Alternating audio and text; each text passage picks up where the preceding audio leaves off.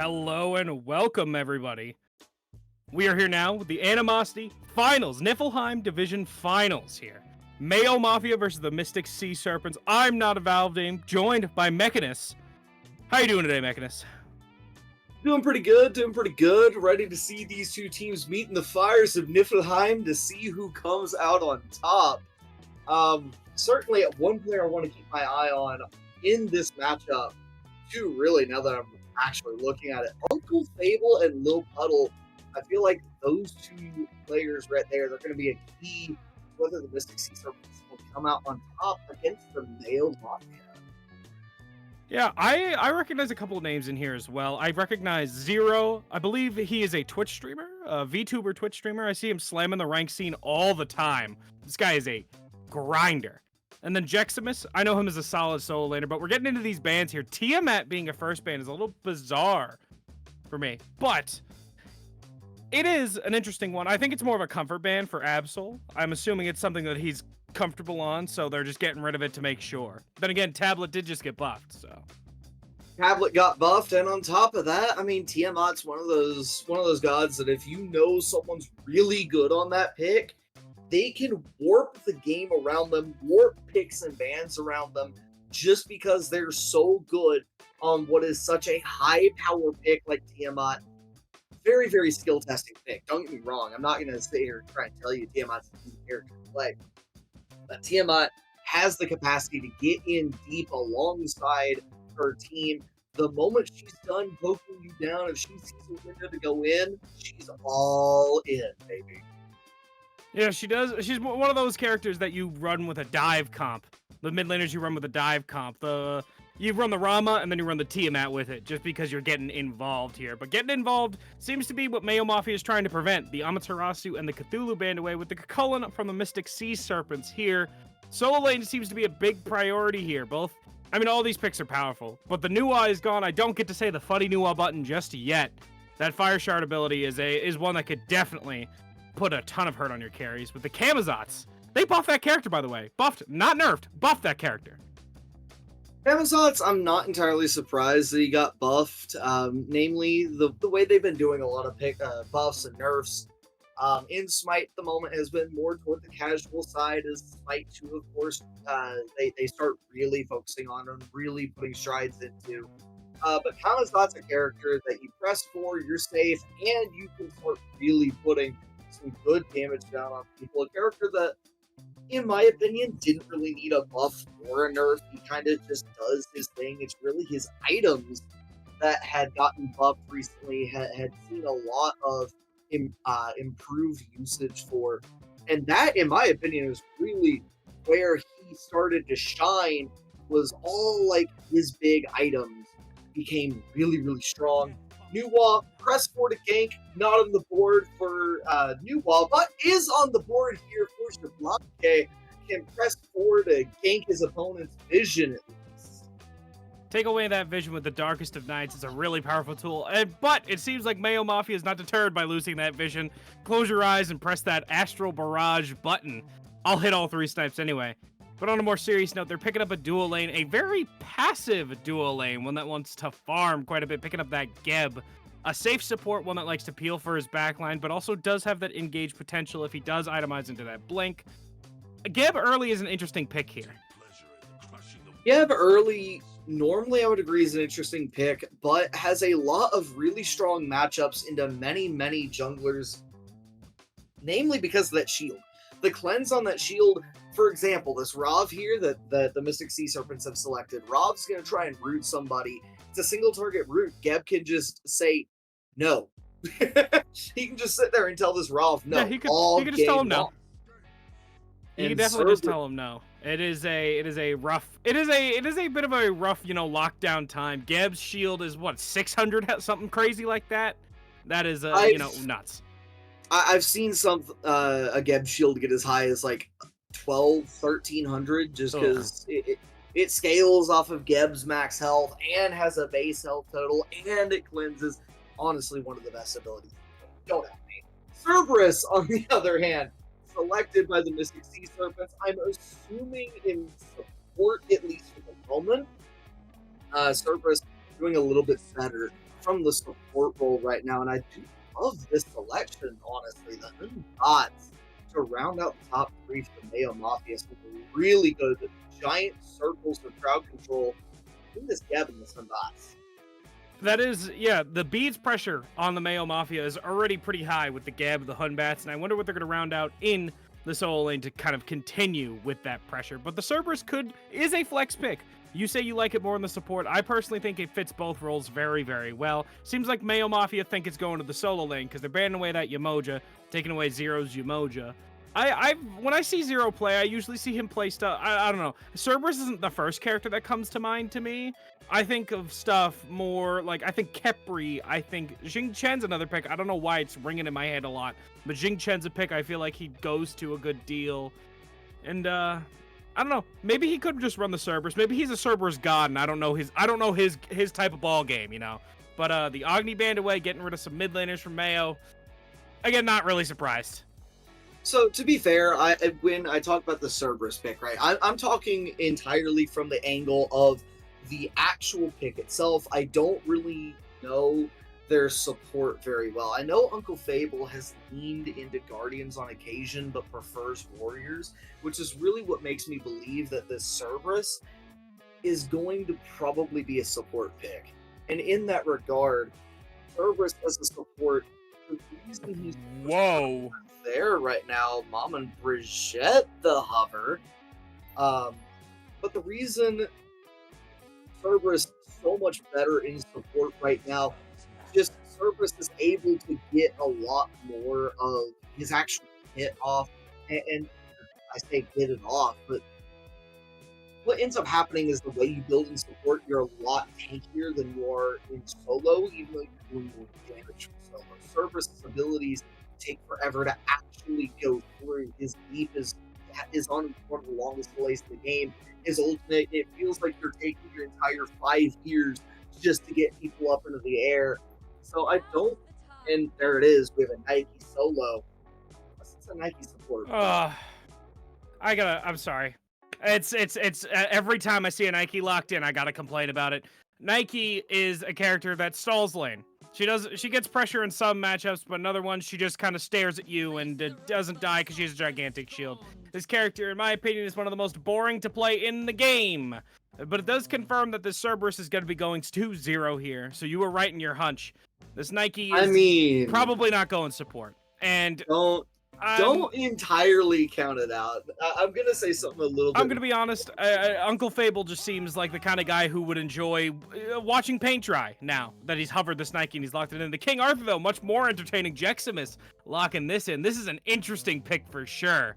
Into Morgan Le Fay as well. You know, sworn enemies in the lore, the mythology. But, you know, they've got a lot of tools to get the Arthur off of them, specifically that Morgan Le Fay makes it very difficult for Arthur to play the game. But I'm interested to see what Jex is going to do here for, you know, with that King Arthur. It's got pressure, it's got damage, but I don't know how I feel about it. So Jax on this Arthur, one of the more interesting matchups is, as you mentioned, the Morgan Le Fay. Morgan Le Fay has really good tools to get people off of her. But King Arthur has really good tools for staying on people and really just pushing through at people anyway. So that's going to be a very interesting kind of X factor, whether or not this King Arthur can eat up Morgan Le Fay's time and eat up her abilities so that the Sun Bots doesn't have to worry about getting blown up in 2 seconds. Or, even better, can the Sun Bots just consistently keep Morgan Le Fay consistently out of fights? And one thing I would like to bring up before we end up with this transition into the actual game is Nike is a support viable option. Oh, I agree. I just think it's going solo because it's better there. It is just better in that role in pretty much every facet. I don't think there would be a reason to take Cerberus out of the support role in this case because you have good damage, you have really good lane pressure. The Nike would give you some lane pressure, but it's also like, why would you take it away from in a matchup where she's probably not going to die into a matchup where Cerberus is much more likely to take quite a bit of hurting from the Arthur? I think it's a much more even trade between the two of them, the Nike and the King Arthur. Nike can kind of just, you know, leap away and get away, where Cerberus has a lot more he wants to trade into the enemy soul laner a bit more, use that health stealing that he has, but Arthur has too many abilities for him to handle. So I think it's just better for in the comp for it to be that way.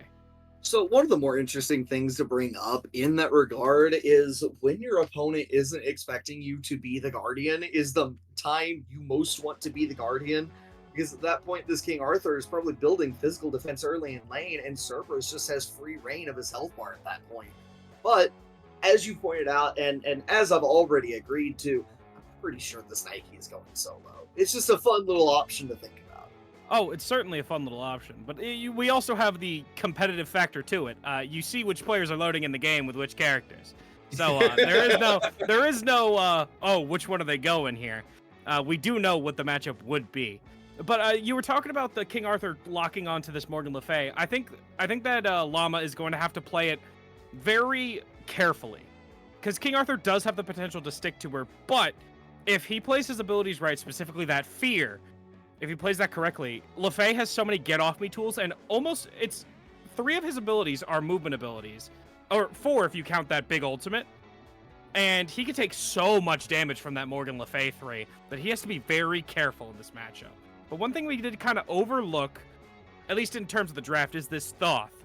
Who is getting to Thoth? And Robin and Nike might be able to get to him a little bit, but Thoth has the ways to create distance, and he's got to get protecting him. Do you think he's going to die at all in these late game fights? It's going to be very dependent on whether or not this Nike, this Rav are able to coordinate their dive well into this mage. I know we talk so much as casters about teamwork, about these teams' ability to coordinate with each other to get things done. There is not a single time where that becomes more important than when the enemy team has a Thoth or an Agni or a Hera or one of these these characters that have really, really long range potential. Both 85 units of poke out of this 3-1 combo, 105 for the ultimate, which is insane. So the ability to actually close gap is there. Nike and Rav both have it, and I actually like their matchup overall in the Thoth's damage. Rav has, the percent reduction that he's able to do on it, and then Nike, of course, makes a giant shield, and Thoth is going to take the shield plus maybe a quarter of her health bar if she kind of ult right. Yeah, there is quite a lot of damage that can, be returned on both the Thoth and onto the Nike and the Raven. This Thoth, I think with the tablet buff especially, is something that can go absolutely crazy. Going, his own book plus the tablet with this, a bit of a wild change with that tablet buff. Absolutely, able to explode people, especially tanks with that extra damage. And I think it's going to be reliant on how close Robin is going to get and how much damage he's going to be able to do on this Thoth. And it's just, are we going to be able to kill him through the Geb shield is going to be the main thing. Because in the late game, I feel like he's going to get most of them. But the only way we're going to find out is if we throw it to the game. And it looks like we're getting him right now. Mayo Mafia versus the Mystic Sea Serpents. Which comp do you like more? Personally, I love the Sea Serpents comp. Not significantly more than Mayo Mafia, but it is one of those things that, you have the Nike, and yes, we talked about how boring Nike is, but one of the things she brings to the table is she sits there and throughout the entire game is buffing your team's damage and movement speed, and then behind this Nike, you have a Rav, who has really good survivability and decent damage. You have a Morgan Le Fay, who has really good get off me presence, and through that good survivability with really good damage. You have Cerberus, who through his passive has good survivability and has really good damage too. And then you have this Blanca, who has really, really high damage. So you have a team behind this Nike that actually takes really good advantage of her passive. All she's got to do is make it to that late game, and I'm pretty sure Nike can do that. Listen, every time a Nike is locked in, I have to complain about it because she is my least favorite character in the game. It's not even nothing against the player. It's just the character itself. I have to, complain about it. So if I see you in a game against me, I need to take Nike support and get under your... Oh, no, you have to be on my team for me to be bothered by that. But, I feel like, and we'd have to be in comms for me to complain about it, too. I just, the character is just insufferably boring. I don't know why you would want to, play it. The only time she was fun is when you were building Rangda's Mask in the jungle and going full damage. That was the only time she was fun for me. But I do like both comps here. I really like Mayo Mafia's comp because of this artillery backline that they have. The Rama going up into the sky, and this damage that can come through from the Thoth. And the flat pen has become really powerful recently, and Thoth loves flat pen, especially early on the Deso, that sort of stuff. But again, this LeFay and this Arthur matchup is something that is really concerning me, and I wonder if Jeximus can, you know, get into that, because LeFay has these, I call them the get off me tools, the get off me buttons, and if she uses them correctly, Arthur can't really get in. You know, that's obviously very true. It's something we talk about any single time there's a Morgan Le Fay in the game. As we look at a potential game from MSS that doesn't quite go their way. But one starting here in mid, though. Oh my goodness, he jumped into the tower! He secured the kill on Dab Llama, but wasn't sure if he got it. Fusion putting in the leap. But in the dual lane, a bit more aggression as well. The Geb Shield coming out to protect his ADC, making sure, you know, I don't want him taking any more poke. I'll take a little bit of poke, though, from those bouncing bolas. I'm sorry. I'm sorry, Fusion. You jumped in and you're like, you probably said some sort of expletive and said, I just died. You know, that's embarrassing. And now it's getting casted too. That'll be in the memory. But the Thorn's activated here by Uncle Fable, jumping in on Jeximus, and Jeximus looking pretty killable right now. Uncle Fable needs to wait for that rend. It won't be up in time as Jeximus makes it out barely. And the Hunbats is here, looking to put down Fable, the overhead smash, and then the smash with that staff, putting down Uncle Fable. A kill turnaround. So that is the exact reason why we talk about not using your movement ability too soon, but another fight incoming. You know, that movement ability only helps you so much until you are blocked. That rock can only roll so far unless the foot is put right in front of it. Little puddle. Putting the Geb back to the soil, making him join, but the Thoth is here to put in some damage. He does have that final judgment. Looks like he's charging, and Little Puddle is going to be made into a puddle from that final judgment. You have been judged, and you have been judged to become part of the water. Now, the Cerberus is still going in here. The Fear No Evil comes out, and a bit of over-aggression here, and is punished. Dustbutt picking up a kill for himself. Mystic Sea Serpent's going a little bit far in. They get their kill, unable to quite get back out. I do like the re-engage out of Little Puddle, actually. Namely, knowing, hey, I'm dead either way. I need to at least try and pick up this kill. Oh no, Fusion gets caught once more. The LeFay ultimate putting some damage into the Geb. And bops. Gonna get bopped by these fists here. And Zero hugging the wall to make sure he gets that proximity assist. That's a W support move right there. Proximity-based assists. I mean, what can he say? What can I say? As a support, that's what I want. Like, please, give me the assist. Oh my goodness, they're not done. They keep coming in. Listen, I'm trying to let you go here, but they keep coming. You see that Ramen ultimate? He was ready for blood. Unfortunately, the Rama does roll away, not able to catch him out. Now, please, tell me what just happened. Mystic Sea Serpents in a long overall engagement. They take a fight over by, of course, enemy purple buff. Enemy purple buff. You got it. You got the Geb along with it, but then you got caught out by the mid laner rotating in. And honestly, as I was trying to get to, I really liked Puddle's re-engage, even though he died for it without getting anything. The recognition of, I'm dead here, I need to get something out of this. I love seeing that in an ADC. It makes me really want to play with guys like this because they aren't afraid of the death they might take. On the red, you know who isn't afraid of the death they might take? Uncle Fable, because they took another death. That Sentinel of Zeus was burned. Unfortunately, it was not enough. The Fear No Evil putting too much damage into him. Off on stage right here. But Robin's looking to contest this purple buff here for the invade right now.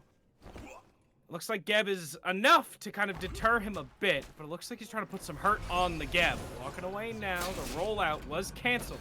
Shibalanke is now here. Little Puddle trying to secure this purple while his team zones. Cerberus is in, and here comes the Stygian Torment. Geb's pulled back. Bops trying to get bopped here. Avoid getting bopped. Cataclysm's out. LeFay ultimate is here, though, immuning out the knockup, and Geb will fall. That's one of those moments as a support you have to recognize. I am level 4 to start this fight.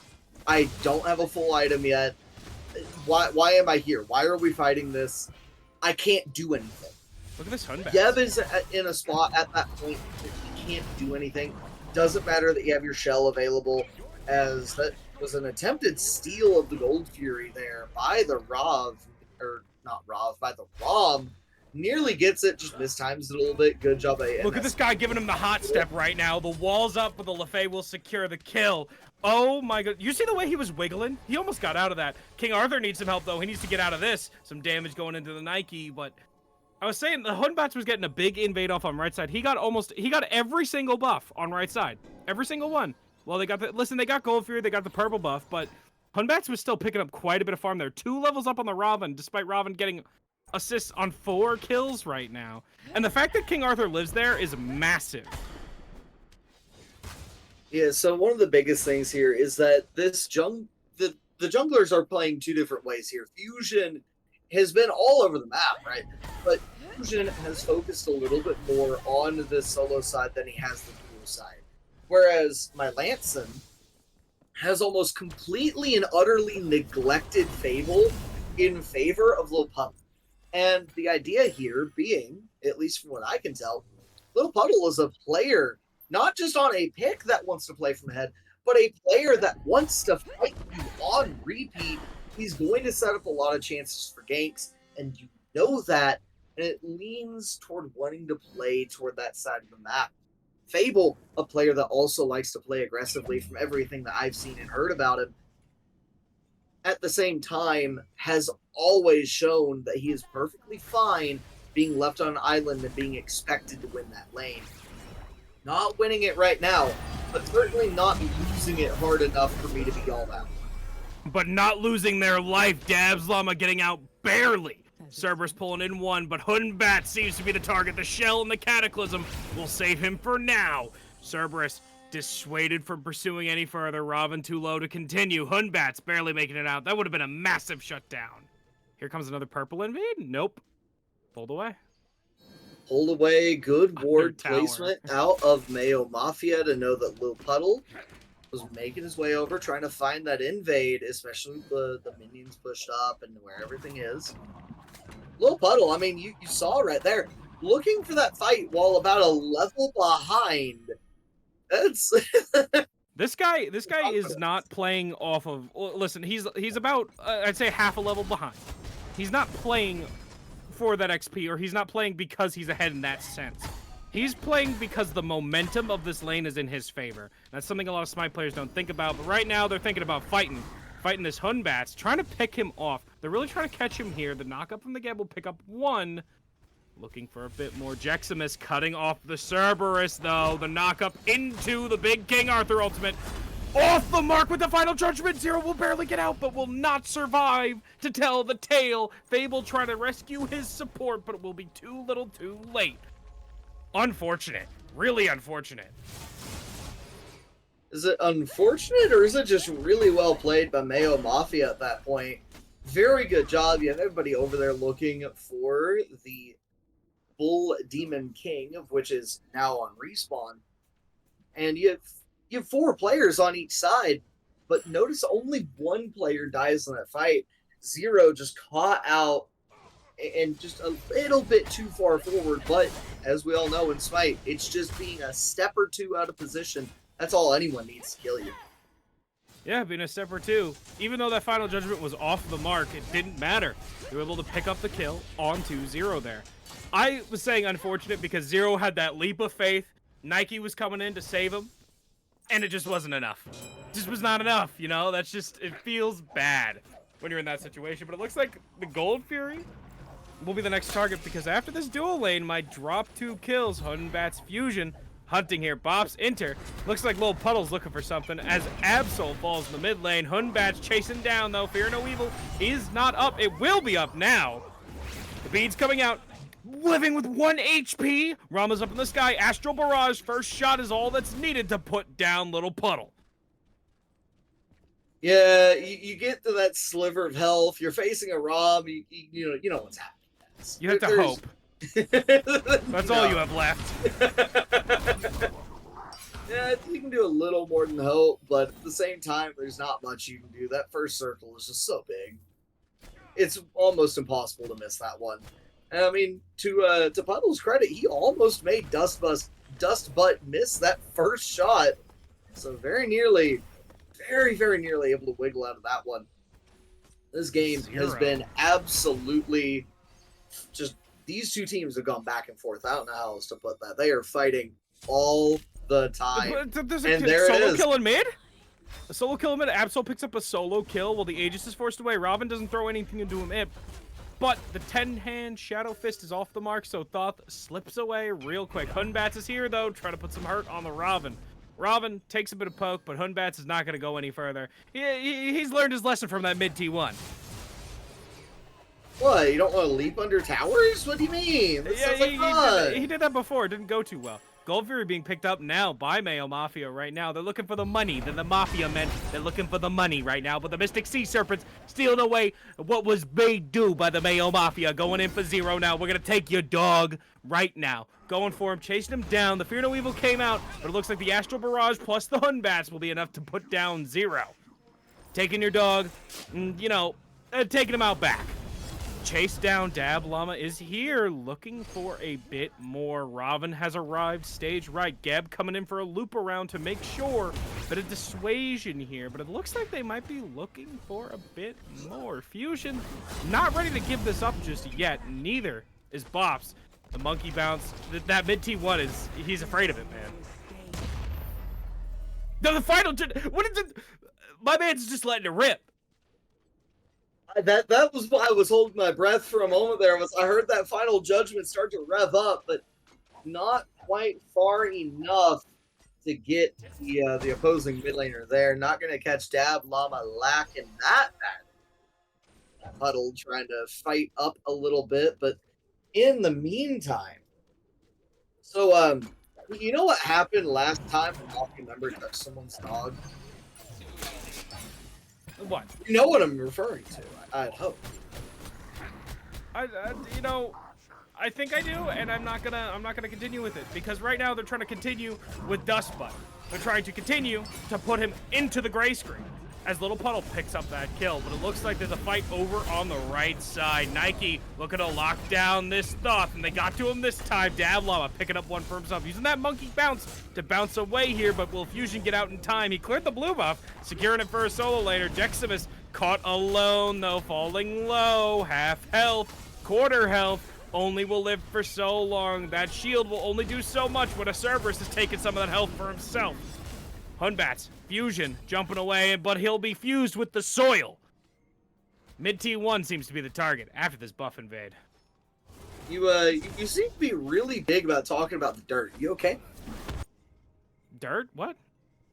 The soil. Listen, another word for soil is dirt. They've got they've got a puddle. They've got dust. Listen, dirt. All this stuff, you know, dirt.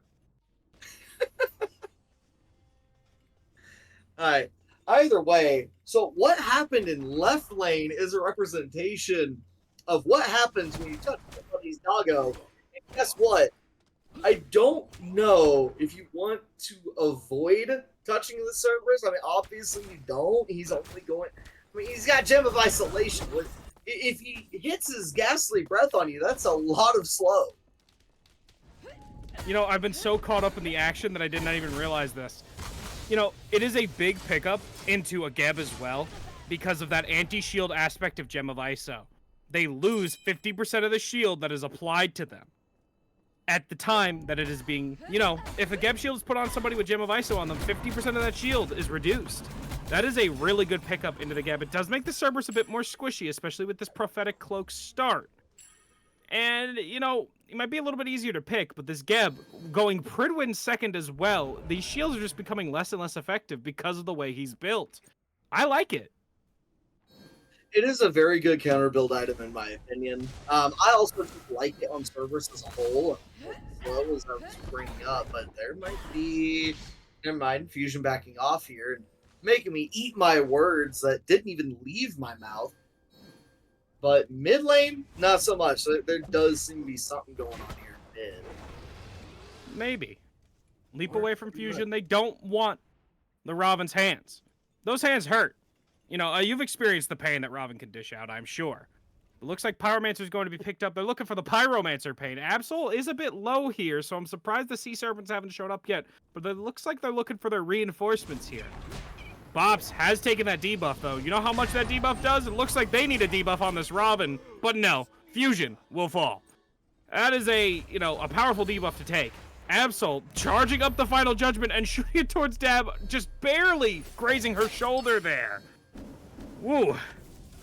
But on the right side here, you get the King Arthur grabbing one, the Robin getting picked up, but will be saved by his buddy Nike for a little bit. Until the Astral Barrage comes down, Bops will fall, and it looks like things are falling apart for Mayo Mafia.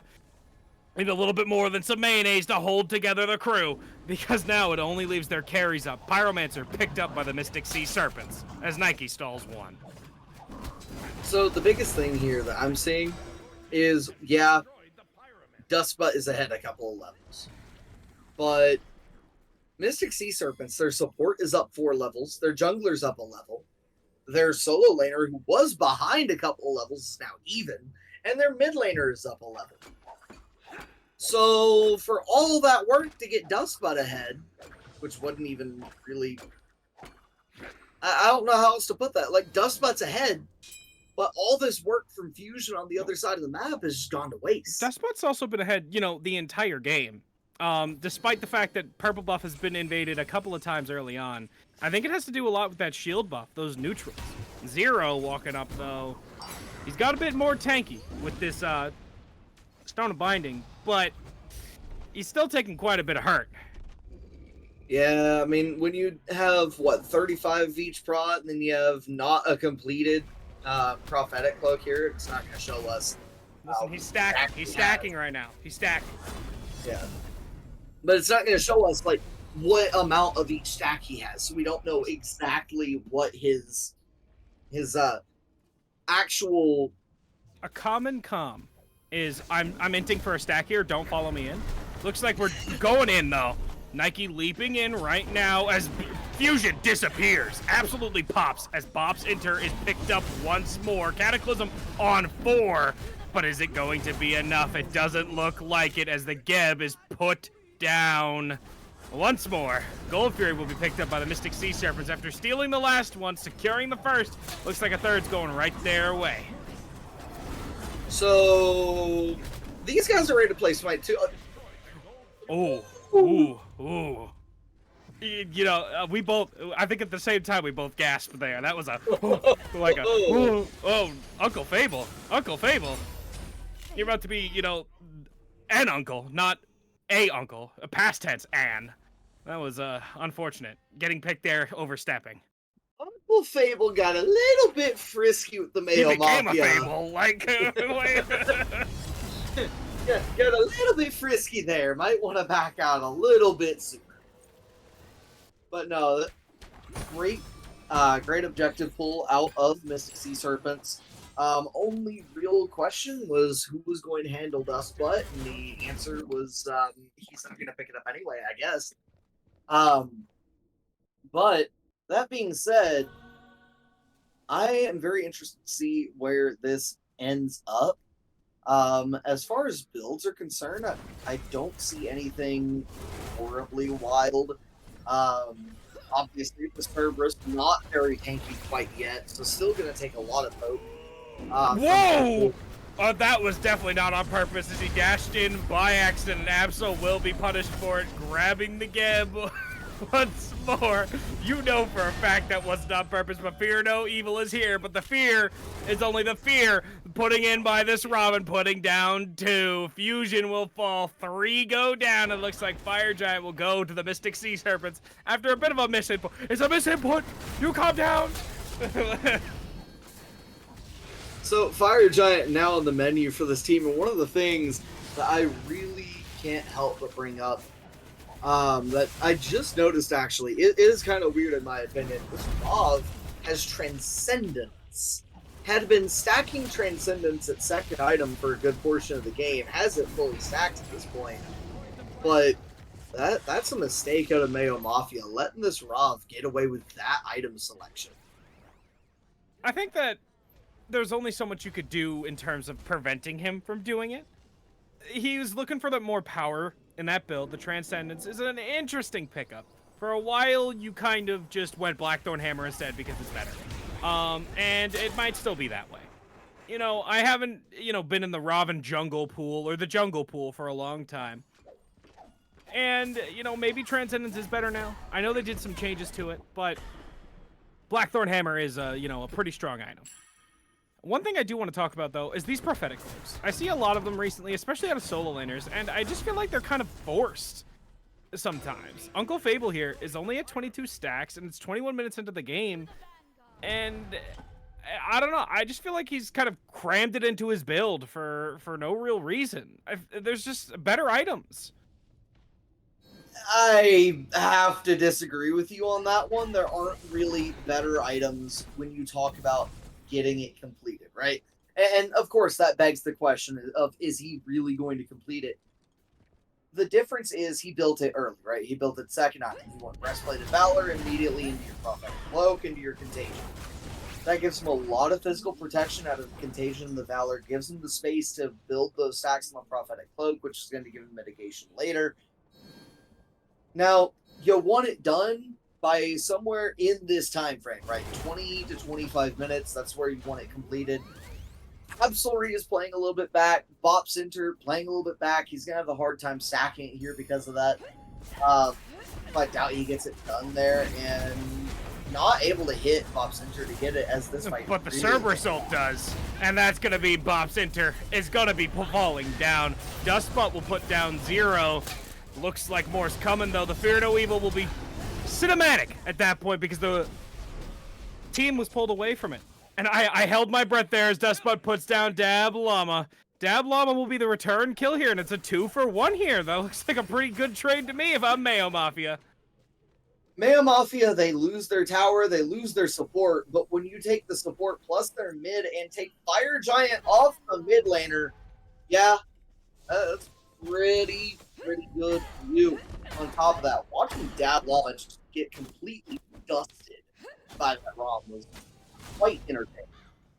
Very entertaining. You saw, I held my breath there. I was like, because I saw him go up, and I just had a feeling he was going to hit it, though. But it looks like they're hitting this Robin now. Absol will put the Robin down. The final judgment will be off the mark, but it just, maybe it's just a little, insult to injury there for the Robin. Making sure, I didn't even need this, so I'm just going to throw it on you anyway. But now the Gold Fury is going to be the next focus for Mayo Mafia. Gold Fury the focus, and they should be able to get it. There's no way the Cerberus gets it. Yeah. I was saying, no way he gets there in time to steal that, and obviously he doesn't get there in time to steal it, or it would have been, still would have been Mafia's. I'm not even going to try and jest at that one. Listen, there's like a 1 in 84 chance that Cerberus gets that. No. Where am I getting the 84 from? I don't know. I'm making it up because I make up numbers in my head sometimes. And hold on. Let me find a calculator right quick. I'll get you a probability. Your phone's a calculator. No. I need an actual calculator. What are we talking what is T180 or whatever it is? TI-84 here? I have a Graphic TI-30X. TI-30X. So it's a 1 in 4,096 chance. There you go. One in 4,096. Listen, that's not 0. That's not 0. Despite it's it being that is 0 trying to get it, though. So, you know what? It is. I said it's not 0, but 0 was the one trying to get it. Jokes write themselves sometimes. But right now, the game is largely, evened out in terms of map state. Nobody's being pushed back into their T2s just yet because the Fire Giant has fallen off. Mystic Sea Serpents have a bit more better positioning because of where they are on the map. Mayo Mafia has just reset, and the wards are being set up once more. Redstones have been finished by both solo laners. I love the pickup for both of them. And it looks like we're just going to have another, chill Fire Giant setup. Say that. Some pokes are coming out. So one of the things I'm intrigued by here is the Silver Branch Bow out of the ROM. I know it gives a lot of power the moment, of course, he presses 2 here. But I don't know if he's at cap attack speed offhand. I'm sure he's close. I mean, he's got to be, right? Yeah, two four one. Barely. Wait a minute. Barely not. 247. 247 for how is Rom only at 241? I don't know. I don't play that role. That's my least favorite role. Oh, that's even worse. Okay, so Rom is only at 241 attack speed when he actually hits his stem. So not getting anything out of the Silver Branch bow at the moment for any reason whatsoever. That's going to be a bit rough until he can get some more attack speed online. I'm assuming that arrow is going to turn into not diamond arrow. The other one. Yeah, the one that it gives physical it's ornate, critical strike. I believe. Yeah. Ornate arrow. No, that's exactly what it is. It's ornate arrow. Gives crit, gives attack speed. So I'm interested to see if he is gets actually 2 stacks now. I don't know what it is, but it looks like an engagement's coming out in the mid lane. That's what they know what it is. Cerberus comes out. The Hunbats look to burn the Fear No Evil. Looks like they're resetting off of this, though. Thoth throwing out some poke onto the Nike, and that does take a bit of chunks out of her health. Final Judgment's charging. There's no way he's letting her rip right now. Yeah, okay. I've seen some wild Thoth ults. He's doing some donuts right here. Shooting at Shibalanke. Aegis forced, but he was in... That went past my window. He deserves that. Absolutely trying to bait the relic out. Gets it anyway. Doesn't even have to hit the ability. Just gets the relic. I mean, he's already hit some crazy ones this game. He's earned the right to get these sanctuaries without hitting the target. Oh, 100%. This guy's been hitting Thoth ults, but that one I had to make fun of him for because I knew he was gonna go for it because he was doing like 360s, 180s with the Thoth ult beforehand. You knew he was gonna let it rip. You just knew. Jaximus may have stepped a little bit too far up here, but able to retreat to safety. And one of the things I want to bring up here, this Cerberus has 2 different pyro bombs in his pocket. So currently your support, if you're the Mystic Sea Serpents, your support is currently unable to ward the map. Which is a bit of a problem because that means one of the 2 people who are best suited for stepping up and placing these deep wards is just unable to do so unless he goes and puts it on a tower or tries to get some usefulness out of it. Who knows? Maybe he'll double bomb the Fire Giant. Maybe. You know, I don't like it when both bombs go onto the same person. I agree. I think it does prevent them from getting the wards, or Soul Laner, who doesn't have a health chalice currently, at least on the side of Mystic Sea Serpents, doesn't have that. They don't have that extra sustain for themselves.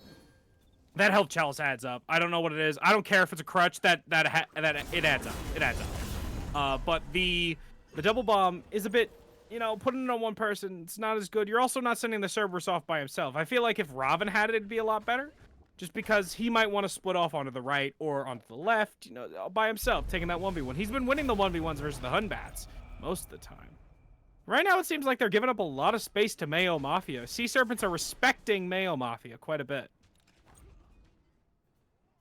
Sea Serpents, I mean, they kind of have to give a little bit of respect here to Mayo Mafia. Mayo Mafia is able to put some pain down on them in ways that it's hard to get to. We talked about this at the beginning of it all. We talked about this in picks and bans. But Absolry, Dustbutt, they're going to be very hard to get to, as Diamond Arrow is indeed the pickup for Dustbutt here. So he's going to have to kill somebody. And then he'll get 25% attack speed out of it. And, I mean, it can be a minion. From what I read on the item, it can be a minion that he kills. So, able to keep, as long as he can keep hitting waves or just, killing random things in the jungle and keep his attack speed up, he will get significant value between that and the Silver Branch bow. But the question is, can Mystic Sea Serpents play a little bit patient and force these kinds of things from Mayo Mafia? Oh, Mayo Mafia just used 2 ultimates, 3 ultimates as Robin leaps in for one more fight. People are falling left and right, though. Robin falls, Hunbats falls, and Dustbutt will take down Dab Llama once more. 2 are waiting for him on his land down, though. Stygian Torment comes through as the beads are for Cerberus. unfortunately was not able to grab him, but Absol, the alternate timeline is procced. His Uncle Fable's looking to make him a Fable, leaping in past him to try to catch him. Will catch up, as Jeximus will not be able to buy enough time for himself, taking down one, and it looks like the Nike is trying to buy some time for herself, but Dustbutt is putting in enough damage to make her run away. Able to heal up from this lifesteal. Nike's gonna have to reset. No teleport for her. I mean, she's gonna have to get out and walk back. Gonna have to get out and walk back to the fight, but it looks like the Mystic Sea Serpents, they don't want any more of that fight, and honestly, they're gonna go for this Gold Fury here, and I like the call. Why not go for the neutral objective? You don't have a lot of health on your ADC. You've only got, your ADC and your support available to you right now. Go ahead and go for it, but Mayo Mafia coming in for the objective steal. This is ambitious staying on from Zero. You just gotta leave. Unfortunately, giving up the Oni Fury is what you're gonna have to do here, but it looks like they're floating. Puddle walking away, but Zero is staying. He is not deterred by the fact that he's only at like 15% health. Leaping away now, Mafia will secure the Gold Fury to no surprise to me. Uncle Fable, Hunbat's putting a little bit of damage on him, but Fable's gonna walk away from it. Very, very well played out of Mayo Mafia to go ahead and run just straight to the Gold Fury.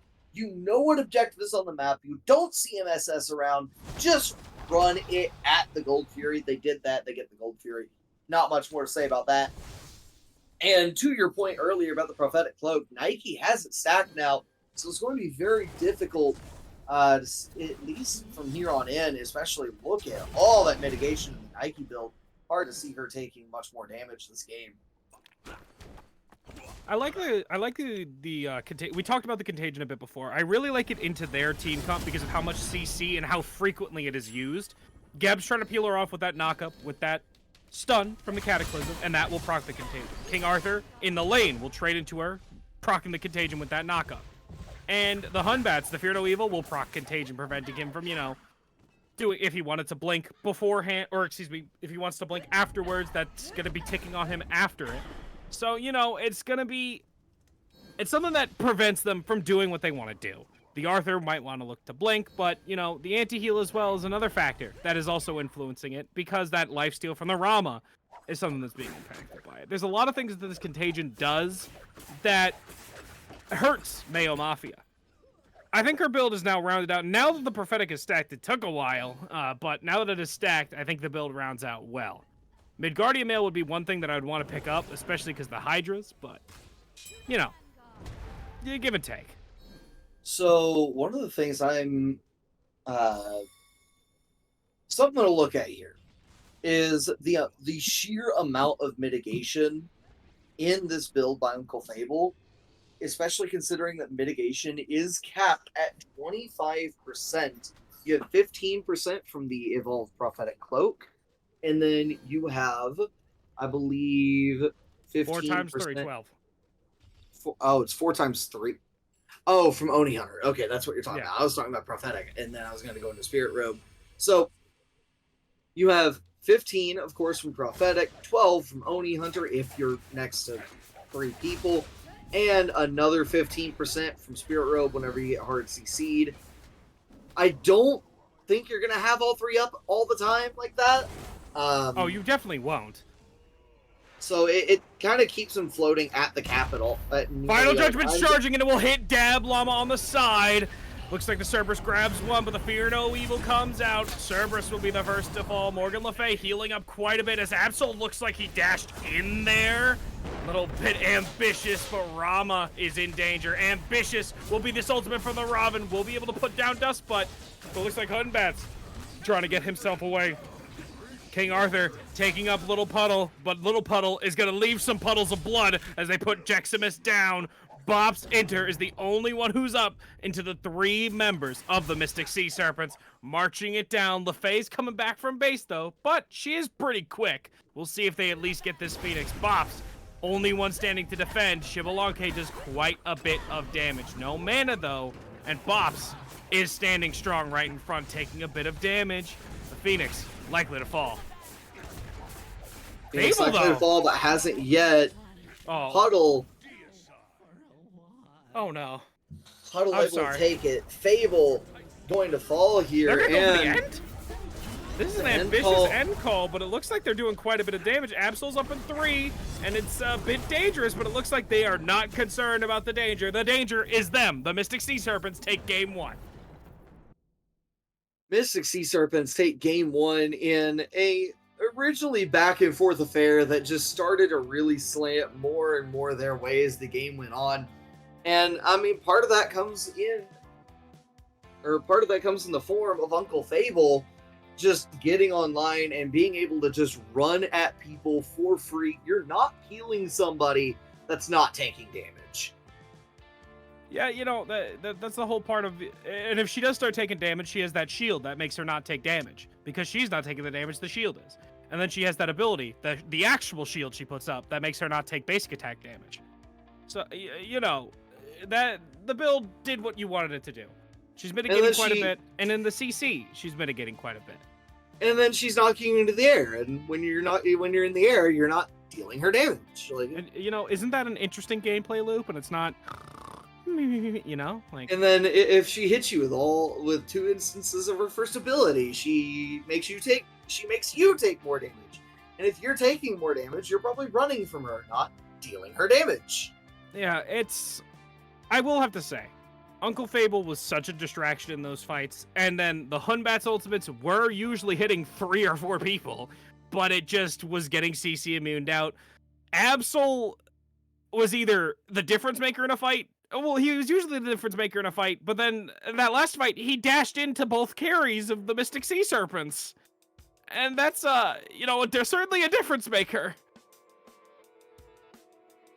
You know, yeah, if you're playing Thoth, you probably can't just dash into the entire enemy team. Yeah, it's a little That ambitious. generally doesn't work in your favor.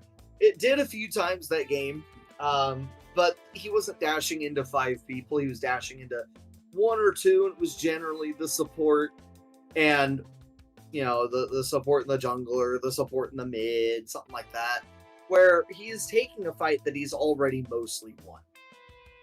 But they're at the end with everybody at full health, and he hits a beautiful ult to start the fight, by the way. It's not like... Oh, 100%! It's not like we're sitting here dunking on the dude, but he hits a beautiful ultimate on Dab Llama through everybody to start the fight off. Dab Llama is at, like, negative HP just to start the entire affair. He takes, like 85% of his health at the start of the fight because Absol just hits this mean, clean shot on him. Disgusting. You know, the other thing that's mean and clean is we're going to have to go to a break to get set up for game number 2. So true. So rude of us.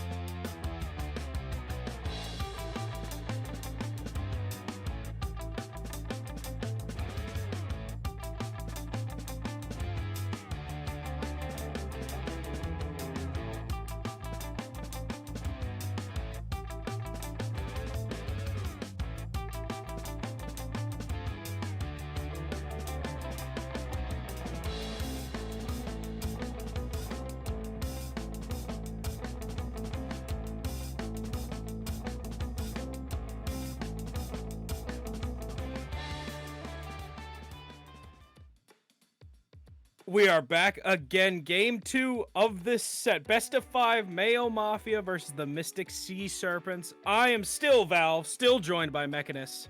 Mayo Mafia taking first pick this time. What do you think needs to change? One of the things that really needs to change is make Fable play something that isn't so run you down. I guess, like, Live how to forever, put run it, you 'cause down? yeah, that's a great way to put it. Bunga bunga don't die. No think me Nike. Make Fable play something that puts him in risky positions. Yeah, no, that's that. I agree with that 100%. That Nike pick, and especially the way he was building it and how he was playing it, he was able to live for quite a long time. And a pick, I think that also does, because the Rama is not the best pick into Nike, just because of how all of his damage is basic attack damage. And Nike can just say, push the 2 key, and now he can't do anything to her. There's no ability that he can fire out. There's nothing. So it's just, so it's not a good matchup for him. Though one of the things that we see here again is the Tiamat ban brought back into the equation, Kukulin ban yet again, and the Rav respect ban. I love it. They didn't really have a great answer for the Rav. Alongside all of the thing. Am I thinking of the wrong team here? They didn't ban Lancelot last time, I don't think. They it did. might have been they banned Lancelot this time. They're focusing out Latson, it seems, in the bans this time around. Mayo Mafia is, and I'm not surprised, because that guy kind of went nuts last game. Lanson went nuts last game, and on top of that, Rav and Lancelot are good solo lane pickups. So, oh, you're preaching to the choir here. I love those picks in solo, bro. You can run them in solo, and you can run them in jungle, and it's flex. Hell, you could even, if you're real spicy, you can run Lance in mid, but Camazotz is banned away. A pick you can probably run in multiple roles as well, but they're probably going to run it in jungle. I'd put them in their best role if you are running it. This is the finals, so you want to put your best foot forward, put the gods where you think they would fit best on your team, and we'll see what they first pick here. Nuwa is up if they want to run to that. Ama is also up if Jex is looking for that. Nuwa available, and it looks like Tiamat, at least based on games 1 and 2 here, not gonna see Tiamat this set. I wouldn't count it out just yet. They're this is a game 2 of potentially 5, but Tiamat banned in 1 and 2, and it looks like Jablanque being hovered here. Haven't seen whether or not it's going to be picked up yet, but I do like the Jablanque overall. It just brings so much to the team. It really does. Much. It really does. That Darkest of Nights is such a powerful ability. He has really high damage. He just has a lot of what you want from a carry right now. Hachiman is the instant response from the Sea Serpents. That says to me, one, that I want to play this lane a little bit safe, but also that's the confidence. Little Puddle said, "Give me Hachiman," and that's like the tone of voice was, "I want Hachiman, and I'm confident in this Hachiman. Give it to me now." And the boys are like, "Bet." All right, Discordia picked up alongside with it, despite the fact that Nuwa and Ama are both up. Honestly, I really like the Discordia pickup here. Amaterasu, of course, gets picked up immediately behind that. But Discordia has a sneaky kind of matchup into a lot of solo laners and into a lot of just the game in general. One of the things people don't think about getting hit with the golden apple at Discord is the cripple. Amaterasu, one of her best abilities for getting on top of people is her dash. Her dash, of course, having a silence attached to it, very, very good at handling mages, but can't dash if you're crippled. The Amaterasu is also a pick that likes to build a bit more damage. She likes to get the kin size, she likes to get the Frostbound Hammer, meaning she's not as tanky. And that Discordia, that's an easy target for a golden apple. Meaning she's going to take quite a bit of damage from that golden apple. And it's, Hachiman's a character that can build crit. And I know hunters do like building crit into Amaterasu because she's just not as tanky as some of these other warriors. Think the Cthulhu, think the Nike, think the Kukulin. they're just not as tanky. So Amaterasu's definitely a pick here that I think is powerful. It's just that it's definitely a risk and reward here. The reason Amaterasu is so strong, of course, her passive is great.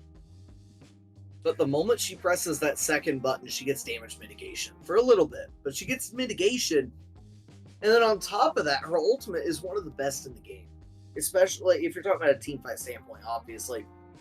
But one of the single best ults in the game, and that's going to be brought around with a shock on the other side. So Uncle Fable picking up a pressure pick for lane against this Amaterasu who doesn't have great lane pressure, and that's a bit odd seeing the Terra hover a little bit early there. No bans out of Mayo Mafia apparently. Passing both, and sometimes you just have to chad your way through it and pass both of your bans in the second phase. We're not concerned about what you could do, but realistically, right? The Chalk here, I like the pick because into Amaterasu, he's not going to die. Even when Amaterasu gets that Frostbound, gets that kin size, Chalk just pushes 1-3, and Amaterasu can't keep up with him. That extra movement speed isn't going to matter when you're slowed by whatever percentage, a ridiculous percentage by that double stacking slow. Chalk also has good pressure into Ama in the early phases before she hits that point where she just ignores you. And Chalk also just in the late game has the tendency to, not die. He has that long living potential, that healing he gets from his third ability, that attack speed slow, the mitigations he gets from the ultimate. We keep talking about mitigations, the extra protections he gets from that torrent. This character's powerful, and I think that I'm surprised he wasn't picked up last game, to be honest. Shock, I'm not horribly surprised he wasn't picked up last game. People tend to look at a Shock and go, oh, late game he presses 4, and then we're fine. And I think those people are wrong. It tends to be rather true, though. I mean, when you compare Shock, even to the Nike has more buttons than her 4. Late game, I mean, Shock, he's going to press 1. He's going to then press either 2 or 3, depending on the situation. He'll then press the other button that wasn't pressed, and then try and press 4 on it. That's kind of his modus operandi, and it's a good one. I mean, it's a good strategy. I mean, I'm not going to sit here and... The don't die solo laner thing is a pretty powerful thing, but you know what's a pretty powerful thing? Sylvanas can be, if in the right hand. Zero, actually, Sylvanas, now that he's hovered it and he's picked it, Sylvanas is a pick that he does like going to. I've seen him slam it a lot of times in ranked when I've played in games with or against him. This guy knows his Sylvanas, but the Circuit hover is certainly something that is a big, scary thing for this Sylvanas, as that character eats Sylvanas alive. Circuit not just going to get hovered, going to get locked, and has probably the single best matchup into this entire team. And matches well in the Discordia, matches well in the Shock, makes sure he can't sit here and self-sustain. Has a good matchup into Sylvanas, not allowing him to sustain his team. And Morgan Le Fay, again, is just going to do Morgan Le Fay things. I think she has a better time against Shock than against Nike, oddly enough. I think Morgan Le Fay's buttons are going to work better against the Shock. And again, nothing to do with the player, everything to do with the pick. Honestly, I really like this draft out of Mayo Mafia right here. Sobek Amaterasu is one of the best frontline combinations in the game. Pair that with a Circuit to blow up whoever the Sobek plucks. Jablanque, Morgan Le Fay bringing really, really good damage and a hard-hitting CC. And Loki is going to round out the game. That is interesting. That is certainly a pick that is a more confidence thing. He can fight the Circuit. He certainly can. If he gets the jump on the Circuit, every day of the week he wins that. But if the Circuit gets the jump on him, that's a lot more difficult for Loki to win. It's just, this jungle matchup is going to be who gets to who first, and then who pushes their buttons better when they do fight. And that is going to be an exciting matchup to see. You were talking about the Circuit into their comp. I like the Circuit does so well into... Listen, she rides the horse with Hachiman if she latches on. Discordia... Discordia is the only one that I would say she kind of has trouble with, because if Discordia turns invisible while she's trying to hook onto her with that last breath, she just kind of awkwardly stands there. But Other than that, though, the Circuit just does a ton of work, and just a ton of work. This character, I think, is slept on by a good deal of players, especially on the upper end of a lot of these competitive leagues. She could get so much done. And judging by how much Fusion did last game on the Hunbats, the Circuit seems right up his alley. So, the only part of your statement I would disagree with is that she is slept on, per se. I don't think she's slept on so much as she really is just a very, like, mechanically demanding jungler to play. Yeah, she is a mechanically demanding jungler. For the thing is, I think the first couple of like minutes of the game, you can get away with, you know, little slip ups or whatever in the jungle. But after a certain point, if you mess up, you are dead. There is really no ands, ifs, or buts about it. If you mess up, you are done. But a really good Circuit player can hit that double Cobra's Kiss, that second ability with that taunt, hit those huge damage abilities, and get away. Circuit is a slippery character, but also has, I think, the lowest health pool in the game. So you got to be very careful, especially if you're building her damage. One of the matchup that I think I really want to see here. We've already seen Lil Puddle into Dustbutt. Didn't really fare too terribly well in that first game. I think might fare a little bit better in this one. But I'm right there with you. Circuit Loki, that's going to be the X Factor matchup in this game number 2 here. Between the Sea Serpents and Mayo Mafia, just whether or not the Circuit can shut the things down of the Sea Serpents that they need to. And we talked about anti-heal, we talked about that last breath. We didn't talk about the sickening strike from the Sobek. As I mean, he's just as good an anti-healer as Circuit. The difference, of course, being he's going to hit multiple targets. She's only going to hit one. Yeah.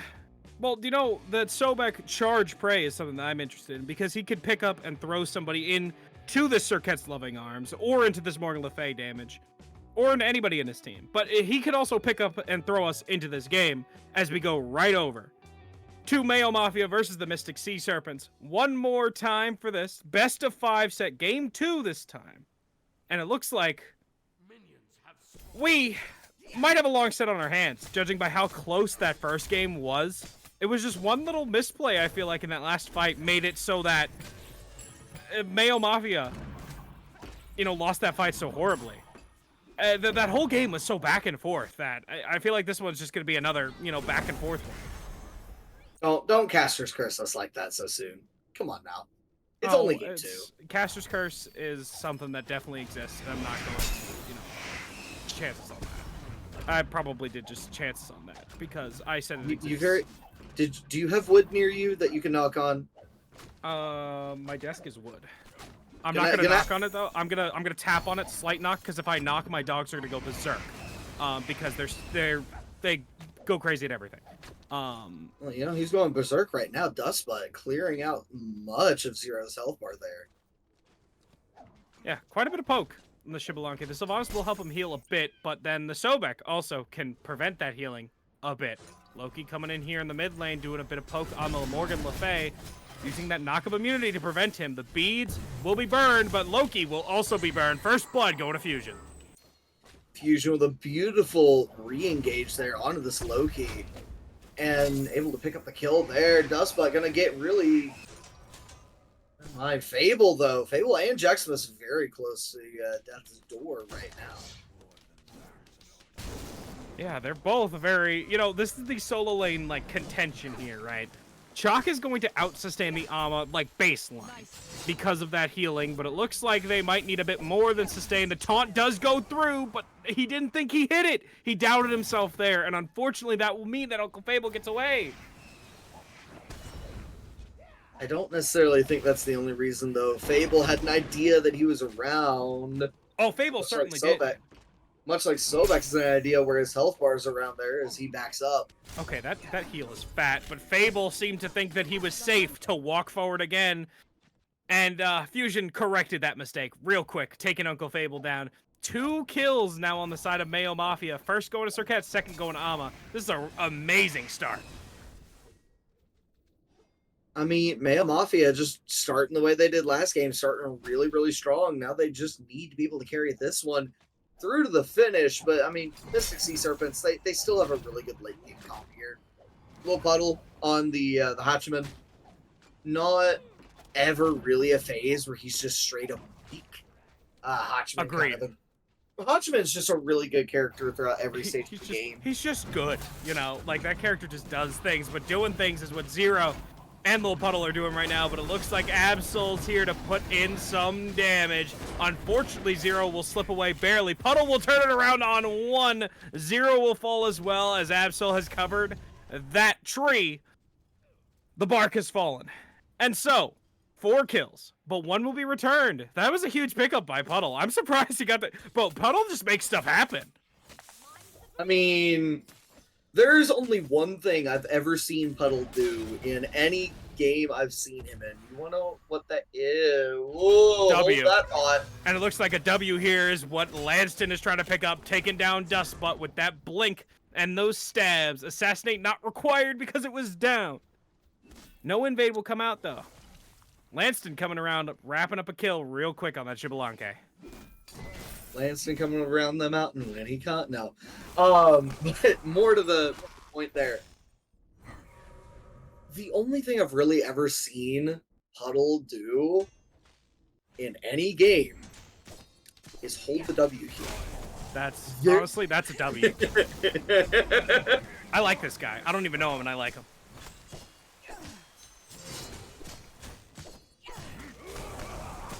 Man after my heart, right there, holding down that W key. He's a solo laner in the carry role, and it looks like there needs to be a bit of a help here. Maybe he needs someone to carry the weight of the Zamaterasu, putting down that sword, slashing him. Uncle Fable will fall once more, lurking in the waters here. So we have Fusion coming to pick up. Zero will be taunted, but the taunt too close towards that tower, too close to Little Puddle as the pull comes through, getting some poke onto Bob Center.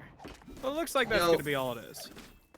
It looks like Bob Center also really just wants to fight. I mean, he plucked the Bastion because he was trying to pluck somebody that was behind it. Took a tower shot for it. It's a misinput.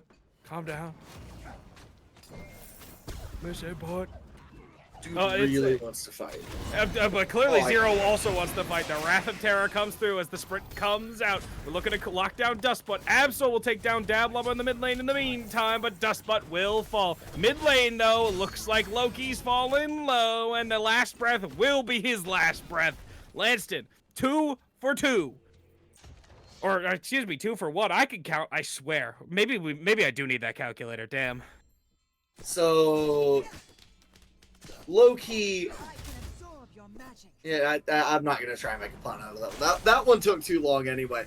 No, but very good return to the mid lane out of Fusion here, who's been incredibly active in games 1 and 2 all over the map, and able to get a kill on Lanston in that mid lane. And we talked about it, you know, whether or not this Loki could get the drop on the Circuit, or Circuit would get the drop on Loki, and it looks like, so far, Fusion has been the one getting that edge, as there seems to be a scuffle about to happen in mid, but MLF able to back out and get themselves safely in their tower. I think right now, Circuit especially, because of how these characters scale, Circuit does have a pretty solid late game, but Loki does just become a powerhouse in this late game.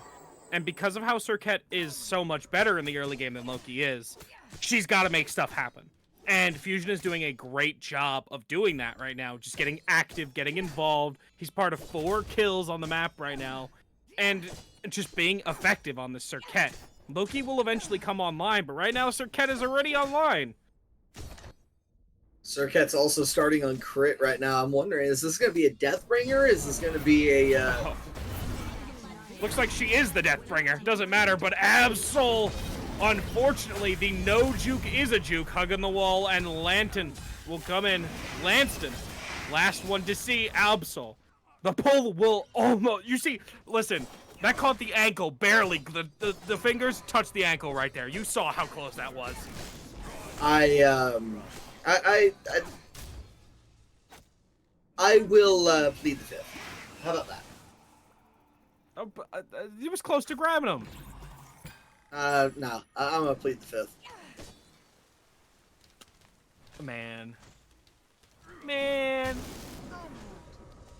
Now we're gonna watch the Soul Inners just stare at each other again. Oh, come on. Oh, look, I mean, Jack's missing the mirror, right? It's not We're not in court. You can't plead the fifth. Dang, he caught me. Oh, no. It's anyway. We're back at this point in the game. Now, I do want to ask you about some junglers do seem to. Oh, well, I was gonna ask you a question, but the mounted archer was forced away. But Lil, you see him turn around? He was looking for it, but looking for a pluck. Will not be on the mark though. Let me ask about this damn shifter shield.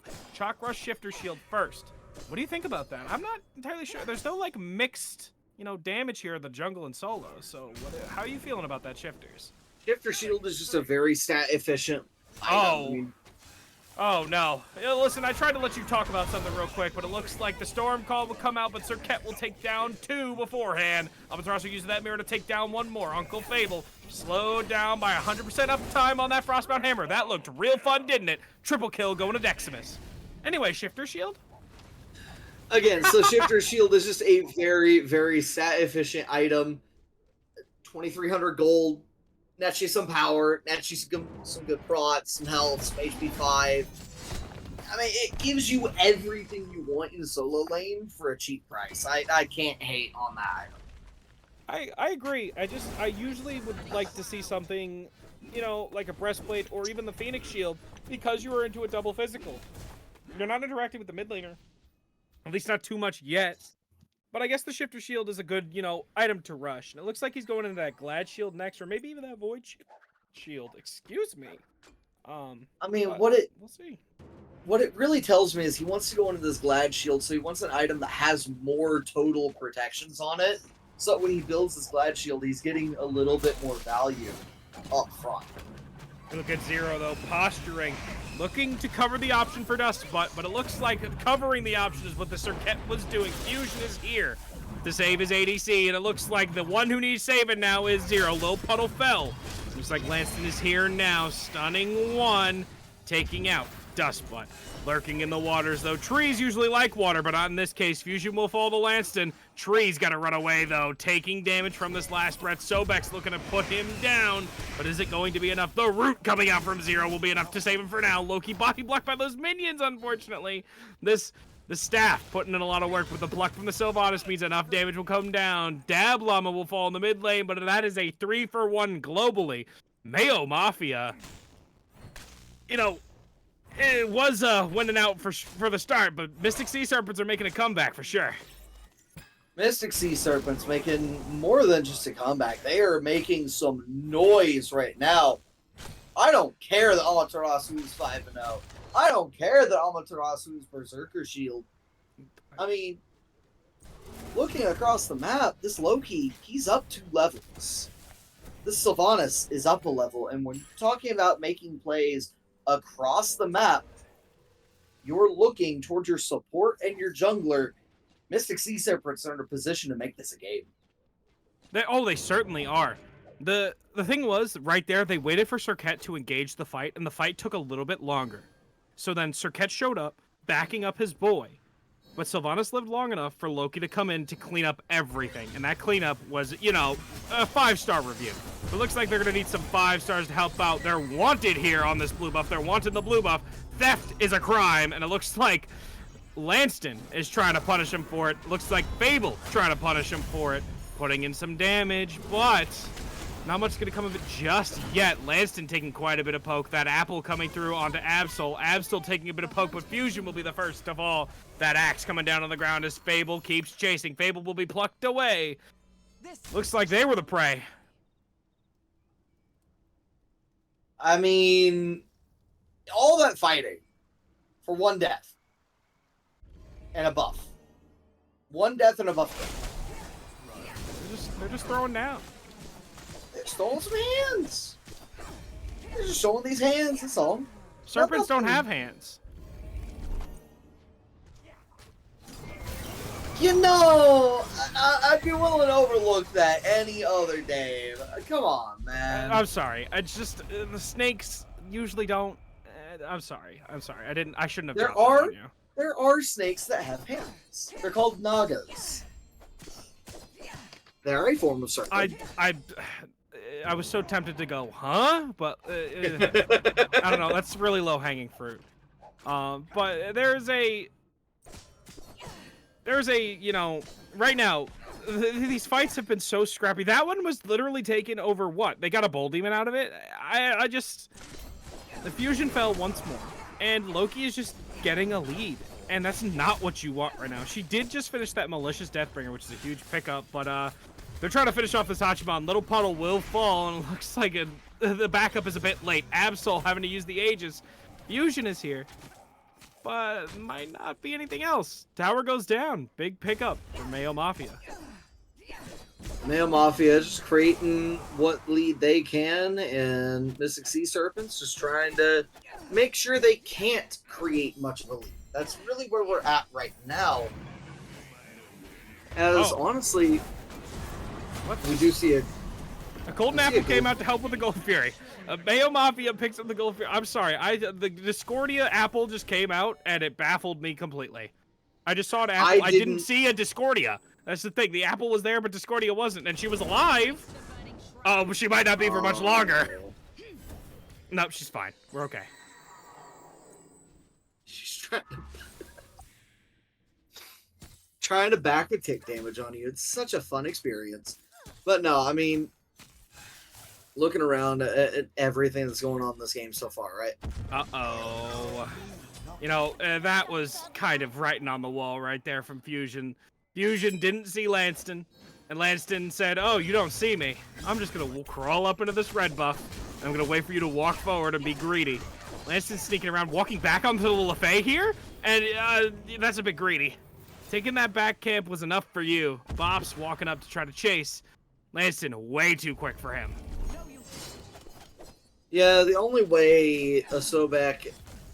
The only way as a support you're ever catching the jungler like that is if you get some kind of CC down and throw them back to your teammate there in the case of the Sobek. But without charge prey available, with just the ult available, not gonna catch that one. No. I don't see a world where he's ever catching that Loki. Especially with that movement speed from the invis. This guy is moving way too quick for him. That guy's a car compared to a bike. Right now, oh, you see this? This looks like fun. 100% uptime, by the way, on the Frostbound Hammer. I'm not bitter about this. Else is quick. Fun. You sound very bitter about this. Oh, Frostbound Hammer just kept getting buffed, bro. The Golden Apple comes out, and is it going to steal away? No, Mayo Mafia will get it, and Bops makes sure his team doesn't take any more damage, being a good support right there. Now, you know, what's really funny is Frostbound Hammer keeps getting buffed. Gem of Isolation is just stagnant. Oh, 100%. But you know what's not stagnant? The action in this game, because it keeps on coming. Fusion will have to beads away as the Assassinate comes out. Looking to chase him down. The stab comes through onto the Ama. Big damage on a Jeximus here. Jeximus has a bit of return, though. That shield coming up and bouncing back towards the damage. But, you know, a lot of poke here from this Loki.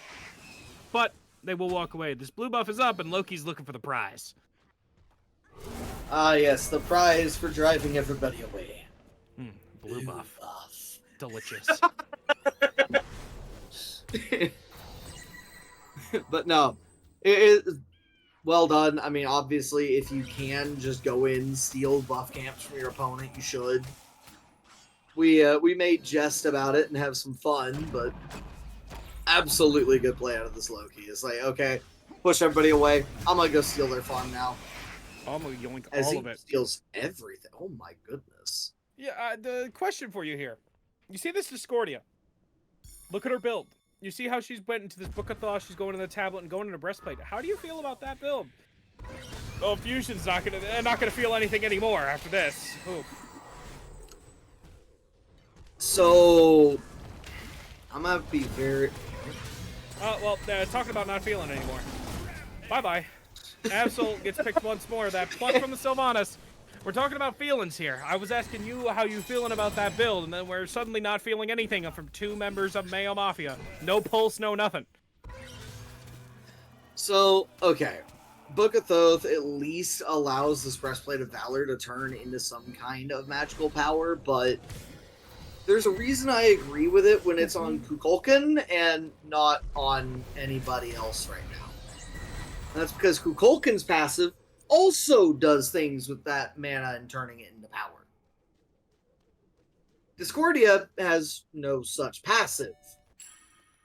In fact, if we can get a look at the damage chart overall, I do believe Discordia isn't doing much damage right now, and I would be correct. She's third on our team. I mean, third out of everybody actually fighting. Listen, you got the chalk fake solo. As a solo laner, I will admit there is some fake solo lane damage in there, right? Loki has quite a bit of poke and has been doing quite a bit of work. And right now, I will say, I think the Breastplate of Valor just kind of fits the build. I don't really see Discordia as a tablet character, but it's something you definitely can build on her. I mean, obviously you can build it on her, but it's something you can definitely build on her and it can work. It's just that it's not usual, and what's not usual is Fable walking forward. That is pretty usual, actually.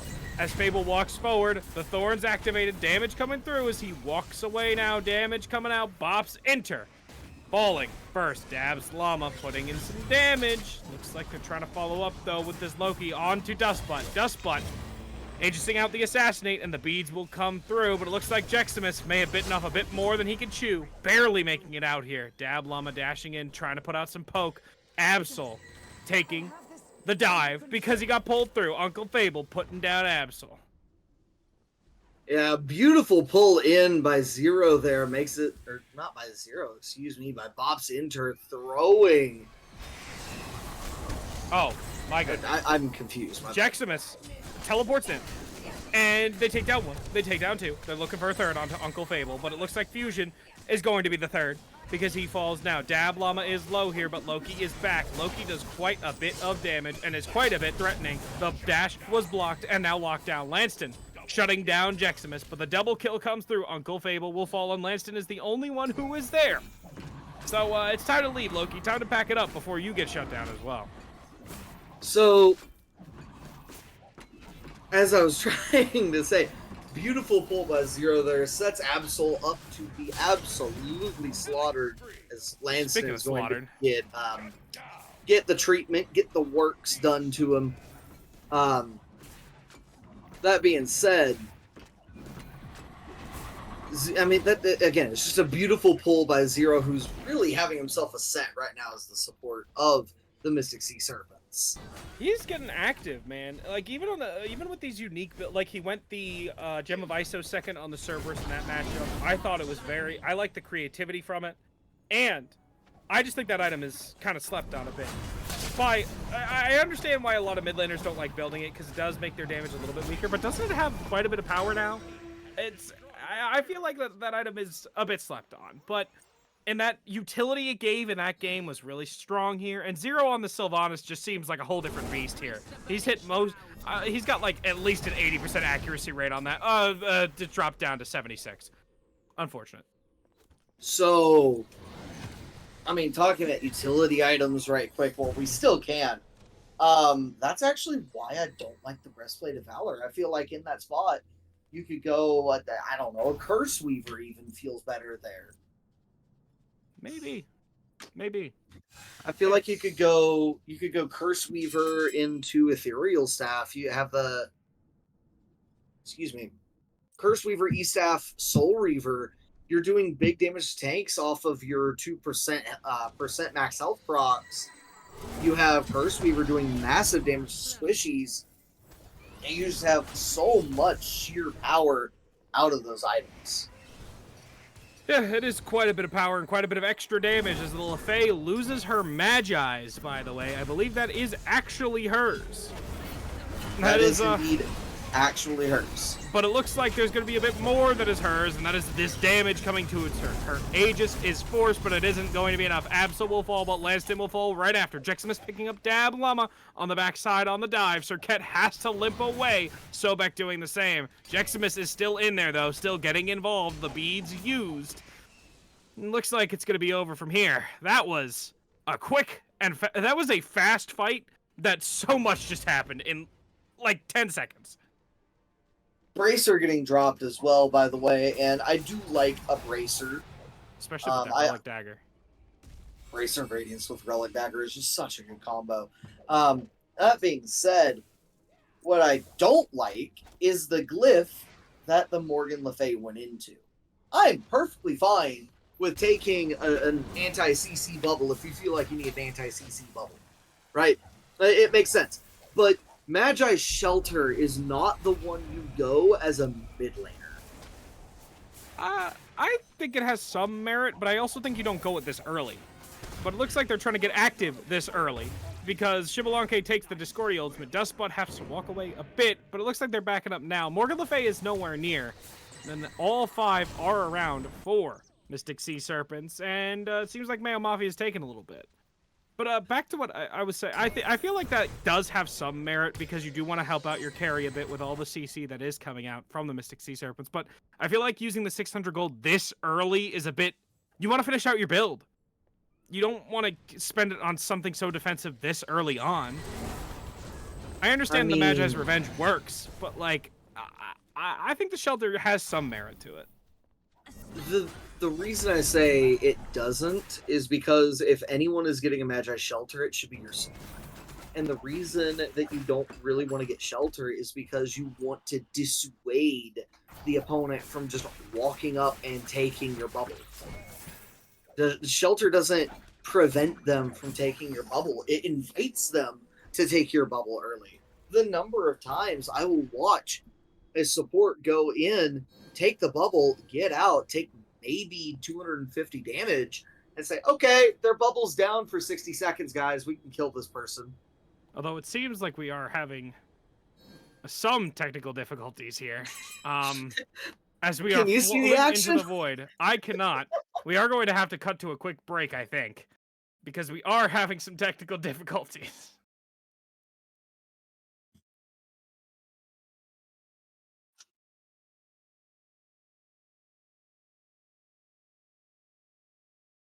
It is, an interesting game state. I get what you're saying, though. It does invite, aggression towards the Le Fay, but maybe that's what they want. They want to collapse on her so she can use those get off me buttons onto them. But I don't even think that going into that this early is necessary. At least the Magi's itself, I think, is fine. But the Shelter, the upgrade, I just don't think was, really required. You could just wait on that. You can hold on that for a little while. Finish out your build, finish out your damage, whether that be a Reaver, whether it be like, a Rod if you're looking towards that, or an Obshard. I don't remember her exact build, but finish out your damage first. And then you can go into that more, defensive Shelter if that's what you're itemizing into, I think both Magi's are fine here for the Le Fay. But it's, you're throwing 600 gold into something that you're preventing yourself from doing more damage. So, and that's another reason why I would have said go Magi's Revenge, is the way that Magi's Revenge tries to prevent you from taking that bubble is it says, okay, you pop my bubble. I now have, I think it's 20% or something crazy like that, increased damage against you, and my team has that as well. So against that target, you and the rest of your team have ridiculously increased damage. So if you really want to increase your ADC's survivability, make them kill people faster.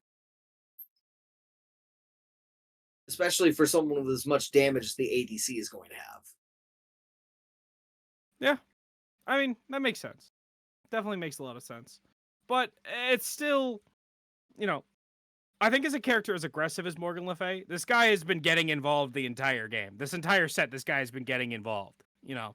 He wants to, have whoever he's diving with, he wants to be able to help them out as well. If he's with his ADC in the back line, he wants to help them out as well. So I see what he's going for here. We are finally back to the game. The Oni Fury will be picked up, and it was picked up, but it will disintegrate. Pyromancer will be the response from the Sea Serpents. I agree with you in so much as I see what Absolry wants to do with that. I think the other... The Sobek stole that. Still better. The Sobek took that with the lurking in the waters. It looks like Jeximus is trying to get in there. Dab Llama taking quite a bit of damage as Lanston will fall to fusion. Looks like somebody was caught because the Shibalanka is there. Uncle Fable will take down Jeximus after soaking up quite a bit of damage.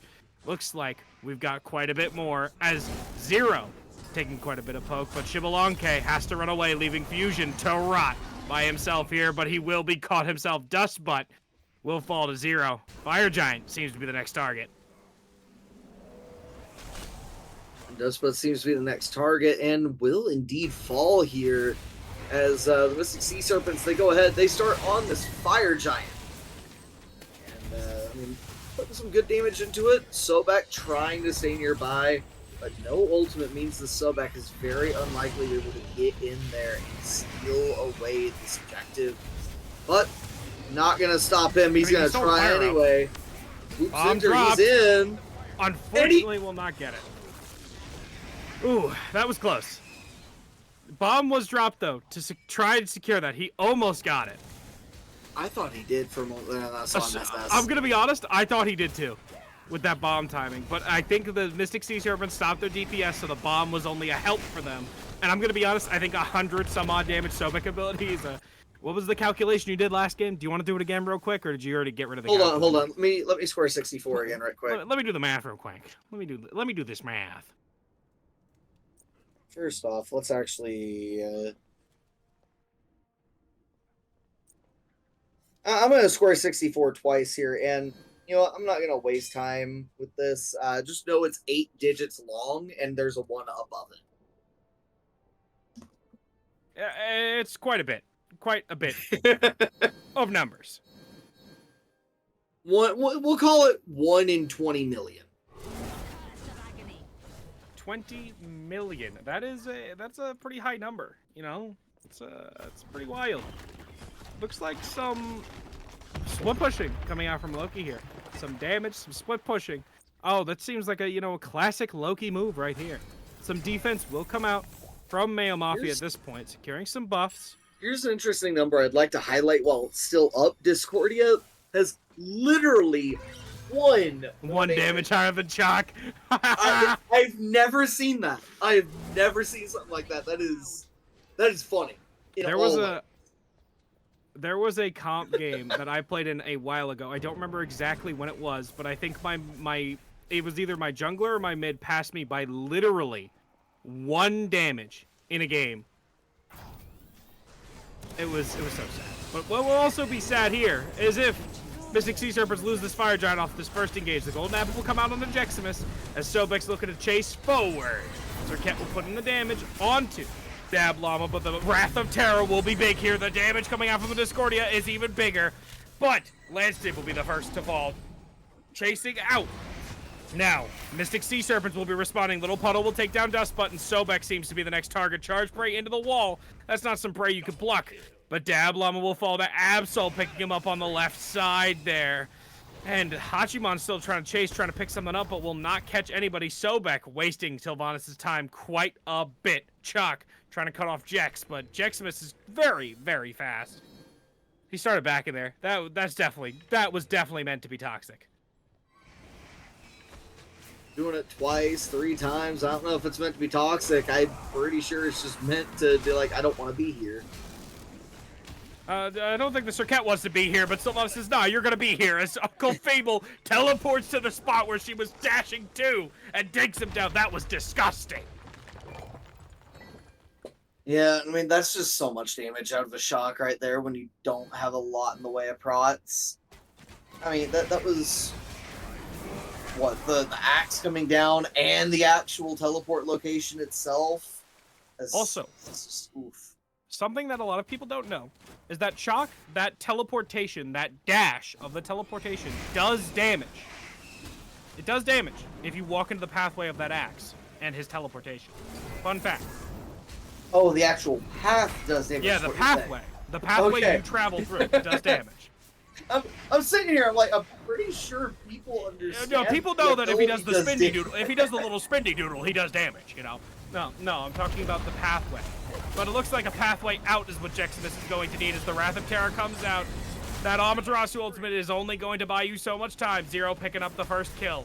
And Bob's Inter taking so much damage. Dablama picking up that one for himself. Absol has been quite a bastion this game, getting solo kills, getting so much, but I don't think he's standing up to that T2 by himself. Yeah, it'd be pretty smart of Mayo Mafia to not step up to the T2 right now. They've Don't got die, Dustbutt. idiot. That's the goal. They've got Absol, Fusion, and Dustbutt all up, so they can try and put some poke in, make it hard to take this tower, and they're not going to. Absol's throwing some decent poke out and hits the Loki for a good chunk there. But Fusion It's couldn't the get in Loki there. They for- covered the option. I mean, he hits the Loki for a sixth of his health bar, and that's really where building these defensive items, your Breastplate of Valor on the Discordia, and you said it earlier, the Magi Shelter, the Magi Shelter for the MLF, that's where these two items really start to show their weaknesses, is it starts to take even the mages a few rotations of abilities to do the damage they really want to be doing in one rotation of abilities. And so these fights, they're going a little bit longer, and really one of the biggest reasons why Dablama is consistently putting out the damage they're putting out is the cooldown reduction from having Chronos Pendant and Breastplate of Valor, the Breastplate of Determination, actually, with the glyph. And that, I mean, you're not going to match that kind of cooldown reduction very, very easily. And the Morgan Le Fay is going to find that out very quickly, only having 20% and Spear of Desolation passive to their name. So just more cooldowns for this Discordia is going to mean a lot more utility in the fight and a lot more damage throughput over her counterpart.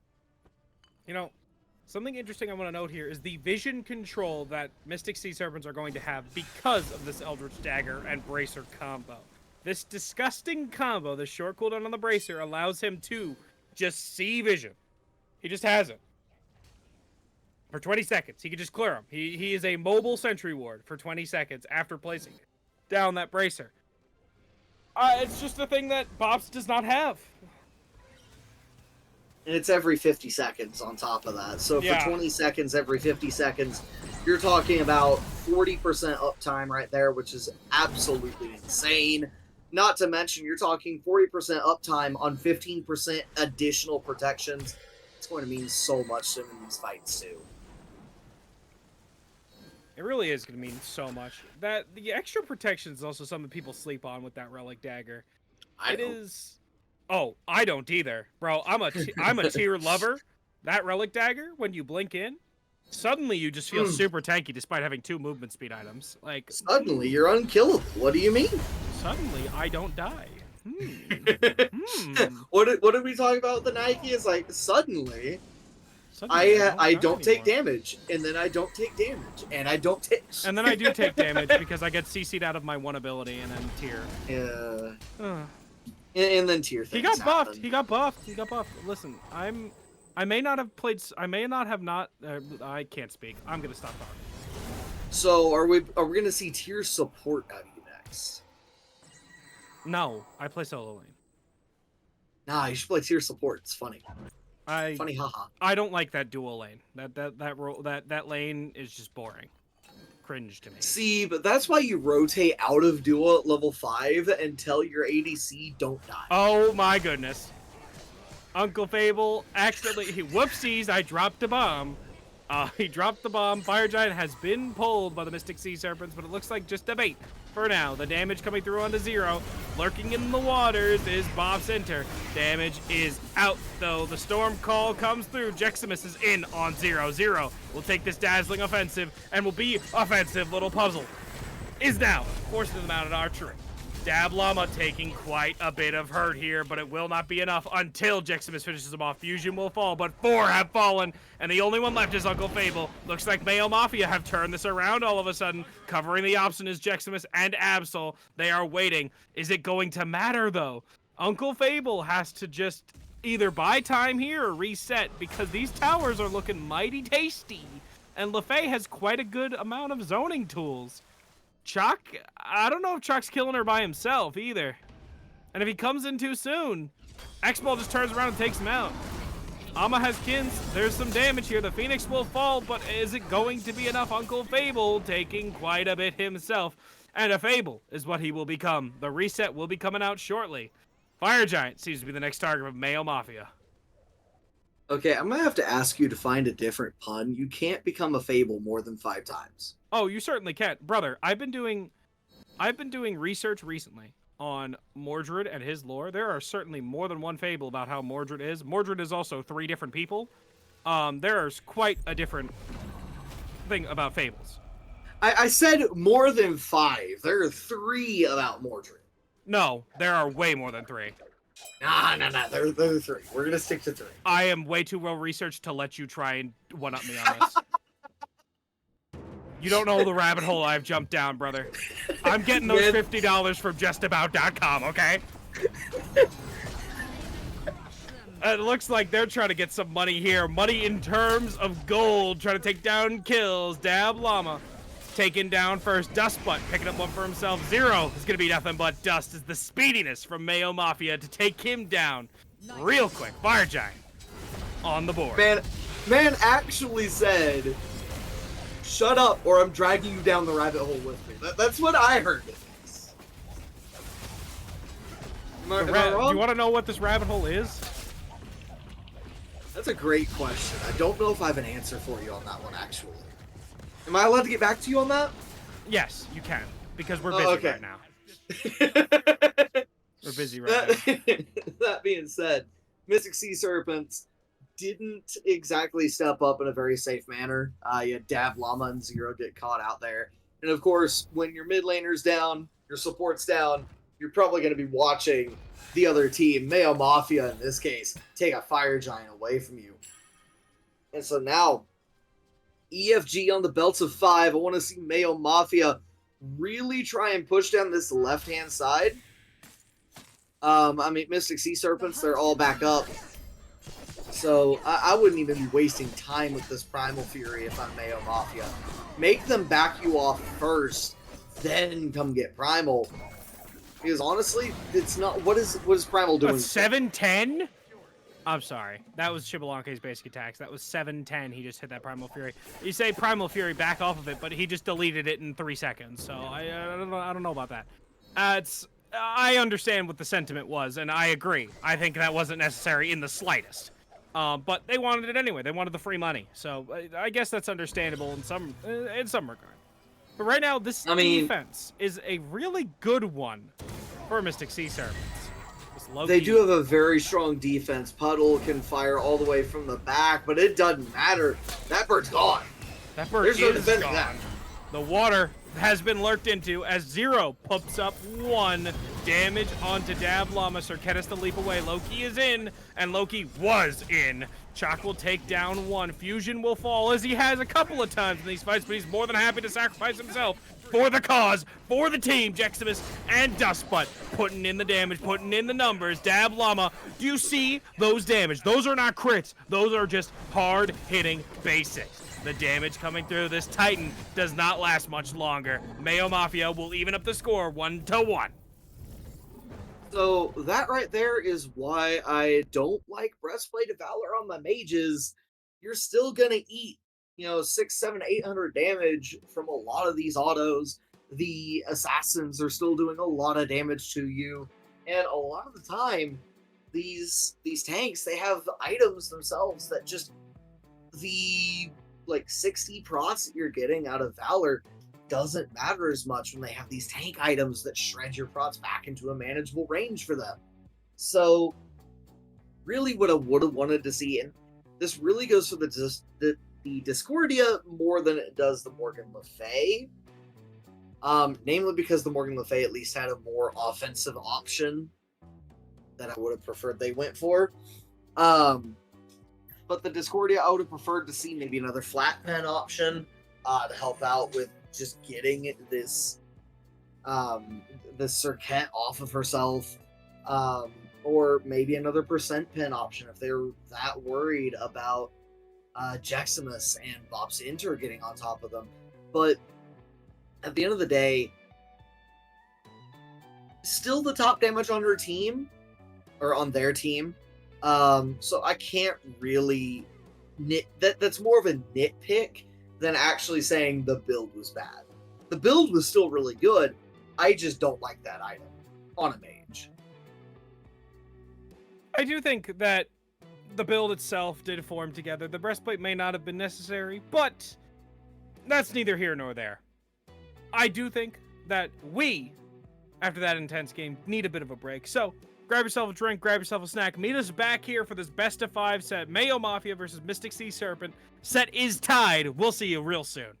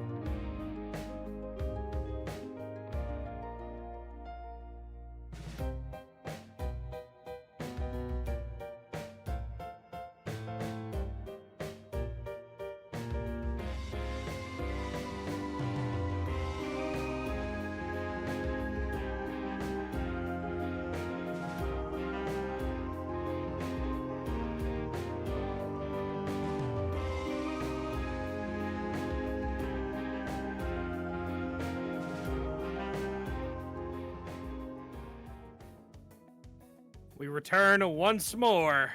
Animosity finals in the Niflheim division. Mystic Sea Serpents versus Mayo Mafia. The set is evened up 1-1. I am still Valve, still joined by Mechanus here. And we've got a interesting set on our hands. Back and forth, back and forth, back and forth is all it's been. I mean, up, down, left, right, A, B, A, B, start? We're cheating here? Are we entering the Konami code into the set? I don't know. But it has been up, down, left, right, at least. I mean, this has been as back and forth as you pointed out. These guys are absolutely... I'm going to be honest, I'd love to play in this set because this set, it seems like a blast. Because they're going back and forth like this. The Tiamat, once again, banned away from Absol. By the way, something that we've been kind of sleeping on. We haven't seen every single... By the way, Absol's just been tearing it apart. He's been getting solo kills in the mid lane. We haven't seen them because they've just been coming out of nowhere. This guy's been going nuts. He's been going nuts, and that tells me that that really is a ban of him. That like we thought it was, we kind of hypothesized it was just because of the kind of hit that Tiamat is. But no, Absol is literally just getting target banned with the very first ban of MSS's draft every time. It's something that when you're not always seeing it on cam, you don't notice it at first. But it's just, sometimes it's just things pop up while other fights are going on. And it's just like, oh, yeah, that person fell in the mid lane. But like, I was thinking about it during the break. This guy is just walking up to Dab Llama and just saying, you're dead now. You know, that's something that I feel like Latson's going to have to pay attention to a bit more. You know, Zero's going to have to pay attention to a bit more. Because this Absol guy, you know, maybe if he just, you know, that ambitious thought dashes seem to be his weakness. But other than that, this guy's been going nuts. I'm giving him some crap here, but it's all in jokes. This guy's been going nuts in this set, and I'm not surprised that he's getting some respect bans thrown his way. I was a little bit at first, just because some of the background for this was apparently Absol had like all of 2 weeks with this team prior to this. I believe So it was not- Fusion, actually. It was Fusion. I could be Was it crazy, Fusion though. or was it Absol?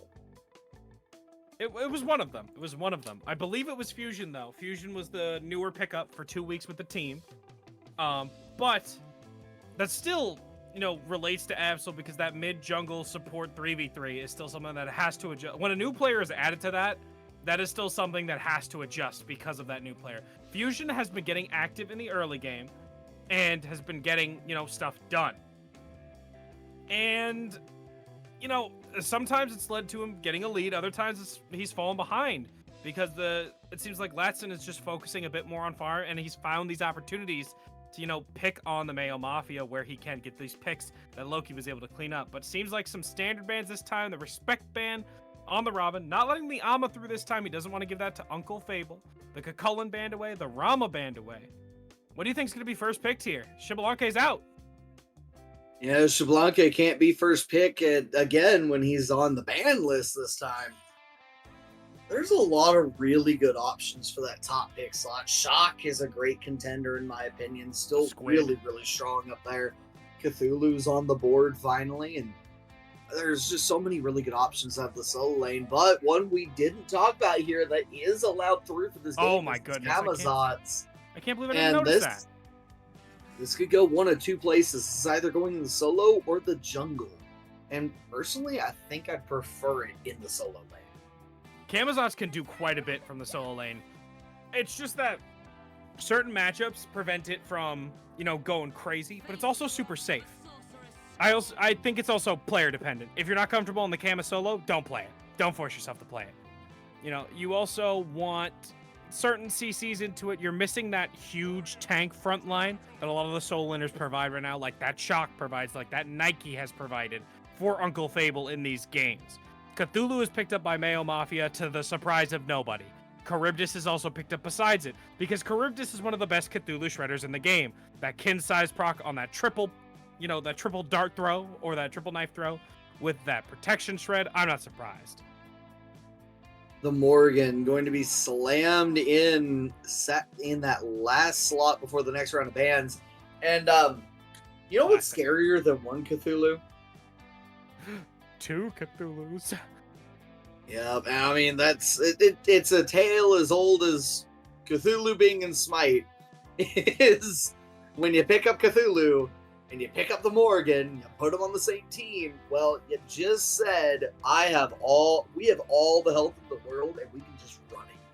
I will say, Morgan also has an excellent transform in Camazotz as well. Granted, I think Cthulhu right now is her. It's in the late game. Cthulhu is probably her best transform. But in the for chasing down kills, for getting these solo kills, Absol's been looking for solo kills this entire set, right? This guy transforming to Camazotz can almost secure that, or if he needs to get away, he can get with that Camazotz as well. So he's got some good transforms in this game already. The other ones, kind of mediocre, but we'll see what the rest of the picks are. I think On Her is actually one of the better transforms in the game, just because the sheer damage output. If you're talking about needing to put in some more damage in a fight, use your abilities. You don't want to wait for him to come off cooldown because the fight is progressing quickly. You can just turn into On Her and just start throwing spears at people, and suddenly, no one is as tanky as they think they are or think they should be, because you just have an On Her throwing spears at you. I think that really depends on where the Morgan is in the fight when she wants to transform. Because if you are where Morgan usually wants to be, is she wants to come in from the side. I think it's somewhat similar to how Chang'e played more recently. Chang'e wants to start a fight on you. If you start a fight on Chang'e, she's way worse. Morgan does a very similar place loop, in that she wants to start a fight on you. Terra, another amazing transform for her. But Morgan wants to start a fight on you, and if she's on top of you or in between your team, she wants to transform into a tanky target. Cthulhu, Terra. That Camazotz slots in because he has that Bat out of Hell, which takes him out of the fight completely. So it's, those transforms, but that On Her could be in good spots if she's at a bit more of a range. If she's pushed away by something like, or forced away by something like a Vamana, that's a good transform and a scary pick for Uncle Fable. That's a scary pick to pick up into the Morgan as well, because as you said, very, very good transform for this mage, this more gank-oriented pick-style mage. I'm not sure I'm the biggest fan of the... I thought about it, and Charybdis just kind of runs away from you while you're in Colossal Fury. If she presses that 4 key, and if you can't keep up with her, she just gets away from you. I understand that you're burning your ultimate for that, but that's more than fine if you're Charybdis using that ultimate to get away from Vamana killing you. You can shred through those protections as well. It'll be very interesting to see how that matchup does play out for Uncle Fable into Dustbutt here, because Vamana can just absolutely go nuclear in these late game team fights, but also if it's played correctly around, it's something that could just feel unfun for Vamana. One of the biggest things that I'm looking at in the Wheelish, that is a classic combo. But where is it going to find pay dirt outside of the Morgan Le Fay? On Her, just going to press 4. Camazotz is just going to press 4. Terra is just going to press any of her buttons outside of the dash. And Vamana is just going to press 4. So I feel like there's a little bit too much immunity here for such a classic combination, but I still love it. Anytime you put Sobek and Wheelish together, you've got my entire attention. Sobek Wheelish combo is something that can just get so much done. However, there is something that Wheelish has to be a bit, more reserved on that gravity surge, because if you pull them too soon, they just have those escapes to come out. And then you don't have the lockdown for them. Or Sobek has to cover the option of, okay, On Her's going to leap, I'll pluck him back in. Or Vamana's going to dash away, I'll pluck him back in. Morgan's going to stun them out, prevent them from going anywhere. We got to kill them before they can get away. So you got to play that game, I got to get the beads before I use that gravity surge. You got to play that mind game, that mental game with them. So I'm really interested to see how Fusionality makes this work. So the biggest thing that I see here is we have a team fight oriented comp in the Mystic Sea Serpents with you have Morgan with Morgan Le Fay and the On Her. Then you have Terra, very, very good team fight ultimate. Vamana, very strong at making sure that the Morgan and the Charybdis are going to be pushed away from these fights. Kamazot's, of course, taking himself out of the fight over the top, trying to kill the Morgan before she can get anything really done. On the other side, Mayo Mafia, you have primarily a pick comp in Sobek, Awelish, and the Morgan, and then the Morgan hits level 5. At that point, this comp is just whatever it depends on what state the Morgan is in. Is the Morgan a second Cthulhu? Okay, suddenly you have a really good team fight. Is the Morgan the Morgan? Well, you're still a pick comp. And so that's going to be kind of the driving force of Mayo Mafia. They've gone all in on their mid laner. That's done really, really solid to honestly phenomenal in this set. He has been. And playing around a player who's been popping off and, showing his stuff is certainly a way to go with that. This Morgan pick is certainly a way to flex as well. The way you play with this pick is unique among mid laners, certainly, because of how you're in and out of fights, you slip in, you try to engage a fight onto your opponent. Like I said before, you're not the one who wants to be engaged, you want to be the one starting it, and you can even see in that Thoth game, he wanted to be the one starting those fights. He was eager to get them going. He started fights with Final Judgments in that game. He would hit a fat ultimate, and then suddenly we would start fighting because somebody took 70 to 90% of their health. And oh, we gotta fight now. Like, this Morgan is gonna be a tool for them to use, and needs to be an effective one. And I would not be surprised if Absol goes nuclear this game. I wouldn't be surprised if Absol goes nuclear, but in the same vein, because of kind of the way that the Morgan herself plays, and the way that the slash lines for these kind of mid laners tend to go, I also wouldn't be surprised if Absol has a really, really bad game. And it's entirely dependent on not just what he can do with this pick, but what the Mystic Sea Serpent's response is to the selections of the Morgan in the middle of the game. Yeah. I think that this Morgan needs to have a response to her. This Kamazot's could be a good response, but it also needs to be, an active response. We need to answer her quickly. As we move over to the game now, we'll see how active Mylanson is on this Morgan. And looking at the builds, this Cthulhu going Warrior's Axe over the Conduit Gem. That's a interesting pickup. It's a very interesting start for Cthulhu, and one of the things I would have honestly wanted to see is just go ahead, get into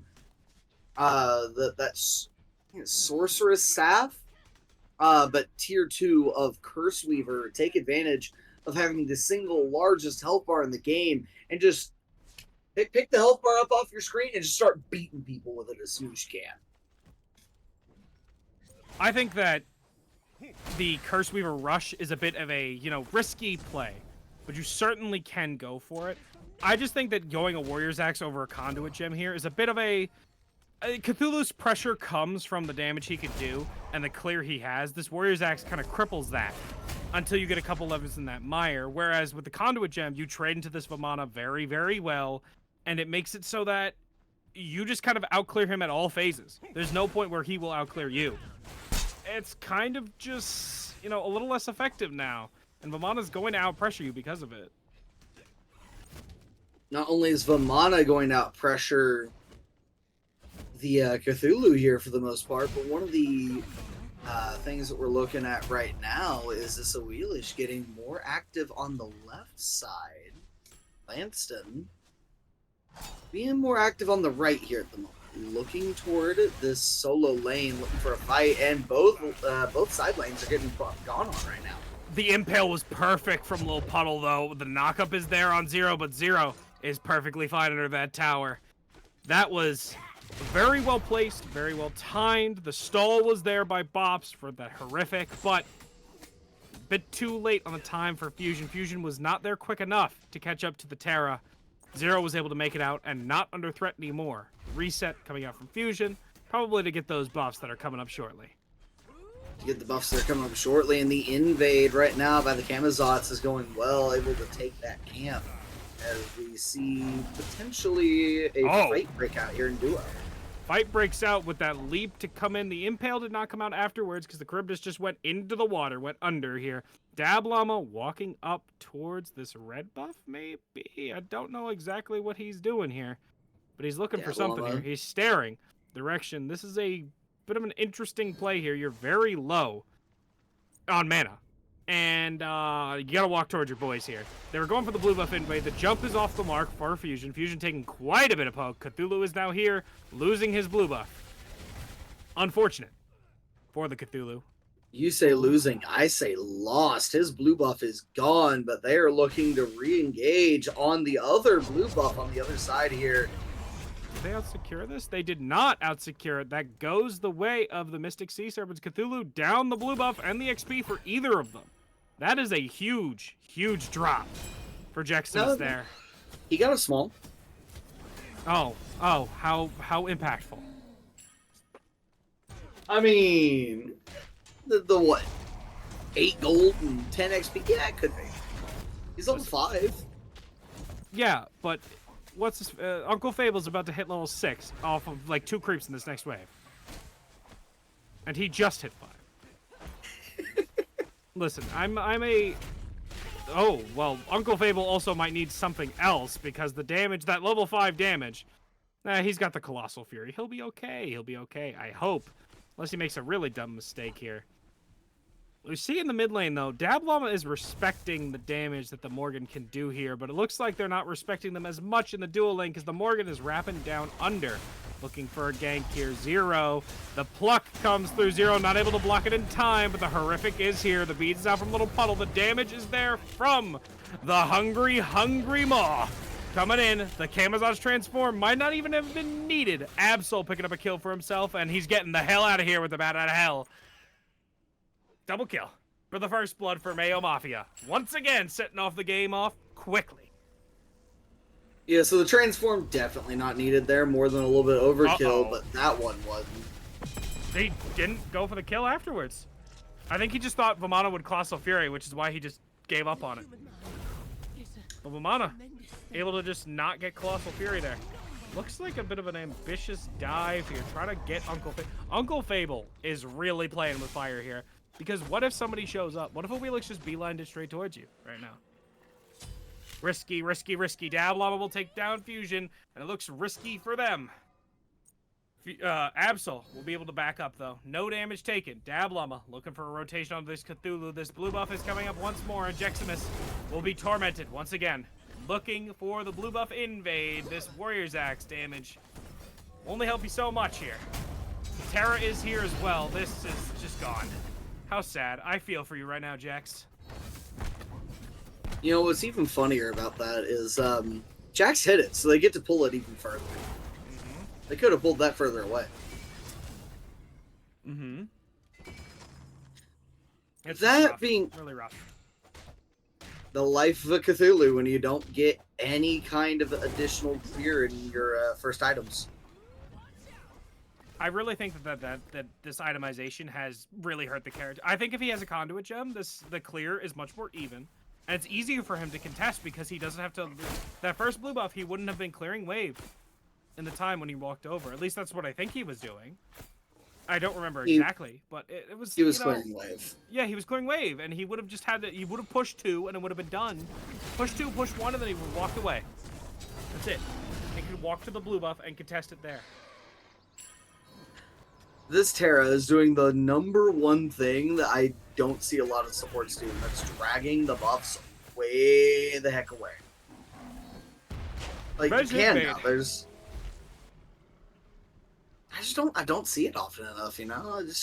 You can now. Why not?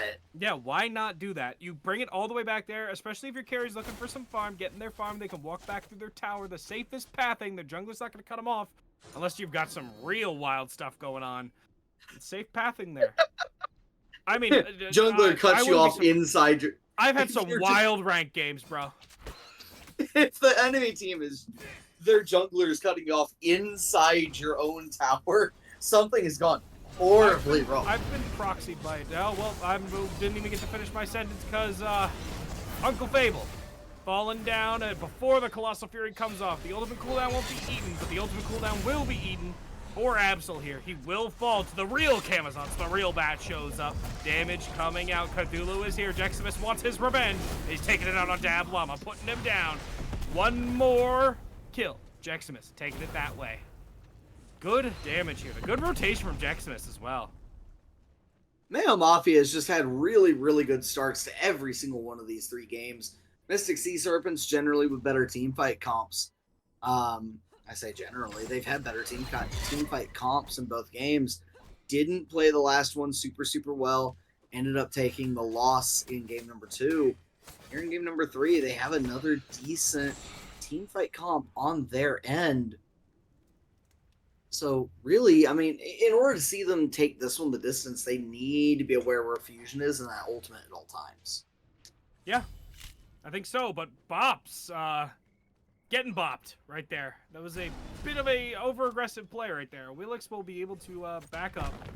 I'd say over-aggressive by Mystic Sea Serpents. They were hunting. They were searching, looking for something more. They will get it.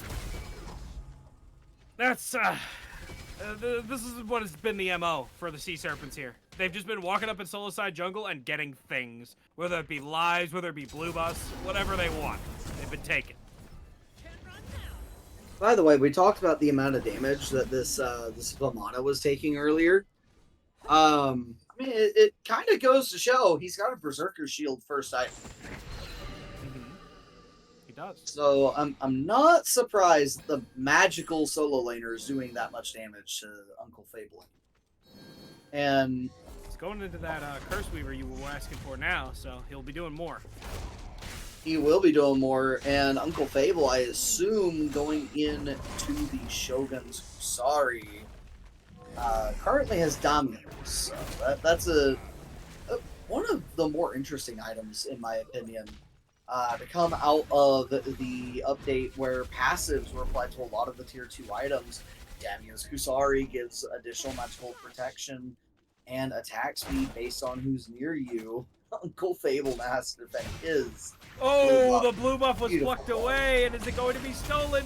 It will be. Cthulhu Jex will get a blue buff. That is the biggest win he's gotten for the game. Not even including that kill, bro. Don't include that kill. That doesn't count.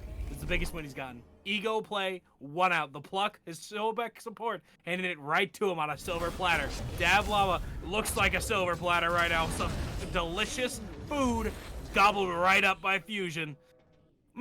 Delicious mid laner.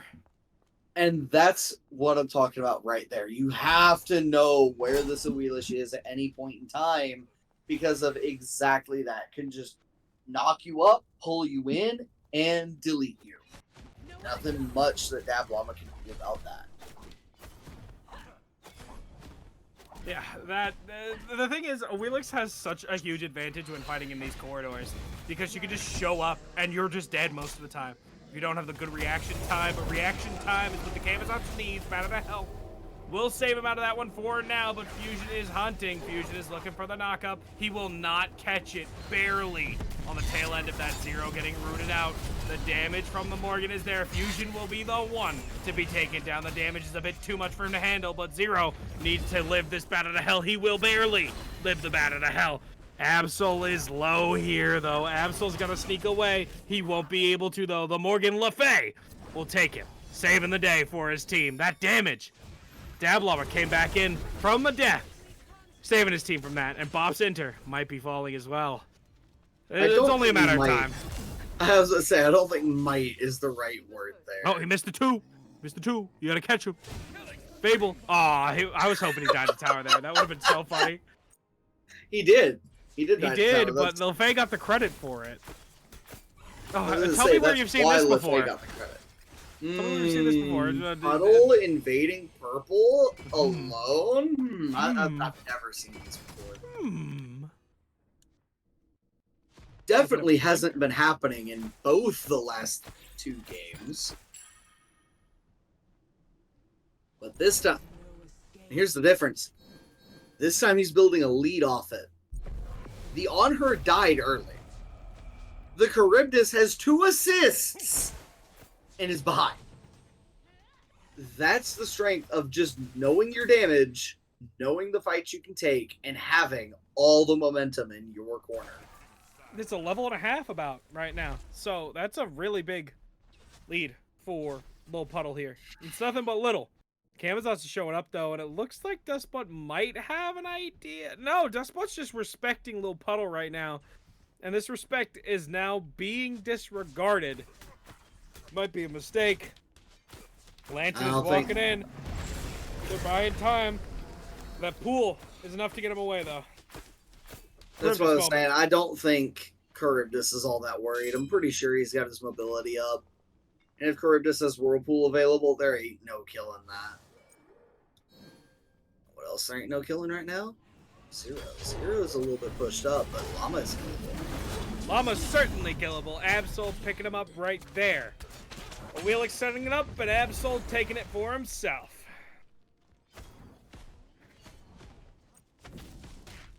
You know, that was a very quick death. It's almost fast as they spawn. No. But one of the biggest things here is something that there is no sponsorship. There is none. Bro, I know about shilling, trust me. No, but the big thing here is at the moment, Dab Llama has just been caught out on repeat by Absol. Pretty sure Absol's the only one that has killed this Morgan Le Fay, but each and every time, this Morgan Le Fay is somewhere between 80 and 100 units from a single team. Yeah. Le Fay's been caught alone, and every time Fusion or Absol has shown up and reminded her why she shouldn't be alone. Zero and Lanston need to be, you know, closer. And look at Absol. Absol said you were alone for a little bit, but that's quite a bit of damage. Transforming into the Vamana to recover from that damage. The pluck in for the Le Fay is quite a bit of help, putting in the damage. The pickaxe is coming down, and the damage will be enough. Fusion will pick up the kill. Bat of the Hell is gonna get the hell out of here. Zero, rooting one to make sure nobody falls just yet. Look at Bops. Bops is so eager to get going, though. You see that? He was ready. He was stanced up. Bops wanted back in, man. He wanted to hit another pluck. He wanted to pull someone else in. He wanted to kill too. Oh, well. Fable took down Jex, and here comes Fusion. Uncle Fable tried. He tried to be cute there, and he just pushed the 3 key. I mean, the only shot he really had was if he was able to hit Fusion with the knockup to run away. And he tried it. Fusion was just a little bit faster. Mm-hmm. That was just a kind of a... He had to hope that Fusion was not going to hit it, and he did. So, there's only so much you could do there. Yeah. Now, actually, I'm sorry to cut you off, but the Vamana has itemized into this kin size, which makes the Cthulhu's Lane much more difficult. But now, look what he's building into next. This Ancient Blade. You think of what I'm thinking? Well, Morgan's thinking she's dead. I was gonna let you kind of talk about this Vitalis he's possibly building, but it looks like Fusion's gonna have to run away here. The pluck coming out on the Dab Llama, but Bops might be able to. No, there's nothing there. The Gravity Surge is not up, and Onher's here to zone out the Charybdis. Dustbutt is walking away now, walking towards his boys. That's it. All she wrote. Yeah, no, Fatalis, I mean, that's going to come out here in a little bit, and that's just going to allow this Vamana to completely and utterly stick to anyone he decides to go bop. If he decides to bop on Bop, he's going to be running down Bop. He's going to be running people down. It's just a matter of who, when, and where. Yeah. Who, when, and where, and Mayo Mafia will be the who, when, and where to secure that Gold Fury, but it looks like Mystic Sea Serpents don't want to let them have it for free, but they are quite fast. That sprint, allowing them to get away here, but Sobek is alone. Sobek doesn't seem to be the target, though. The damage on this Wheelix is very, very high. Dustbutt will be rooted out, but will be forced to use the beads, I believe, as Terra is rooted, but not pulled because of that monolith that was put down. But the damage is too much as Dustbutt picks up one. Vamana is here, but it's not the true Vamana. It's Absol on Vamana. This time, Cthulhu is now turned around. Dab Llama will fall. Camazot's next target, pulled by the Awilix, the heal coming out from the Cthulhu to keep his teammates alive. He's now covering the option to make sure Kama doesn't just get away for free, but Camazot's found one way out. Will he get the way out? No, he will not. That's it. Camazot's tried. That was a bit of a sneaky out there, but Awilix was able to catch up and catch him. Awilix able to catch up and catch him, and I mean, he was still in the middle of 3. Like, we can try and call it an out, but he got caught. He had the sneaky way out, and then it's just Awilix is just faster. Unfortunately, that's a Suku diff, I will say. Look at Little Puddle here. Little Puddle is not scared in the slightest. Look at this guy. What are Suku OP. Okay, well, Fusion should have been afraid because Little Puddle just put him down because of one root and a stun. That was disgusting. The damage, gross. Welcome to Honor. How can he help you today? Welcome to Hunters. Yeah. That character, it's mid game. That character falls off late game, by the way. He falls off. A hunter character falls off late game. People claim. Yeah, sure. Not right now. Hunter, like, damage items are just so good right now. Hunters don't fall off. That's not what their role does. Yeah. The character does. It's what the role should. The role shouldn't fall off, you know, because that's their goal. Their role is to farm, and then in the late game they're supposed to be doing the damage. They're supposed to be the tank killers, you know. That makes sense. It's just you know, that Honor character has been claimed to fall off in the late game when people are just wild for thinking that. By the way, he went Shell second, not an Aegis, into a Morgan. I don't blame him. I actually really like it. Bead Shell means there's not a single moment where he's not doing something. He can get the protection of having extra HP and dodging some damage without giving up on actually doing things. I guess so, but it's also, if Morgan catches you, I just feel like you're dead. I was about to say, it's a trade we've only seen once before. It was because there was a bug. You weren't able to build Beads and Aegis in the same build because they're bugged. Yeah. Nope. It is was not allowed. But we have a brief pause here. As we see. That shell pickup is very interesting though, because it's sometimes carries will do it, other times they won't. They just don't feel like it is a safe enough option for them. Certain games, it's just they work. This one is kind of a, you know, back and forth for it. The actionability while having it up is something that not a lot of people think about. I honestly wasn't thinking about it, to be honest. It is, you know, interesting, but that Morgan could just kill you through it. Honestly, to be honest. How about some honesty here? Did you know that Camazot's got nerfed, or not nerfed? He got buffed. Buffed and not nerfed? And the opposite of nerfed? I know, it's kind of crazy. What if the opposite of nerfed is buffed? Buffed. Holy bro. Such insightful commentary, right? Oh my god. No. I'm losing my mind. No, one of the biggest things to keep in mind as we go through this pause is where these two teams are at. I mean, you're looking at Mayo Mafia. They're currently winning. If you look at kills, if you look at gold, though, you're looking at a 1K gold lead after 20 minutes. These two teams are neck and neck right now. It is anyone's game. And at that point, I really like Mayo Mafia come late. Me too. Mayo Mafia has the Cthulhu. They've got the Morgan. It's just I don't know. The pieces fall together so well on Mayo Mafia, man. They just come together. And Cthulhu in the late game has, you get that mid Guardian online, and suddenly it becomes so much harder for hunters to kill you. It becomes so much harder for you to just fall at all. And then suddenly the Morgan has that too, and there's two Cthulhus, and that becomes even more insufferable for somebody like Onher, who isn't entirely known for his ability to, you know, absolutely shred through Cthulhu. He can, but like, two of them? It is going to be a very tall task for Puddle. But one of the best passives in the game for trying to do it. The True. god, the god himself hits pretty dang hard, even without bringing in Kinsai and all that.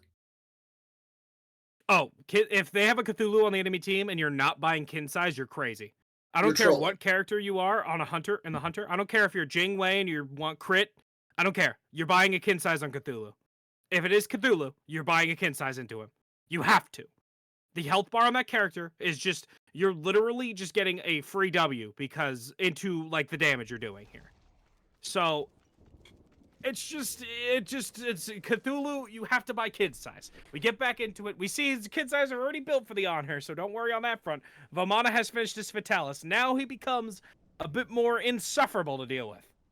So here's a question: I go ahead and pose one to you right quick.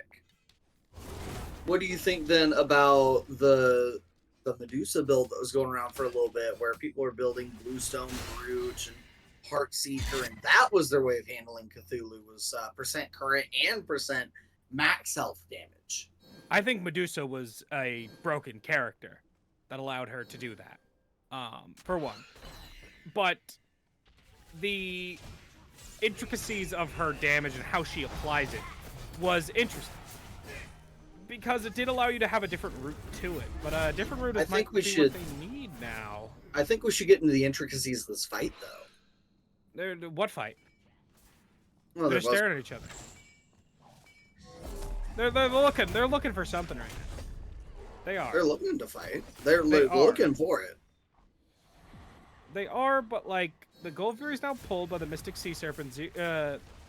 Zero is taking quite a bit of damage though, and that's not ideal. But Vamana, not ideal for the Charybdis here. Running away now as Jeximus is taking quite a bit of damage. Not ideal as the health bar for your Cthulhu to be swarmed down.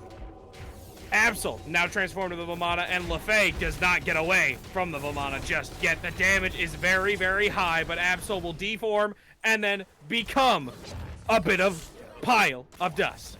Dust, but still alive though. Able to scamper away on her, leaping in onto Fusion, and Fusion able to get away now.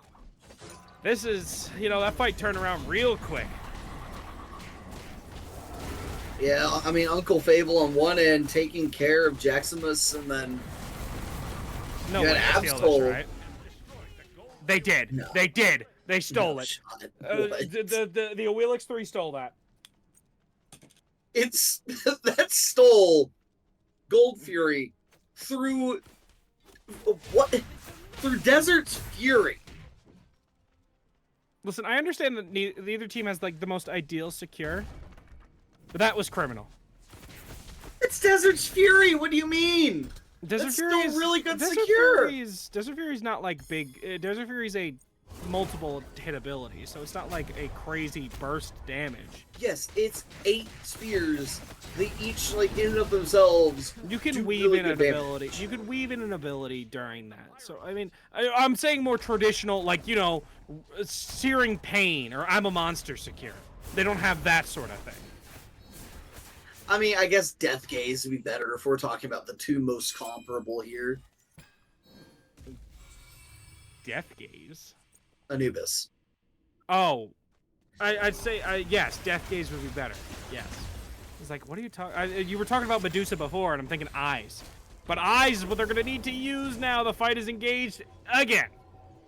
But the Terror Ultimate was burned, and it seems like that's enough for Mayo Mafia to walk away for now. Camazot's over to stage left, poking out. Morgan is just staring at him menacingly. Just looking in his direction. But it looks like Zero's going to deny entry. Staring at me. Menacingly! The Mire comes down. Sobek's looking for an in here. Vamana putting some poke in, but taking quite a bit himself. This is, back and forth. A lot of posturing going on, and that's one of the things. That seems to be all it is.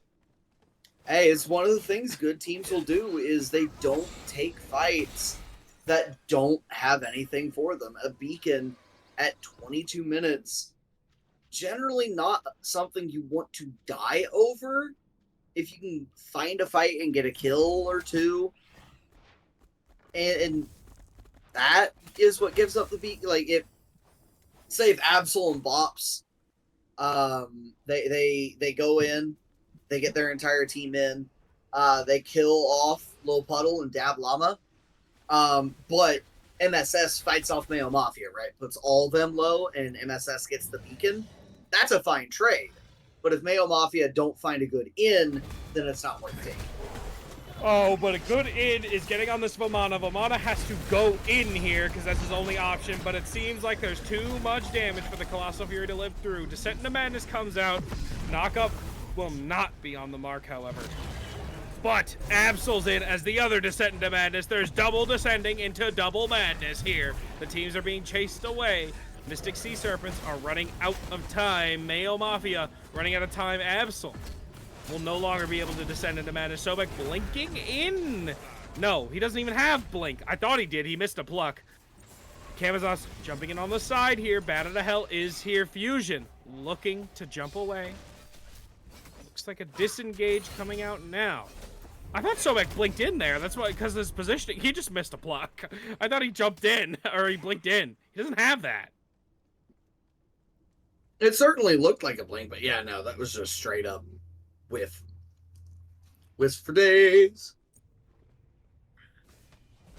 That being said, Mayo Mafia, they're now over here around this Fire Giant. I would love that call for him right now. And wouldn't you have it, the Morrigan, it's like they heard what I said from last game. I will say that this Magi's Revenge, I think, is better on the Morgan than it is on Morgan Le Fay. It's still better on Morgan Le Fay than Magi's Shelter. Okay. But Magi's Revenge is better on the Morgan than it is on Morgan Le Fay. I agree with that sentiment. I will throw that out there. Like, the item itself is better on the Morgan than it is on ML. I think that if he were going Shelter on the Morgan, I think that's troll, like super troll. But the Magi's Shelter here, or the Magi's Revenge here, I think is really good because of where he wants to get onto this Le Fay or this Honor, and the second he shows up on their screen, there's a CC ability coming his way. There's an Impale, or there's a Fear, or there's a Knockback. I mean, and that procs it. As there should be. And at the end of the day, the biggest thing your support should be doing in that regard is trying to pull this Magi's off of Absol before Absol can go in. That simple. Like, the Terra, not really well equipped to do that, though. Only route that she has is to burn 2 abilities that are really good for the fight in and of themselves. So Zero with their work cut out for them here. They do have a bit of work cut out for them, but the work seems to be putting into the Fire Giant is Mayo Mafia. As Absol just gets a solo kill in the mid lane. You know, the Morgan doing the Morgan things here. Jeximus on the zone with Absol looking to come in with the sneaky stealth. The damage is there. The threat of this Morgan is there. They're not looking for any contest. Vamana is not even in the vicinity to contest here. They're looking for this T2 in left. There is a teleport for the Cthulhu coming up in 5, but do they really care? If Vamana stays over there, they can go for a Phoenix here, and there could be a reset, but how fast can Vamana take these, right? They're looking for this. What's crazy is Vamana can take these pretty quickly. He does have that Axe of Animosity. Let's say Axe of Animosity does a lot of damage. Vamana can actually stay up there if he really wants to. Try and push for that Phoenix. Instead, we'll come back, try and defend this right side bird. Damage coming through here as the Descent into Madness burns through. Jeximus has fallen with the other one on the backside. Vamana has pushed out 3, but he will be pushed out himself.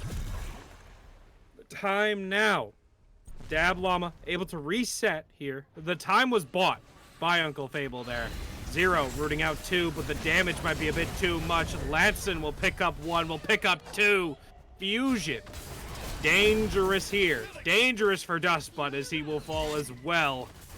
Sobek, you gotta get out of here before they catch up. They don't care about you. They're shoving it up right side. Someone should have stayed and made sure the Sobek could not get back to base here. Namely, so that he can't get back and defend. Like now, I mean, I get it. It's 4-on-1. You know, you're looking for towers, not necessarily phoenixes. You have a left side of the map that's pushed all the way up. You have my bad, 3 seconds before the solo comes up, and then 20 seconds to the nearest Mayo Mafia player. Uncle Fable just came back off of the cooldown of being dead. And in the meantime, they're going to take the entirety of this right side farm, go get the mid tier 2. I would love to see Uncle Fable go over and join them for a push on this left third. Instead, it looks like Mayo Mafia, they're all back up in time. Because instead of running directly to the tower, Mystic Sea Serpents, they took the scenic route, took out all the farm in the jungle instead. I think taking away that farm is a perfectly fine choice there.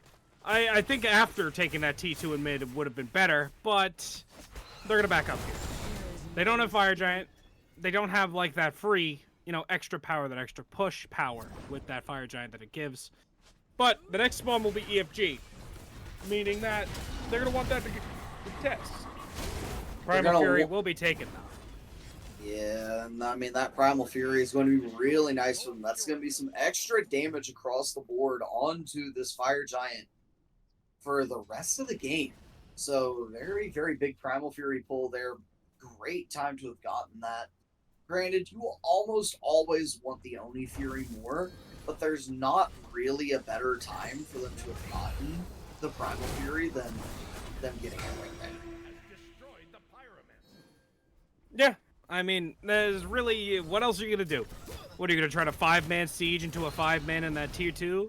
What is Vomana doing up there? Uncle Fable is sneaking around, trying to be real sneaky, but it looks like he might get caught here. The knockup is good onto the Sobek, and it looks like he's fast enough to be getting away. That Fatalis giving him a little extra movement speed. Zooming right out. There's nothing that makes me more upset as a support than seeing a solo laner with Fatalis just speed running away from me. It's just like, come on, dude. Come on, man. As far as like items and builds, like that very few things more frustrating. Get faster, Bozo. Than Fatalis. That's all I'm saying. Oh, I can. You just build my my relic dagger. Yeah, get faster.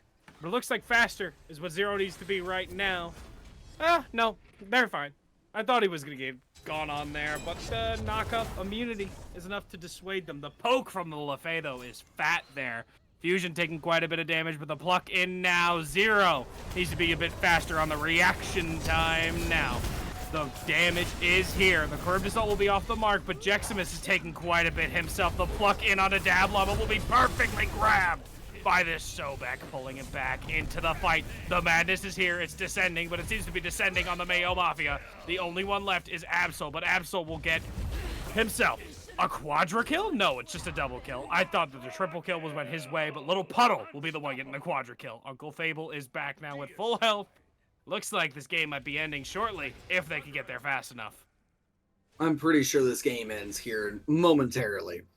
There's 30 seconds before the support comes up. We're gonna make this tower, I guess, a little unnecessary, but it's the minions that are closest, so they're just trying to get the minions in, because I don't know if Amana can do it, can take the Titan just by himself. Plus, they have the time for it. I don't think they want to take the risk. No, they're not looking for it. They're getting the Phoenix and they're dipping. They had the ability to kill the Titan here. I will stand by that. I agree. I think they could have. Between on her and the way this Vamana built, they could have killed that Titan. Instead, backing off and starting the Fire Giant. And I'll be honest, I disagree with the call. But if Mayo Mafia are going to immediately run out to the left side of the map, then you can't hate on it too much. No, it's safety. It's the finals. They're trying to be safe here. Uncle Fable, anything but safe. They're not confident in their ability to finish this Fire Giant. They don't get either. I mean, running over a few wards, so now Mayo Mafia knows that they were over here for this Fire Giant. Not a great look here for the Mystic Sea Serpents, but as you pointed out, making the safe plays, just trying not to lose here. But we've seen it before in big spots. You cannot try not to lose. You have to try to win. And so far, the Mystic Sea Serpents, they've been doing that, but playing a little bit safe here in a way that's really out of character for them. I think it's especially out of character for Puddle. Because Puddle has just been, W keying it this entire set. But Oni Fury will be a good setup for this Fire Giant, to be completely honest. I'm fine with them, taking it a bit slow here. They want to be reserved, they want to be slow, but now they got to get over to this Fire Giant side real quick, because this is a possible engage point. Good damage coming out on the Jex here. That hurt. You can tell that hurt, too. I mean, Ethereal Staff just does so much work. I mean, people really undersell Ethereal Staff. It's a second-rate Soul Reaver or something, but no. You're stealing 8% of his health? I'm sorry, what's 8% of 6,000, please? Not real. It's probably 3,000, probably. Not 4,000.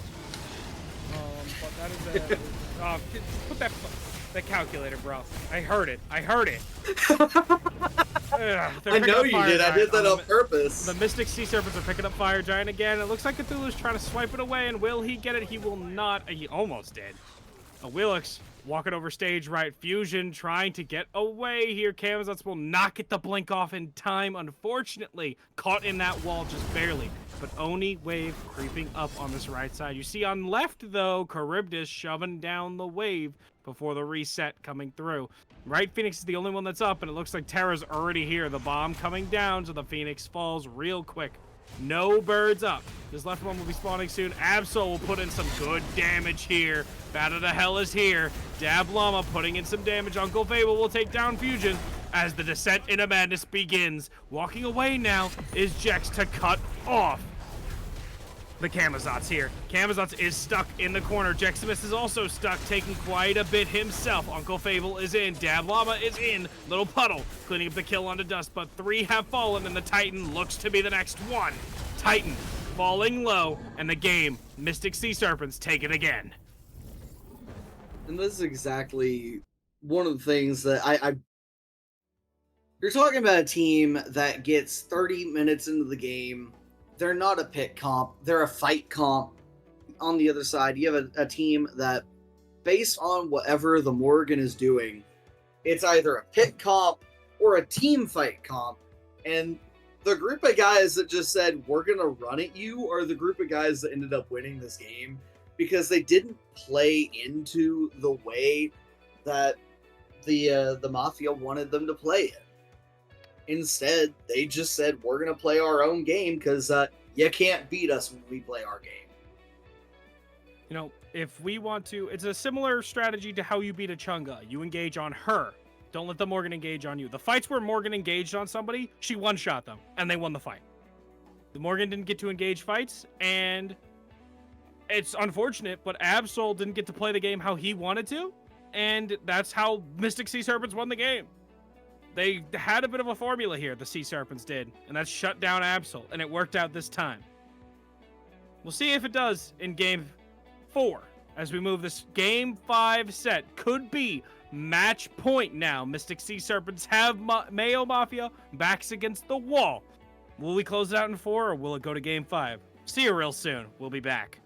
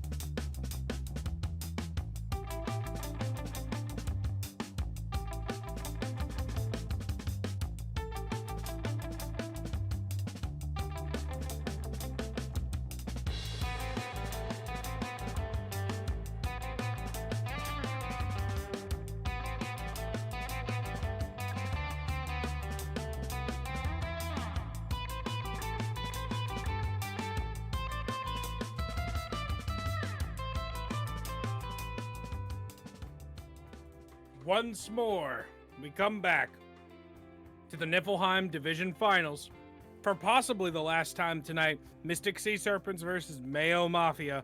Once more, I am still Valve, joined by Mechanus. As we had a bit of a, properly done Mystic Sea Serpents, making sure that Morgan did not get to play the game how she wanted. So let's see if Mayo Mafia can answer back, or if they will ultimately be second place to the Mystic Sea Serpents. Here in the Niflheim division, we're going to see these two enter the fires once again. Possibly for the last time, but not for the first time. We've already seen the first time. So I can't use the Spaceballs quote. That being said, Niflheim is definitely not the fire one. I thought it was the fire. No, it's the fires of Muspelheim, right? Yeah, Niflheim's the cold one. Niflheim's the cold one. Sometimes it'd be that way. Well, listen, you need a little heat when you're cold, you know? I mean, one would think, but... Robin banned away, once again, from Latson. As Tiamat is once again banned away from Absolute. They're not letting this guy have Tiamat, ever. Bro. This guy must be an absolute unit on this Tiamat. Cthulhu taken away. Bye. Mafia. An absolute unit?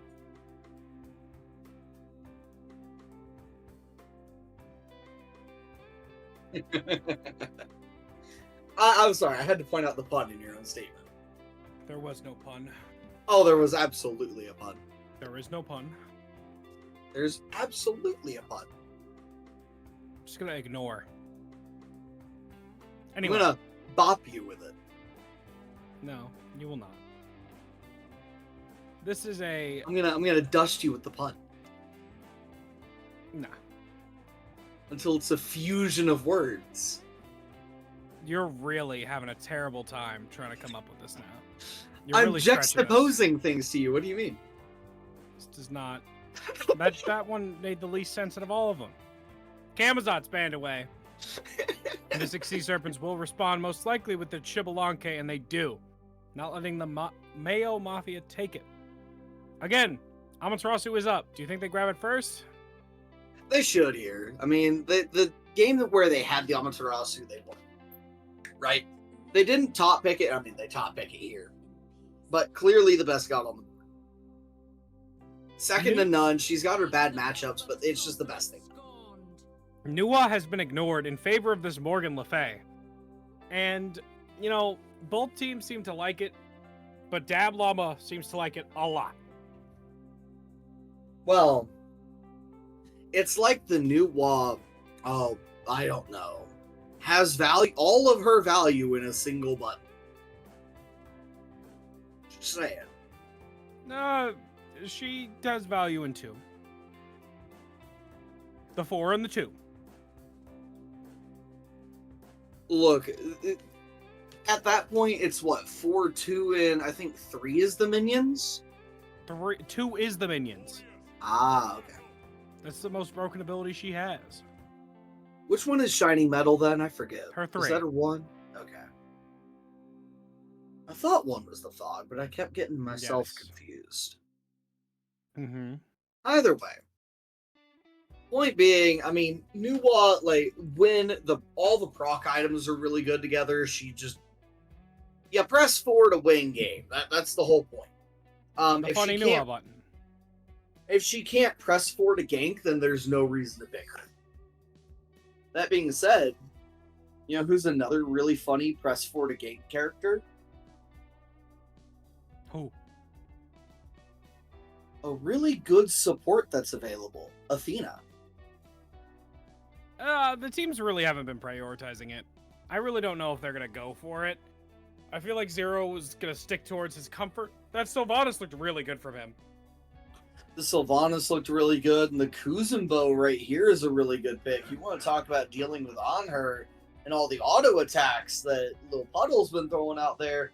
Kuzumbo, one of the best at it. Yeah, he definitely does.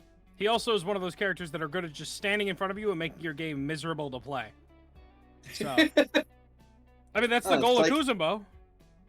It's like there's a reason I enjoy playing Kuzenbo support. I want to make the other ADC miserable. I was playing Kuzenbo solo with Tablet the other day. Oh. Made somebody mad in a dead game. It's hilarious. That sounds like fun. I'm sorry. They were so angry. Tablet Kuzenbo. You may have put me onto something. I may have to try that. Do it. It is very fun. That being said, Maui, the selection by Zero here, who's played a different god in every game, but then again, so has Bop Sinner at this point, I do believe. The Vamana banned away, actually. The respect ban for Uncle Fable. The Nike will be up again, so we might have a bit of a honk shoe lane over in the solo lane. Amma versus Nike. Very honk shoe. But we will see if that's what they ban away. They get rid of the chalk. So many respect bans over to the Uncle Fable. I mean, he's earned them, that's for sure. That being said, yeah, Amaterasu versus Nike is just two gods that are going to ignore each other all game. That is a honk shoe lane. Amma's definitely a honk me kind of god, but Nike is a honk shoer. She definitely snores too. You really hate Nike. Odin, however, going to be the pickup here. It's not a cute snore either. Ugly one. Odin picked up. Go ahead, continue. Odin going to be the selection here. And the Ring of Spears, one of the better abilities to deal with this entire team. Raijin, the only one with a way out on that entire squad. Amaterasu, Kuzenbo, Pele, entirely hemmed in by one ability. And Maui to pull them back in after they've shelled. Ooh, I like this pick. This hover here, the Ho Yi, with how Dustbutt has been playing the lane, how Puddle has been playing the lane. Puddle has been super aggressive, and Ho Yi is a very fight-oriented character. Dustbutt wants to fight Puddle in this lane. He wants to now. Showing this Ho Yi, he's fine with farming, but he's also fine with taking this combat. And I love that. The Odin in particular as well, I love that pick into Pele because it stops so much of what Pele wants to do. Stops everything. She can't get out of it without help. Yeah. I mean, this Kuzenbo, that forces him off of his relic selections that he wants to go to. He now has to opt into Shell. Like, there is no choice here. He has to do it. He does. He really does. The Phantom Shell just has to be there for the Pele every time, and Pele wants to go blink beads in this game. Every little bit, blink beads, to get to this Lefay, to get to this On Her, to keep up with them. Because of how many... On Her and Lefay both have very good self-peel tools. On Her with that pillar, with that impale, and the leap. Oh! Look who made it this far down in the draft! Oh! You don't say! Force. Great observation, Ellis. Well... That is a lot of ultimates to lay on top of each other. Oh boy. Yeah, no, that is pain. That is a lot of pain. The know one thing that they gotta watch is for this Maui to accidentally block off Lance completely. That player made geometry. But other than that, that is just a really insane... A cripple field and an Odin cage, disgusting. I was about to say, you know how I was just talking about how Hu Yi and Raijin have ways out of the cage? Not anymore. Yeah, no, that doesn't exist. That being said, even if Kuzenbo shells them out of the cage, Maui could just say, yoink! You're right back in. You're right back where you started. You thought that you were getting away. And also, if he doesn't hit you with that, if he doesn't hit you with the rock, he could just hit you with the hook and pull you back in that way slowly too. No, I don't want to be in the cage. Let me out. That being said, I really like the Sea Serpents draft here. The synergies that I'm seeing out of their draft are absolutely obscene. On the other side, though, that's just 5 really good picks. Like, it's nothing about synergy for the Mayo Mafia. They just said, we as 5 are better than you as 5. That's their game plan this game. But I like the Mystic Sea Serpents a lot more with this comp. Again, the Mystic Sea Serpent, my main concern, if I'm Male Mafia, is my dive. Ama and Pele both have significant enough damage to take down LeFay and Honor. But it's staying to them. That is the problem. They have so many get-off-me tools. The Impale, the Fear, the Knockback. There's just so The many pillar. ways. The shifting sands even. Being able to, moving at 2 miles an hour, that's super fun.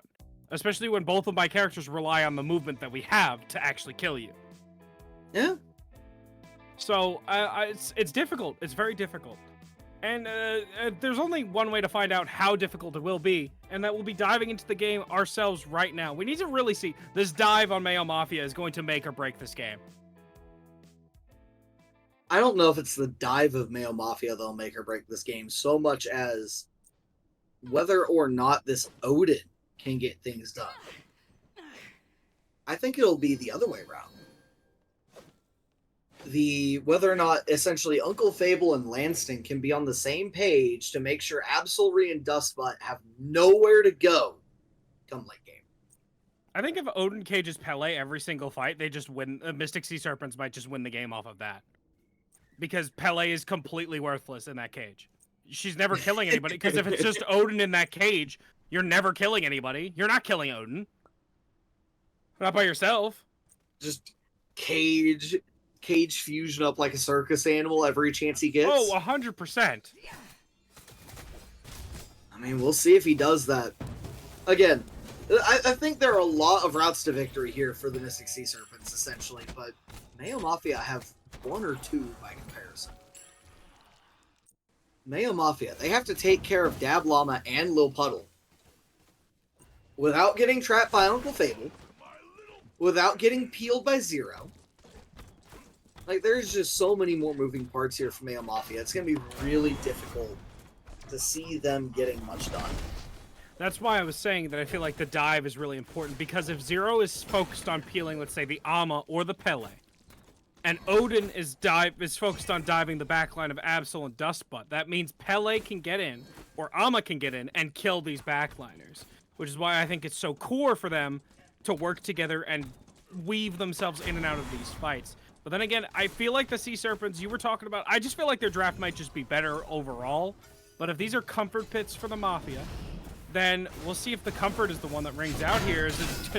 The ringing in their ears might be from that lightning strike that came down on top of their heads. No blood just yet, but they're looking for more. Walking over to this mid camp right now. This right side, the damage coming out onto Fusion. LeFay and Lancelot looking healthy. Absol's full, but Fusion's at half. Yeah, I don't hear any AC/DC yet, but Absolry trying to bring some on in with that Thunder striking the two of them. Some damage. Some real big damage and some thunder right now. Dual lane, though. Some damage coming through onto this Kuzenbo. Bob Center taking some damage. Impaled in the right lane, though. Uncle Fable taking down Jex. The shell coming through. Bob Center still taking damage. The Kappa taking quite a bit himself. And the beads out from Little Puddle, but the kill is taken by the Kuzenbo. Maui has to run away. Dustbutt will fall, but the cooldowns are coming back because of this Kuzenbo. We're dancing in the minions here. Will it be enough, though? The Nene's preoccupied, beating on minion 42, as Lancelot has shown up, pushing him away, and we gotta buy time, Bops. Bops, you're only gonna live for so long here until your boy Fusion shows up. Zero will fall, and will you be able to chase? It doesn't look like they're even interested in chasing.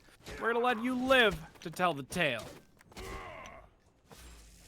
A good fight initially, taking by Little Puddle and taking by Little Puddle and Zero there, able to pick up. Able to pick up it. I'm sorry. It's just I honestly thought that was gonna be a kill there by one of them. I don't know who it was gonna be because there's so many minions up, but I thought they were taking some good minion damage there. No, I'll give you that for sure. They were taking some fat minion damage. Well, that was a whole wave. People really don't be thinking about how much damage they're taking from minions. They just say, "I want to fight you." They see their health bar melt. Oh! What happened? Why do they do so much damage? My man said Raijin and went in, bro. That's what he did. Is he playing the monkey skin? No, he is not. He's playing default. Right now, He's playing default. Unfortunately, a quick pause coming out. He is playing default. No monkey business this time around. You know, there's a couple of mafias in Smite, apparently. The Mayo Mafia, the Monkey Mafia. Those have come around. They've come and gone. Monkey Mafia, the champion of the Nate Ussie League. Will Mayo Mafia, another mafia, take over a league? You know, we might have some underground league scheming here. You know what else has come and gone, sadly? What? We're witnessing the end of it right now. Smite 1, namely. I guess it's something that like I want to take a moment and point out. It's been a really great time being able to cast Smite 1 games, being able to play on some Smite 1 teams, and just want to take a moment to thank not just, of course, you, Valve, and Tess on production for everything they've done over the course of multiple years, but everybody who has been a part of these communities, be it Animosity or any other community in Smite, and just want to take one while we're paused and thank you, everybody. It's been a really fun experience to be able to do these kind of things, and it's rather unique to the situation of which we find ourselves in. We're definitely in a unique situation right now with Smite and Smite 2 being the transition in its infancy right now. We have a tournament going around. Some people think it's too early, like myself, but we have the alpha going on, and hopefully come January, we will be a bit more ready for, you know, the game itself. And when it becomes free to play, we'll have a bit larger of a viewer base, a player base, and something more substantial, something more competitive to play. Together, the Smite community has formed quite a bit. We literally fought for a world championship event, and we forced the company to have one because their higher ups didn't want to have one. And we had an uprising on Twitter, and we forced them to have one for 2 years in a row. That was great, by the way. I was one of the lead people for that, by the way. I was like, "Are you fucking serious, bro? This is the first world." I just swore it on cast. I was like, "Are you serious, bro?" But I was like, "This is the first year that I would be able to pay for myself to go to Worlds, and you're not gonna have one because you want to save some money." I understand that World Championship events, you don't make money off of that as a company. I understand not that. at all. You don't, but the money you get from the Twitch streams, from people, the popularity you get from the event, the good publicity, it's just a good time. I don't know, man. I will This is wild, say but we I forced don't them. know. I don't know if I like the fact that they decided to go to Vegas. This one, Vegas is not a good idea. At least not in my opinion. The thing was, They is should that have gone back Vegas, to Arlington. I would, yes, Arlington. I like the Arlington arena. You know, there is a, you know, that arena was nice, and the Vegas one, you're relying on a smaller venue for one. You're also relying on a more expensive, you know, area around it, and you know, it's difficult for people to find all the money and the time to get to this event, especially when it's so out of the way. Most of your audience is East Coast. That's just what Smite is. A lot of it is East Coast, and a lot of it is Europe, and it's much more expensive to go, you know, to Vegas. But we're going back into the game now. Our little side tangent was, you know, very nice, but we're going back to the game. Double triple bounce lane, by the way. Something a little interesting here. Is Kuzubo going to die to these minions? That would have been real funny. No, he's not gonna die to them. That's crazy talk. It wasn't even close. I would have found it really funny, and I would have clipped it.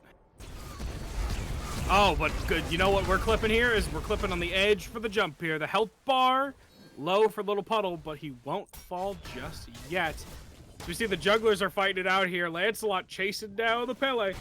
That Grand Joust is up, but he doesn't look to catch. The Pele is a bit too quick for him.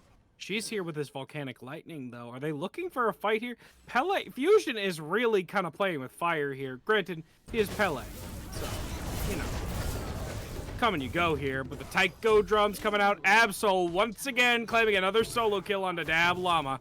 Looks like the Lancelot here doesn't like that too much, but won't be able to catch. No mana means no Grand Joust. Absol getting out real quick. Grand Joust would also mean he gets out the other side pretty slick and safe, but as you pointed out, no mana, no kill. Sometimes it's cut and dry as that. Sometimes it be that way. Sometimes we look to the sky and say, why? Why, mana, have you forsaken me? Honestly, skill issue. Even though that was him coming from a fight before and clearing camps, skill issue. That's what I'll call it. He should have saved his Absol mana. didn't reset, or did he just take a ton of poke? I don't know which it was, but the volcanic lightning is off the mark, but Fusion uses the tower to get the kill. But the Lancelot is here now. This time, mana'd up. Got full mana this time, but was only able to use that stab to clean up the Pele kill. Now we're here trying to pluck him off the rod to get it himself. Zero will not be so lucky this time. That would have been super funny if he plucked him off before he got the rod so he could get it himself. That would have been good. That would have been amazing. Ugh. It's also very unlikely. Oh, very unlikely. Fuck the calculator, bro. You gonna get that out again? Hold on. I gotta do 64 squared this time. 3 times? Why? For the meme.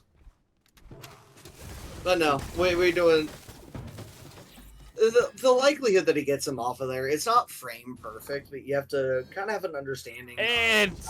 It's really close. That would have been very impractical for him to do as well. Yeah, I mean it's impractical, but it's not like whether or not. Look at it's this frame right perfect. side though. Right now, Lancelot is here. The cage comes down on the Amaterasu, and this dazzling offensive might be a bit offensive. How quickly she falls, or how quickly she gets away here. The damage is there though. Lancelot will finish it.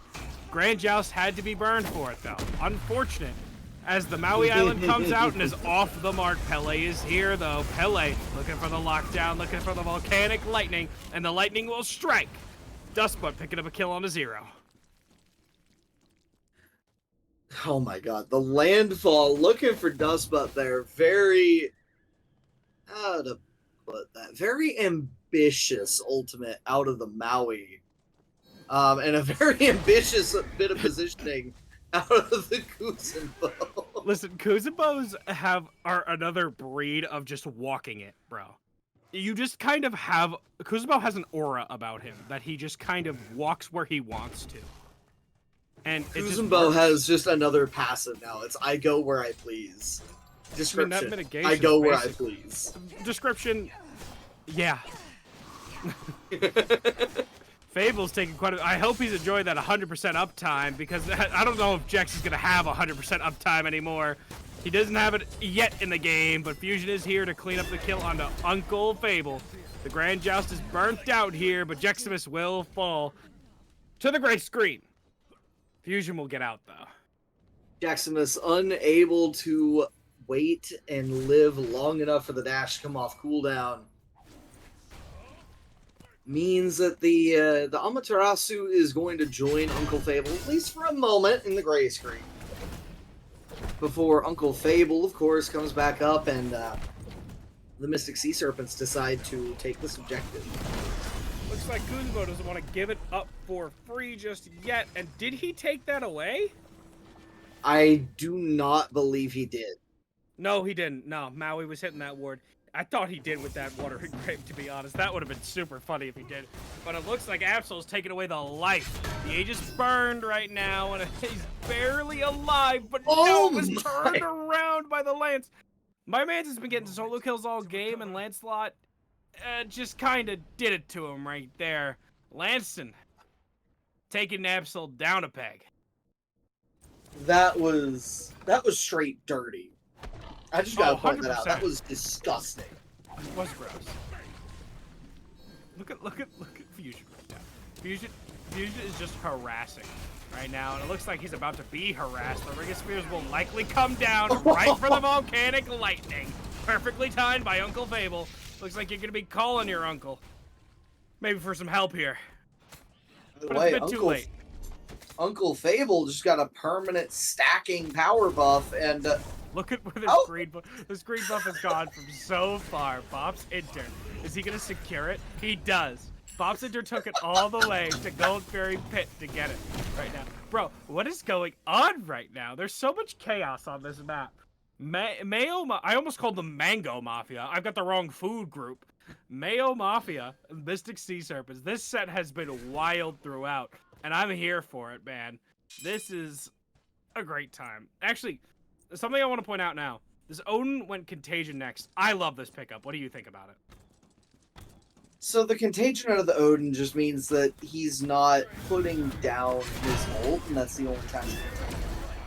Uh-oh.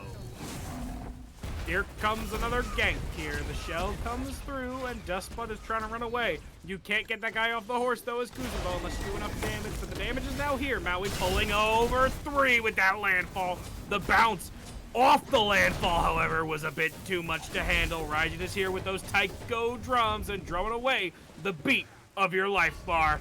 Maui will be the next target. Pele looping around, catching the on her, and finishing off Puddle. Puddle is what you're going to be left as. Is 3 TP over, no, 2 TP over. Odin Cage locks them down as Maui's going to get away here. Kuzenbo will also limp away. That is a big rotation, but Gold Fury will be the pickup here. Possibly. A big rotation, but I want to point out a big brain play out of the Mystic Sea Serpents support and solo to huge. make sure they don't drop an extra hit. It might be a bit heavy. They might fall over from how big that brain is. That was actually massive, by the way. The fact that Odin was waiting there for them, that was coordinated perfectly for them. The cage came out so Maui could immediately leap away over that wall and get out. It was massive for them. I don't believe it can be overstated how big that was for MSS, at least at this stage of the game. Oh right? my goodness.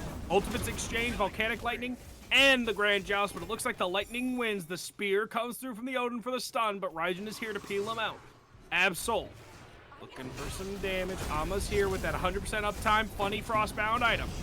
Damage coming out though. LaFay putting in the work as well. That healing, that damage, but will it be enough? It doesn't look like it because she will go down 2. That dazzling offensive, and Raijin will finally clean up that kill onto Uncle Fable.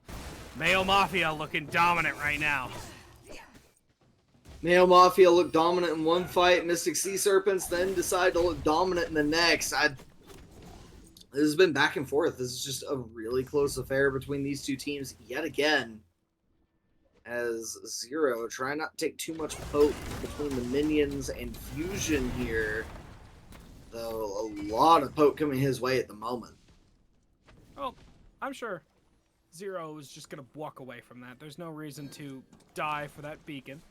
At least not unless there's a team fight going on right now, which there isn't. So, a bit of a balance out now. Because look at Lancelot here. There's no... Okay. He jumps over. Jeximus running away now. He did secure his blue buff. He's looping around again. I thought he was going to look for a fight. No, he wasn't. Ugh.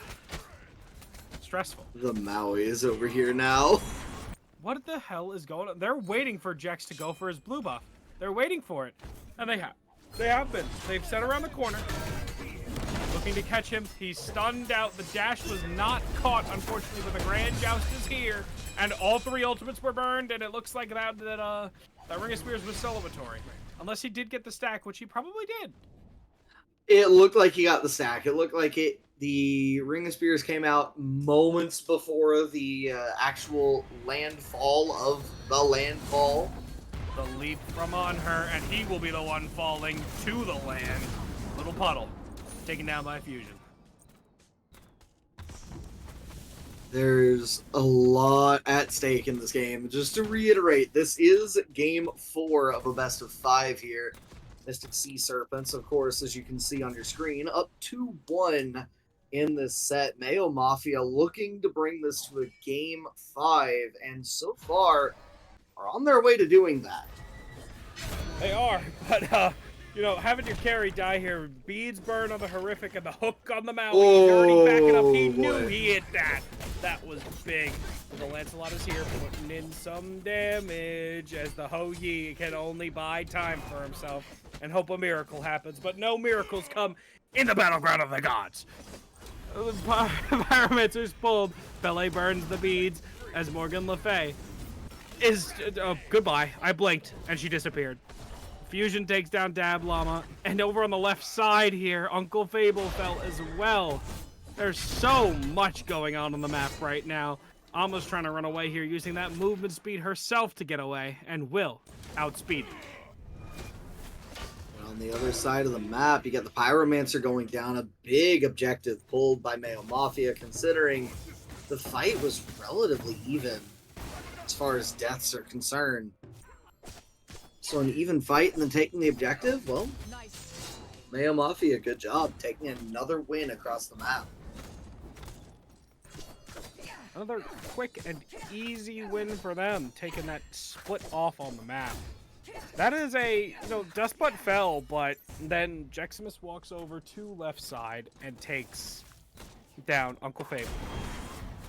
I assume they both teleported over on that pad because Fable was looking for help, because now he's got to deal with that funny 100% uptime item.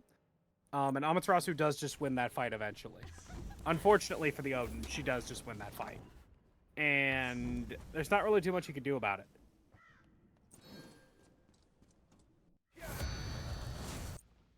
I mean, yeah.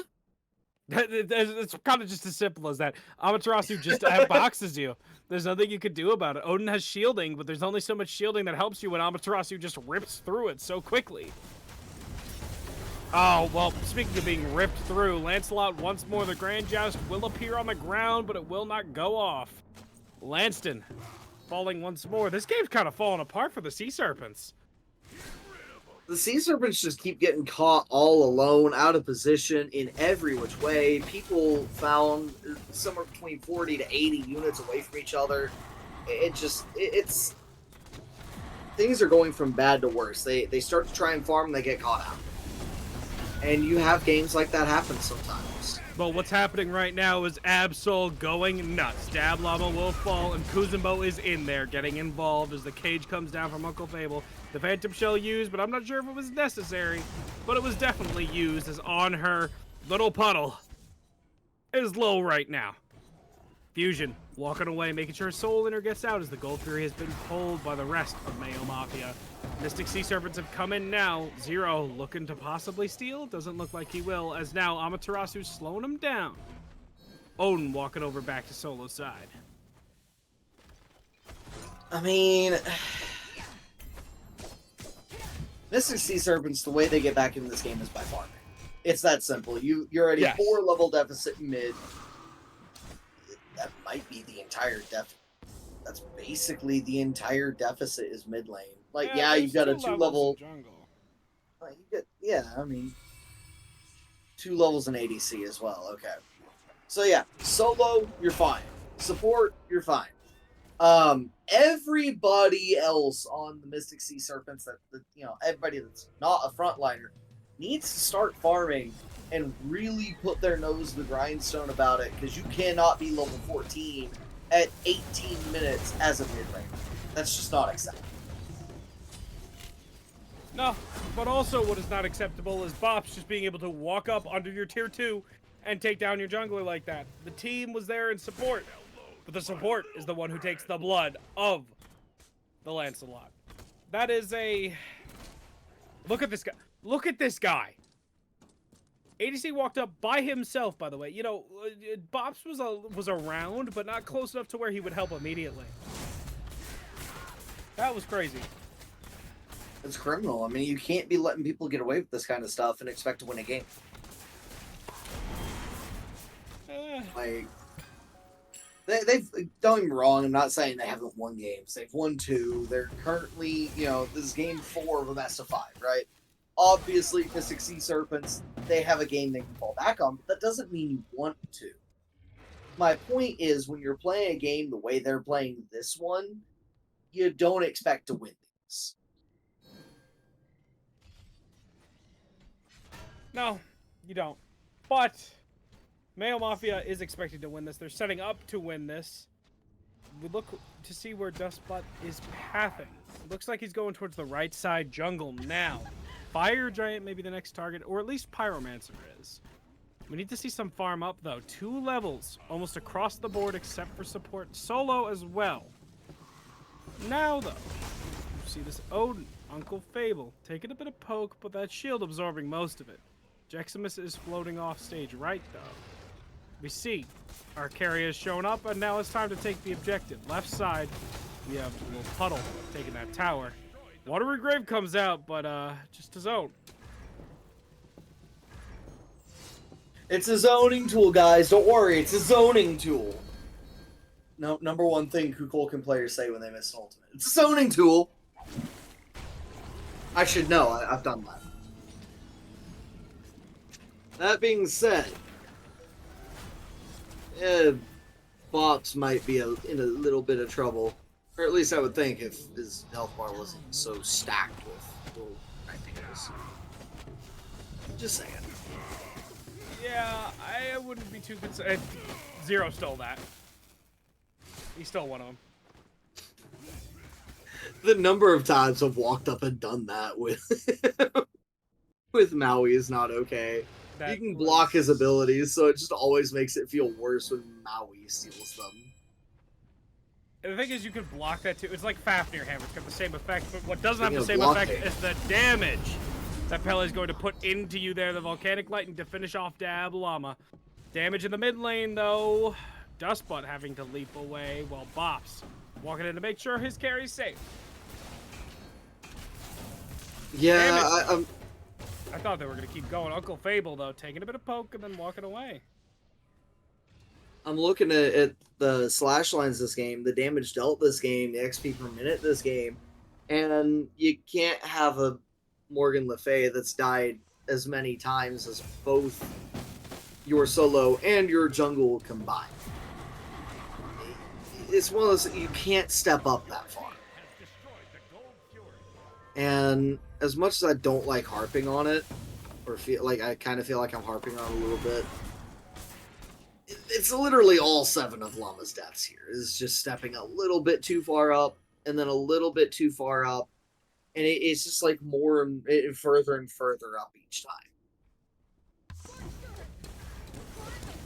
You know, a little further is what Mayo Mafia is trying to push over the finish line here. Mystic Sea Serpents are a little further ahead of them right now in this best of 5 set. Mayo Mafia is a bit more dominant in this game than they have been in the past. Mystic Sea Serpents have had some bites back, but this Lancelot is going to need a bit of help fighting back. The Grand Joust forced away. Meanwhile, on the right side, some poke being exchanged between the 2 solo laners. But the Mayo Mafia is kind of sitting on their hands here. They need to start doing something. Yeah, no, they've got this lead that they've built. They've got all this time. Do something with it. That's the frustrating part when you have this kind of a lead. The Mystic Sea Serpents, they were down nearly 8k at one point, are now down less than 7k, almost 6k now. So they are starting to work their way back into this game.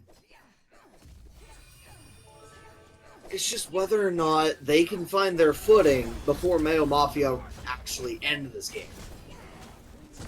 And Mayo Mafia, they're going to be able to get this beacon. I'm not sitting here worrying about that if I'm the Mayo Mafia right now.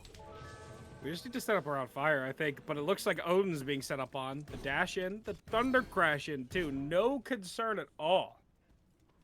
Yeah, they're spending so much more time looking for a pick, looking for a kill, by forcing it than just grouping up on fire and saying, you have to stare at this.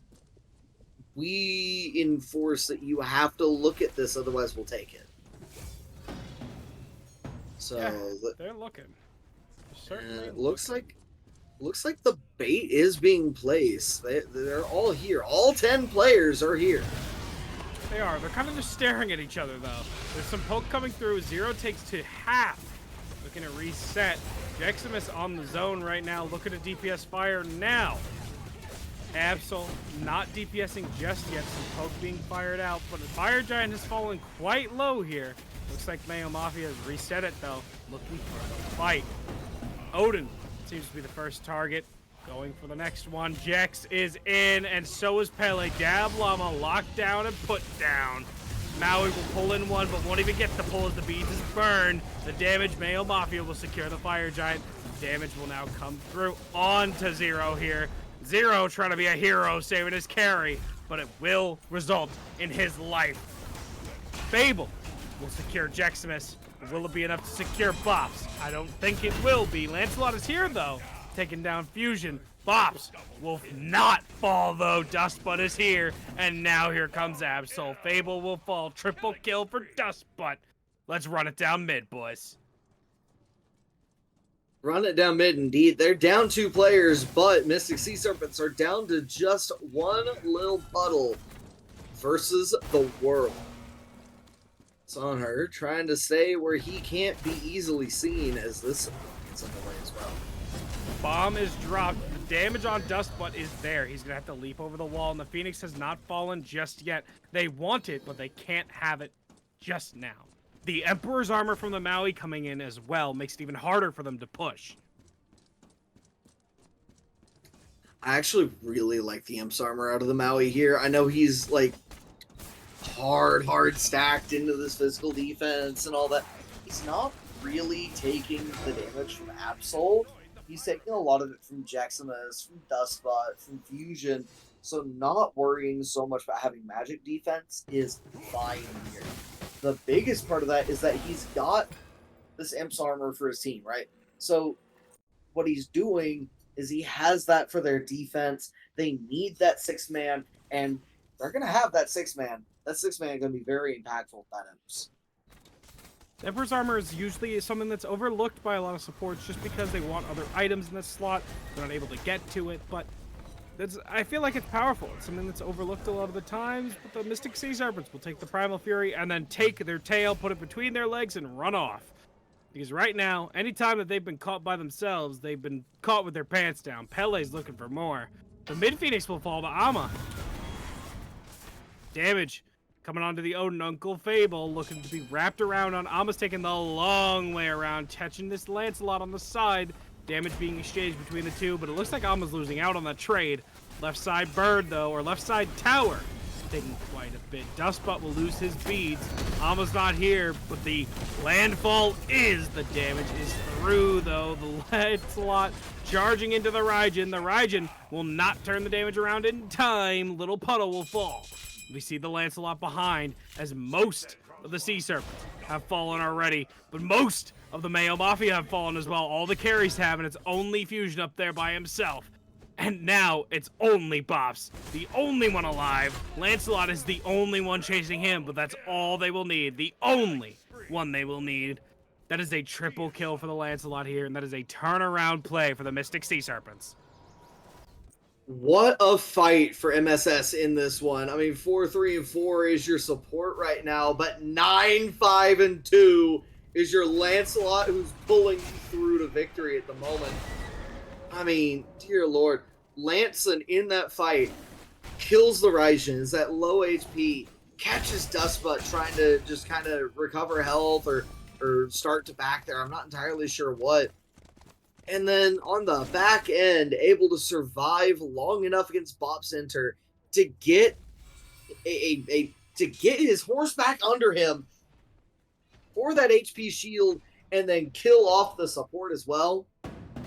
What a play out of my Lanson to get the job done on that dive all alone. That was a solo dive out of him. Fable died early on that one. He did. He died very early on that one. That was a, these players have shown they're not giving up easy. Do we have a 0 and 9 Morgan Le Fay, by the way? And that fight, she still put out some damage. I mean, she's still number 2 on the damage charts on her team. She's not just, flopping over and giving up. She's still putting out the numbers. She's still putting in work. There's not just, a give up mentality here. The players are still playing. They still want this win. And I don't At least I don't think I've suggested that at all in this match. Or in this game within this set. But it certainly felt a lot different from MSS before that fight. That fight is a massive turning point right now. That puts so much gold in their pockets. There were 3 shutdowns there, by the way. 3 shutdowns. That's team-wide gold 3 different times in that fight. That's massive. Very. That is absolutely massive. It looks like here, Kuzumbo, I thought maybe some massive pick would be gone on there, but Dablon able to push him away. Once again, we dance around the fire giant. And we're going to stand here and stare at each other. We'll see Mayo Mafia pull the same way they did last time, or if we go something different. Looks like Bull Demon, not Bull Demon, Pyromancer, that objective we picked up now. Was that a yawn I heard? No, it wasn't. It was a burp. Mm. I'm also very tired, but that's besides the point. Bro, you should have heard me when I was doing the OCE cast. I had to get up at 6 in the morning to do that.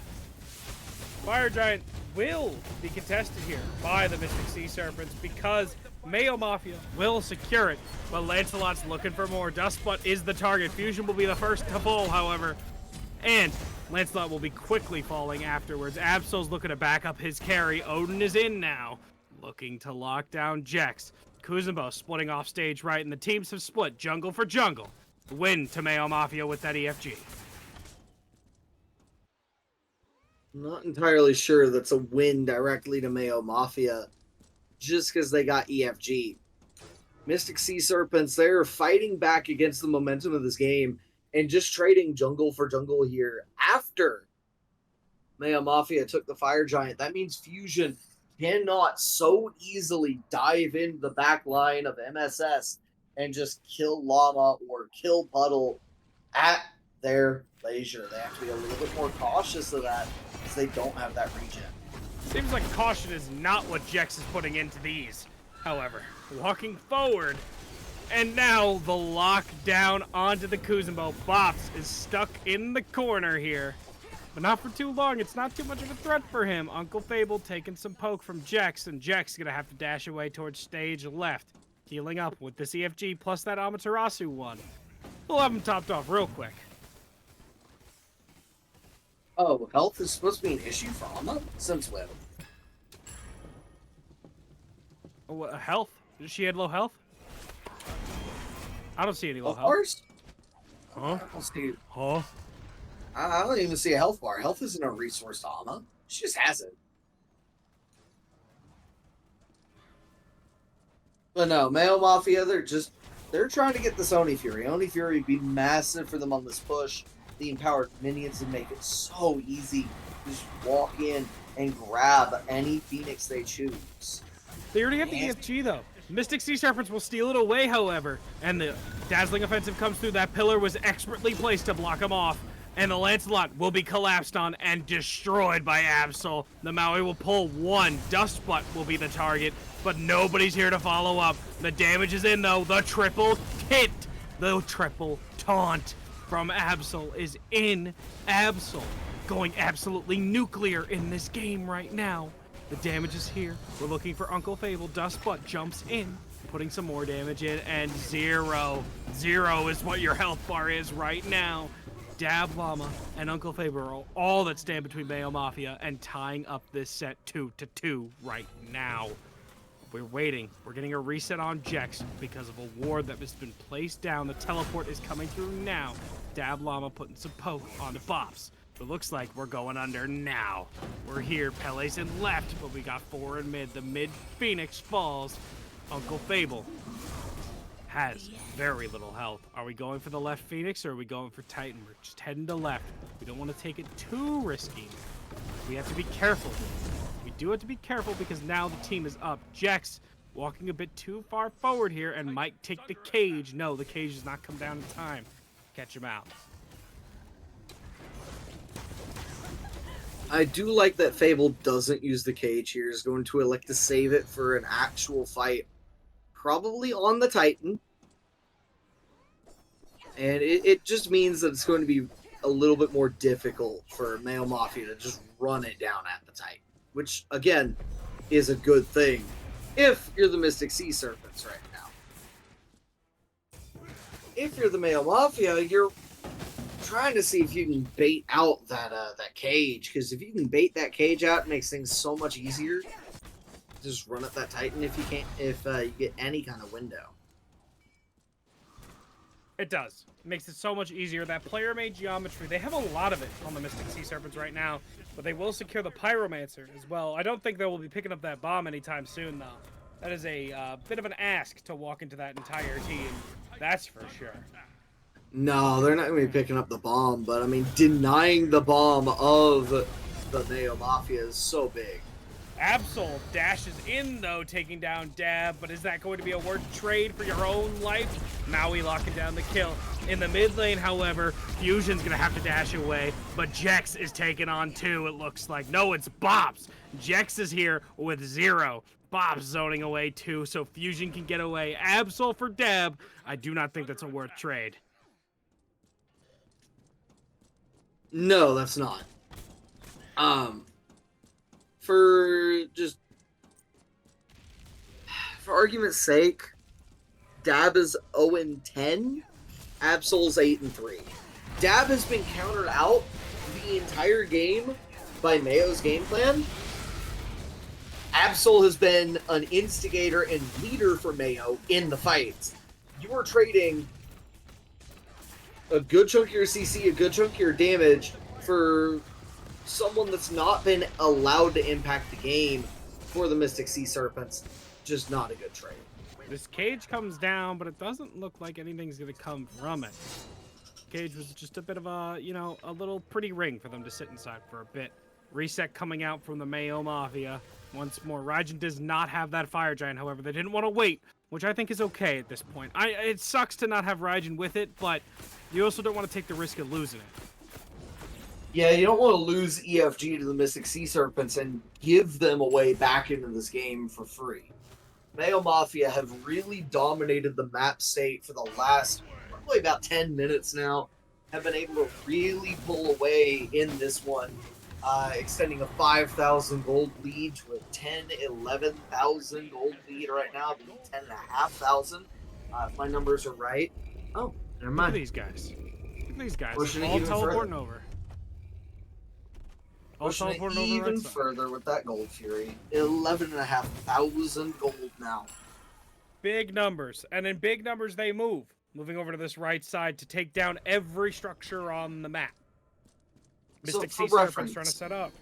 Yeah, for reference, they're up an entire item per player. An entire tier 3 item a player. And while that doesn't seem like it's a lot, because, oh, well, everyone's full build now.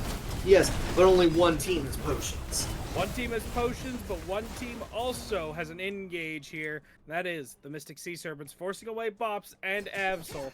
Bops has that regen from the EFG, but Absol does not have the same luxury. We're going to be continuing to go in, however. It seems that we take Jackson mid, and we take the other 4 into the right lane. Fusion is floating somewhat in the middle, but is looking for a path in. Throwing some poke in, 0 taking some damage. That Emperor's armor is going to put in some work, though. Emp's armor really good in situations like these. You just gotta make sure to keep Dustbutt off the Phoenix at all costs. You really do. Right now. But Pele's in on the mid lane to dash off the mark with that Volcanic Lightning, and the Phoenix will live for now. Barely. On the right side, some damage from Dustbutt will come through, but the damage from the Lancelot will be quite a bit as well. The Desert Fury comes out, and Amaterasu looping back around, trying to save her team. Mid Phoenix falls, as well as left Phoenix at the same time. Big defense here out of the Mystic Sea Serpents. No, on her walk too far forward. Little puddle. A bit too aggressive, too focused on holding down that W key. And held it a bit too long. Left Phoenix, or right Phoenix now, focused down by this Ama, and Ama can take it very, very quickly, and she will. Looking to engage now. We have Bops being zoned away.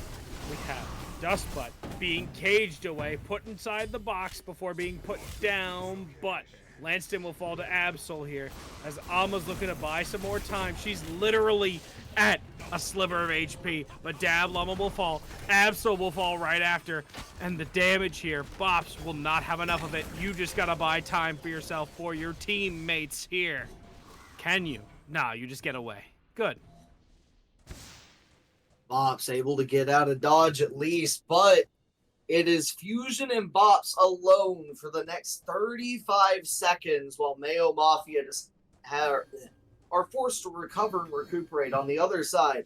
Little Puddle comes up in 5 seconds, but Zero and Uncle Fable are not damage dealers. They can't really contest this Pyro. What they can do, go ahead and start looking toward this Fire Giant, this Oni Fury. Go ahead and ward one side or the other and attack the side that you don't ward. Obviously, the Fire Giant, a little bit more important on objective, but if you want to see whether or not they decide to go for the Oni Fury and try and throw you a changeup, you gotta ward it. I'm concerned. Mayo Mafia has had a very hard time ending this game into the Serpents. And at this point in the game, one more fight is going to decide it. If enough people live on the side of Mystic Sea Serpents, they will end the game.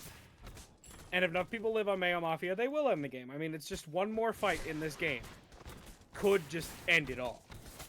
That is correct. And Mayo Mafia here are on set point. Mystic Sea Serpents have at least one game to play with before they, would take second place. That is also correct. Is there somewhere you're trying to go with this? I mean, it's kind of just filler, transition. I mean, I get that, but I was wondering if there was something you were trying to say through it. I was giving you a way in to speak about something. About the matchup between them, but instead you just decided to come for me instead. Fire Giant. I'm not trying to come at you, dude.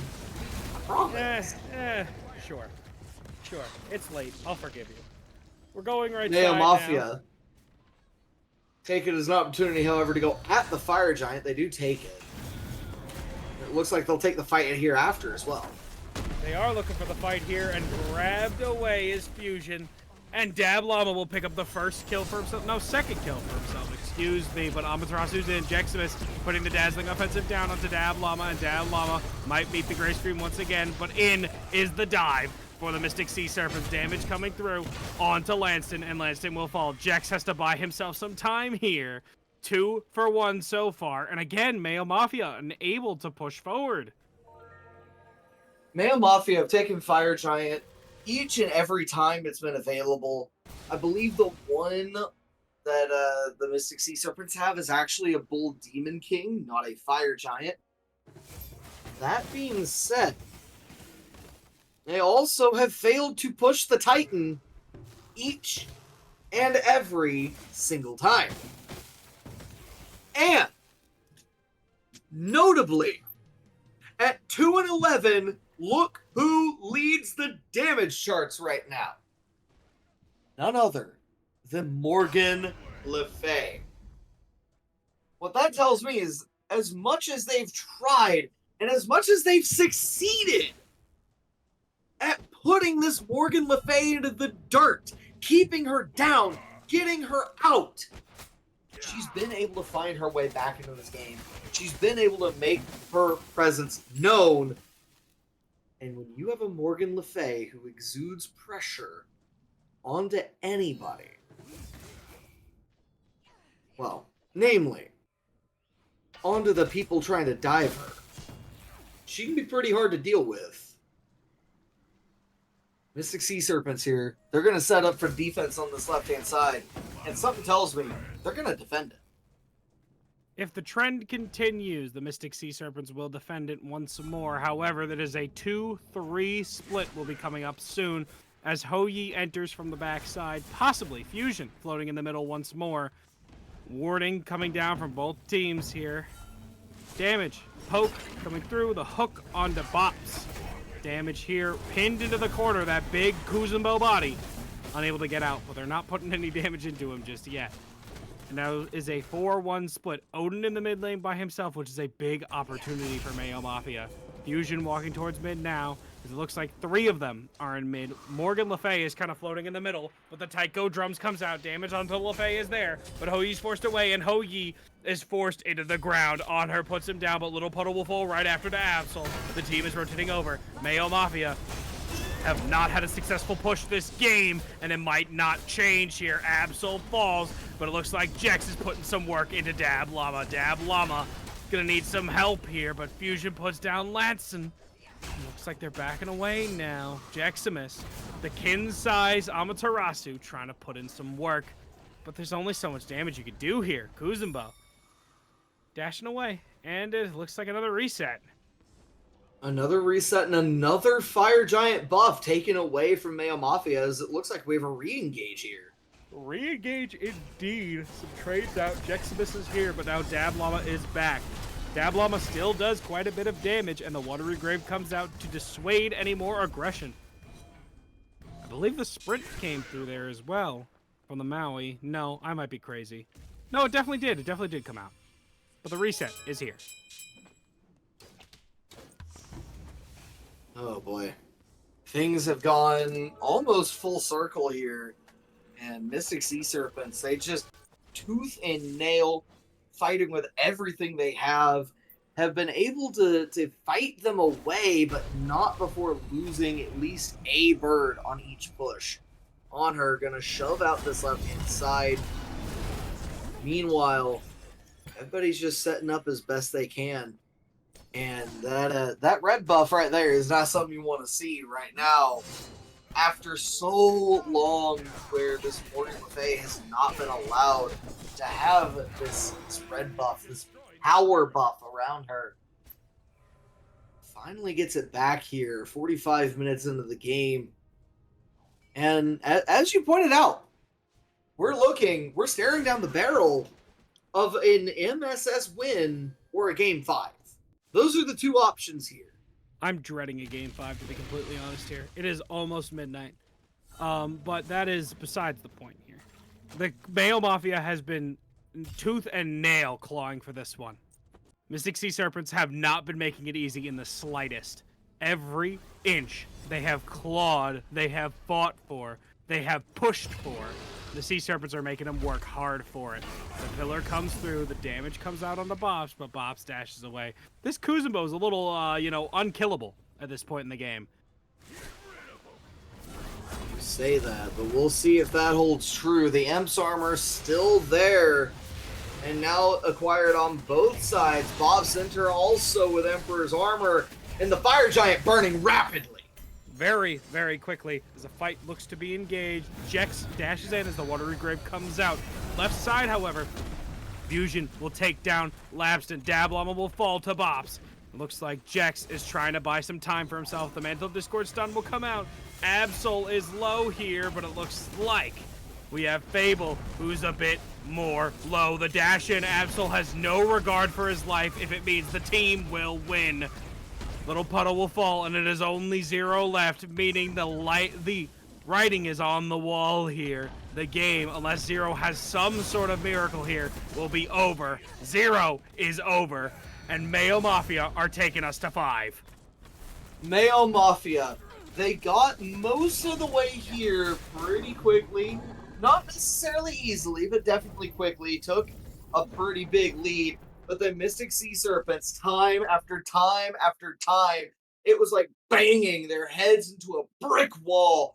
Mayo Mafia unable to quite break through until right there at the end, where they finally were able to get to Llama yet again in order to get Llama down. And notice, without the mage, without the area damage, wasn't much more the MSS could do. Beautifully played by Mayo Mafia to get through that one. MSS really made them work for it, though. Clawed, pushed, dragged themselves through the dirt to make it through. Game 5 between Mayo Mafia and the Mystic Sea Serpents coming to you soon after this quick break.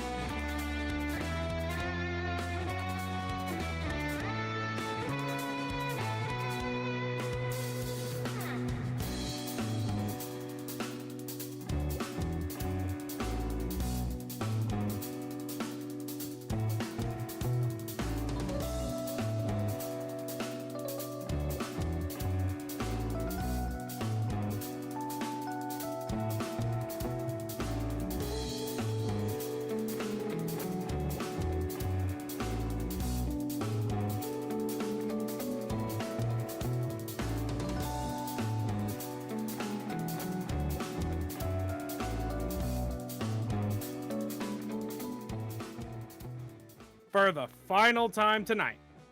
Niflheim Division Finals. Mystic Sea Serpents versus the Mayo Mafia. I am still Valve, still joined by Mechanus. We're gonna finally close out this set. It's getting late. I'm getting sleepy here. Come on, let's finish up these games, boys. These Mafia boys, I'm sure that you listen to your mother and you have a bedtime. You know, I don't know about serpents, though. I don't know about sea serpents. I'm not a marine biologist. You know, it's rather sad that it's going to be the last time of night. Maybe not for the two of us.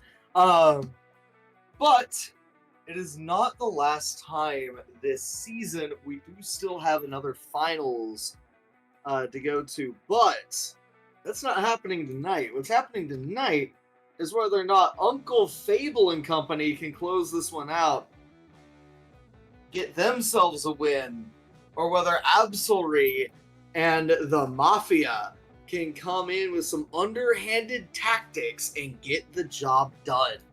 Shablanque, Kukulin, the top two bands in this all or nothing best of one final game. We are rapid firing these bands here. Tiamat, Vamana are the response bands for each team.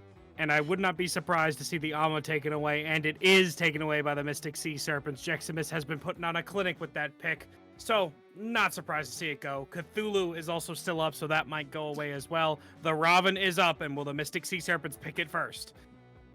Mystic Sea Serpents, I don't think pick up the Raven first. Kama's up too. A, Kama's up, but B, Raven is a pick that kind of relies on the opposing team to either not have a way to deal with him, or for him to have someone in particular that he can easily shut down. Right now, Kama kind of eats Rava alive. He's like, delicioso. He gobbles that pickup. Yeah, the 1v1 is very not good for Rav. However, Rav is going to be picked up by Fusion played Circuit earlier and did very well on it. Yes. Yeah. And we picked the Robin into the Circuit instead, into the Camazons instead. Yes, apparently. Circuit clowns on Kama. That matchup is kind of, I wouldn't say unplayable, but it is insufferable for Camazons. It is really, really rough for Camazons. Circuit, if Circuit catches him before he gets into the air, actually rides Kama through to the destination, if I do recall.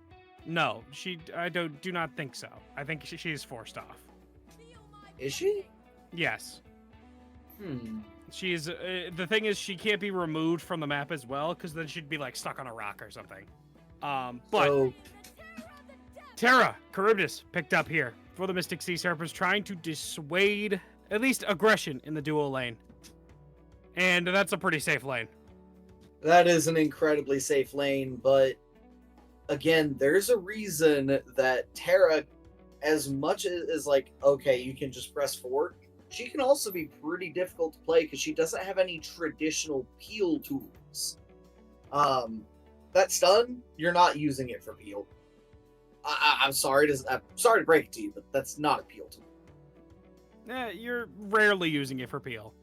It is a tool that is usually it's usually her best form of starting a fight or collapsing on somebody or helping her team to set up. It is something that can be used. The geometry of it is something that can be used, but this is a pick I've been waiting for. It has not shown up yet, and I would not be surprised if Bob picks it up here. The Kepri. This pick is disgusting. I love Kepri as a pick. I've been very adamant about Kepri not really ever being a bad selection. Have there been times where other gods do his kind of job, but better? Yeah, I would argue that. But no one in the game has the kind of tools that Kepri does. Ultimate, one of a kind. No one else can revive other people, obviously. However, the biggest thing about Kepri that I feel goes undervalued, underappreciated, is the second ability, not the 2 CC abilities. Those, we all understand how well those are. and how well and good those are as both peel tools and setup tools. I want to talk about his second ability, Rising Dawn. Rising Dawn, in my opinion, is one of the best abilities in the game. It reduces the amount of damage enemies can put out. It also, if you hit allies with it, reduces the amount of damage they are taking. Massive damage swings like that cannot be overlooked. Oh, good. The Nike's gone. I don't have to snooze. That's great. The chalk will be hovered and locked in for Jeximus here, as we'll have to see a different solo lane pickup here. No Vamana, no Amma, no Cthulhu, no Nike. We'll have to see what Uncle Fable goes to next. With these two picks that are going to be next, the Morgan Le Fay is still up. They are not concerned about Dab Llama's Morgan Le Fay. We'll have to see what they go to next. The Raijin, Absol went bonkers on that pick last time. I mean, it makes sense to me. The style he plays, the aggressive walking he does, the way he plays that lane, I'm not shocked that Raijin is what he goes to. Raijin should be what he goes to. Thoth, not a natural pick for him. Ra, not going to be a natural pick for him. He doesn't want a traditional blaster mage. This man wants aggressive battle mages that get in your face.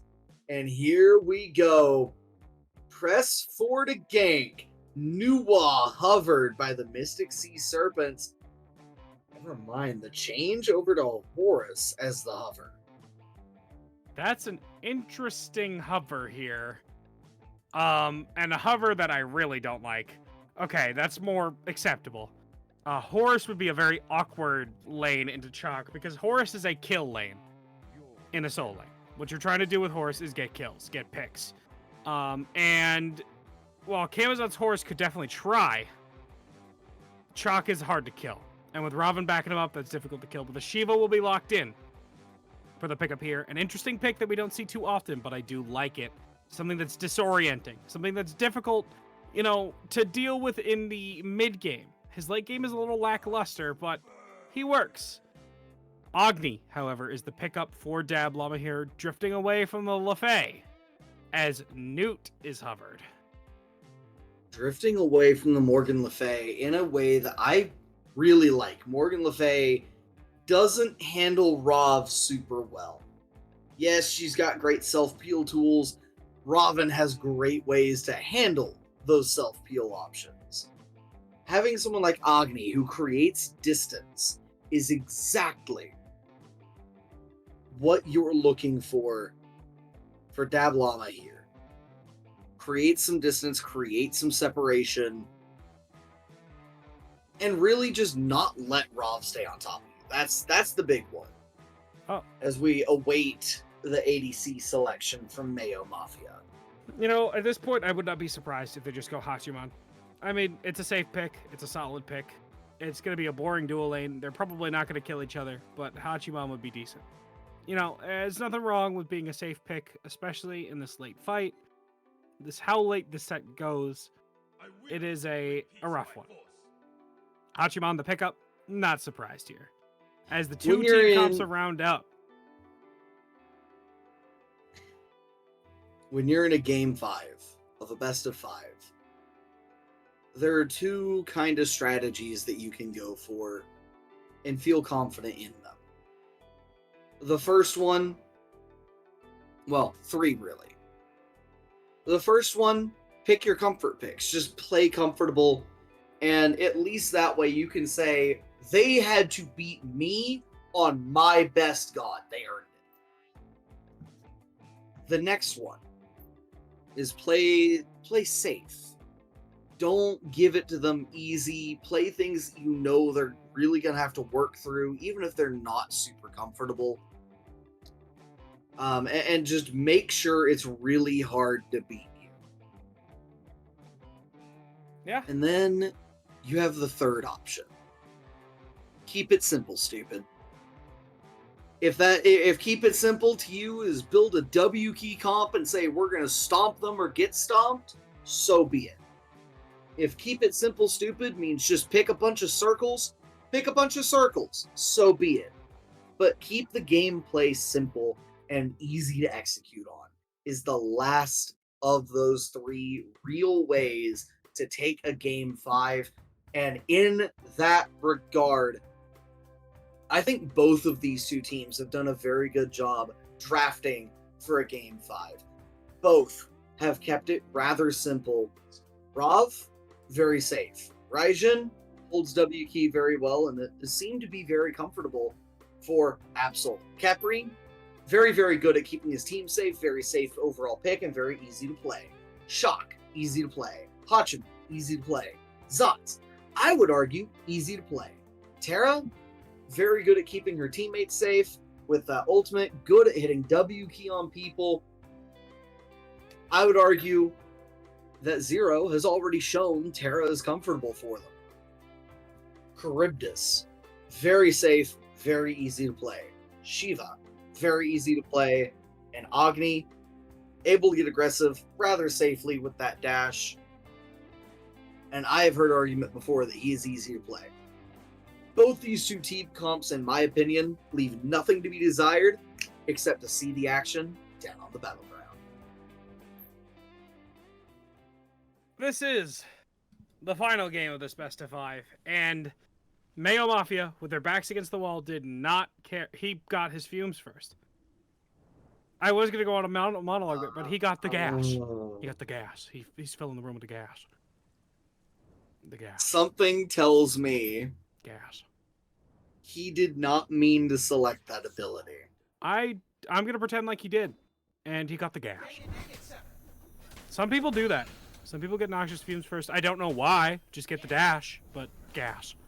It's You funny. really should just get the dash. I would understand, like, if you got your 2. That makes more sense to me than getting...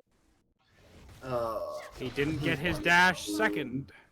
He wanted the boom. This is an interesting leveling order from Dab Llama, and I wonder if he's going to get punished for it. No level 2 gank at all, though. No level 2 gank at all currently. Normally, you look at Agni on the other side and say that's not a possible gank. He's going to dash away.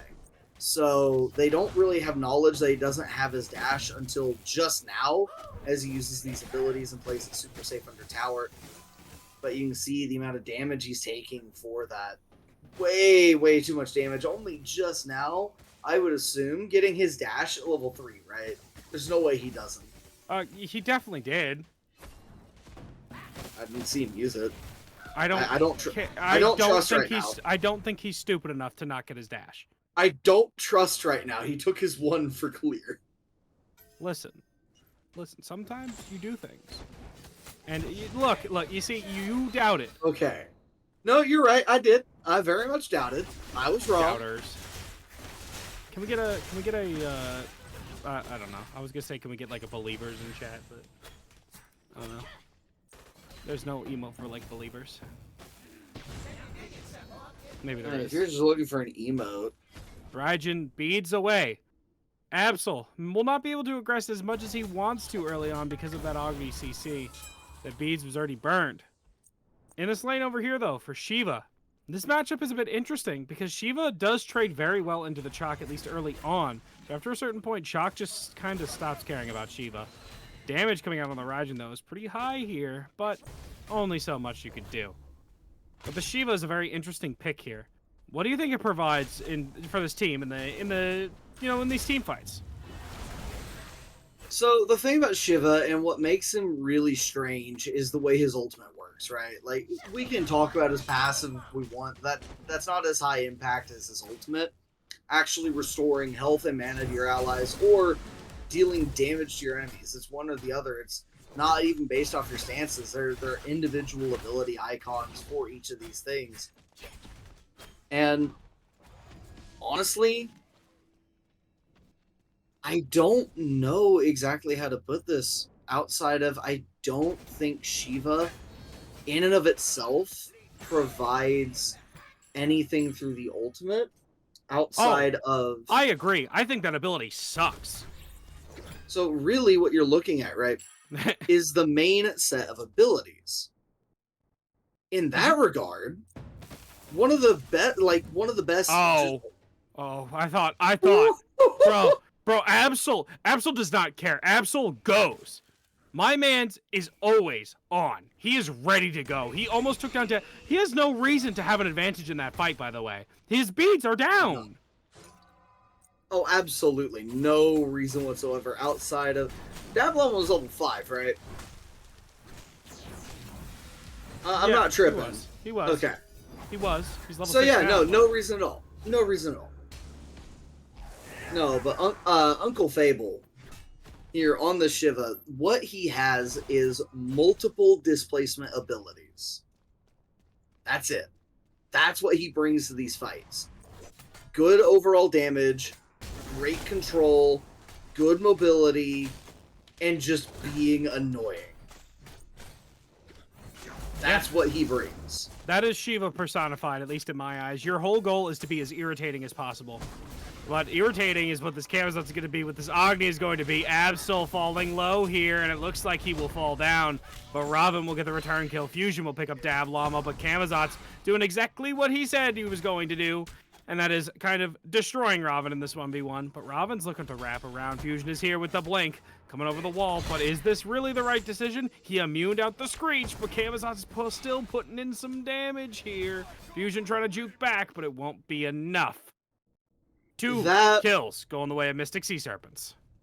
That was one of the worst blinks I've ever seen. I don't think I can cut that any other way. Fusion is trying to... You're roasting him.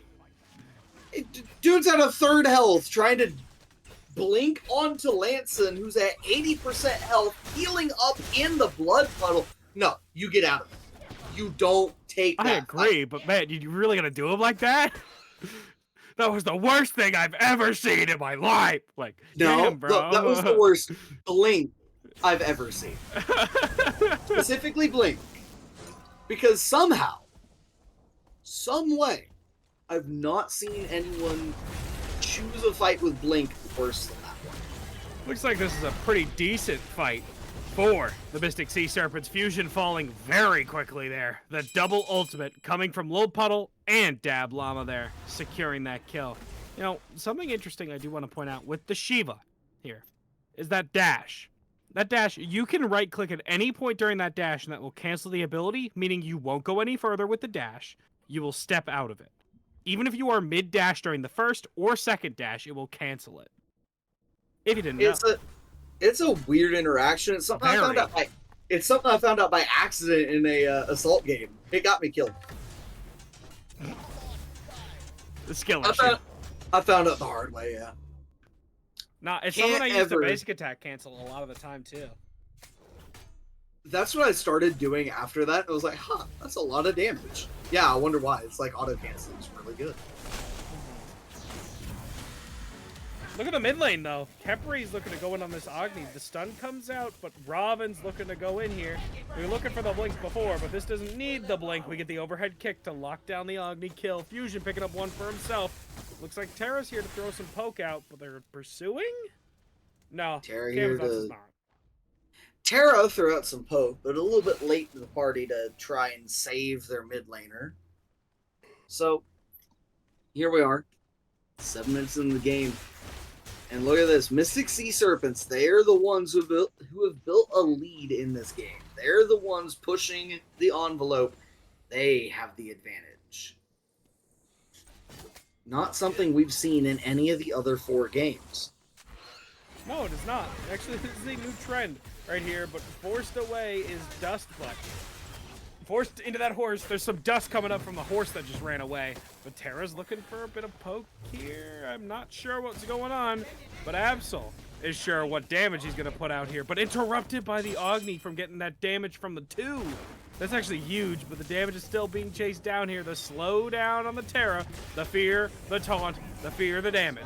And the damage coming out onto 0 here, but Absol absolutely getting destroyed by these Agni bombs, and the Bull Demon coming in for the combo. Fusion gets put down in response. A fight engaged by Mayo Mafia may have tightened the jar a bit too much. Fight engaged by Mayo Mafia, but turned and won by the Mystic Sea Serpents. Honestly, they are getting gone on. Mayo Mafia is acting Like, this is still the end of game 4. That's what's going on here. Look at this, though. Looks like little Puddle showing that he's here for this. No, but the... Not grabbed. I thought he was going to hit that. I thought it was coming together. It did not piece together just enough for him. Looks like Fusion's here to pick up something, though. Fusion is feasting, looking for this Charybdis. That 3 has to be up by now, though. Otherwise, you're getting rooted. You're getting stuck. But Robin's still catching up. The ultimate for the Robin is perfectly timed, and the Scarab's Blessing was used for some reason. Scarab's Blessing probably used more for movement speed. Probably thought the Charybdis was just out of range of the Mystic Rush. And so wanted to ult the Rav just to make sure that nothing went wrong. So Rav, if he dives under tower, it's not a bad ult. It's just not a good ult. I think the option of Charybdis being too fast, covering it there is fine, because Robin didn't have a speed. But I think you could wait a little bit longer before you do it. He kind of just instantly did it. That I would also agree with. That's kind of why I was like, it's not a... Zero. Like, again, it's not a bad ult. It's just not a good ult. I say look at dual lane once more, as it looks like Dustbutt is going to be targeted here. Some screaming damage coming through, but it looks like the ultimate is forced away by those Terra walls. That's why you're not using it for peel. You're using it to force abilities like the mounted archery. The Kepri will be off the mark with the abduct. The stun from the Agni will not be enough, however. Bop's picking up a kill for himself here.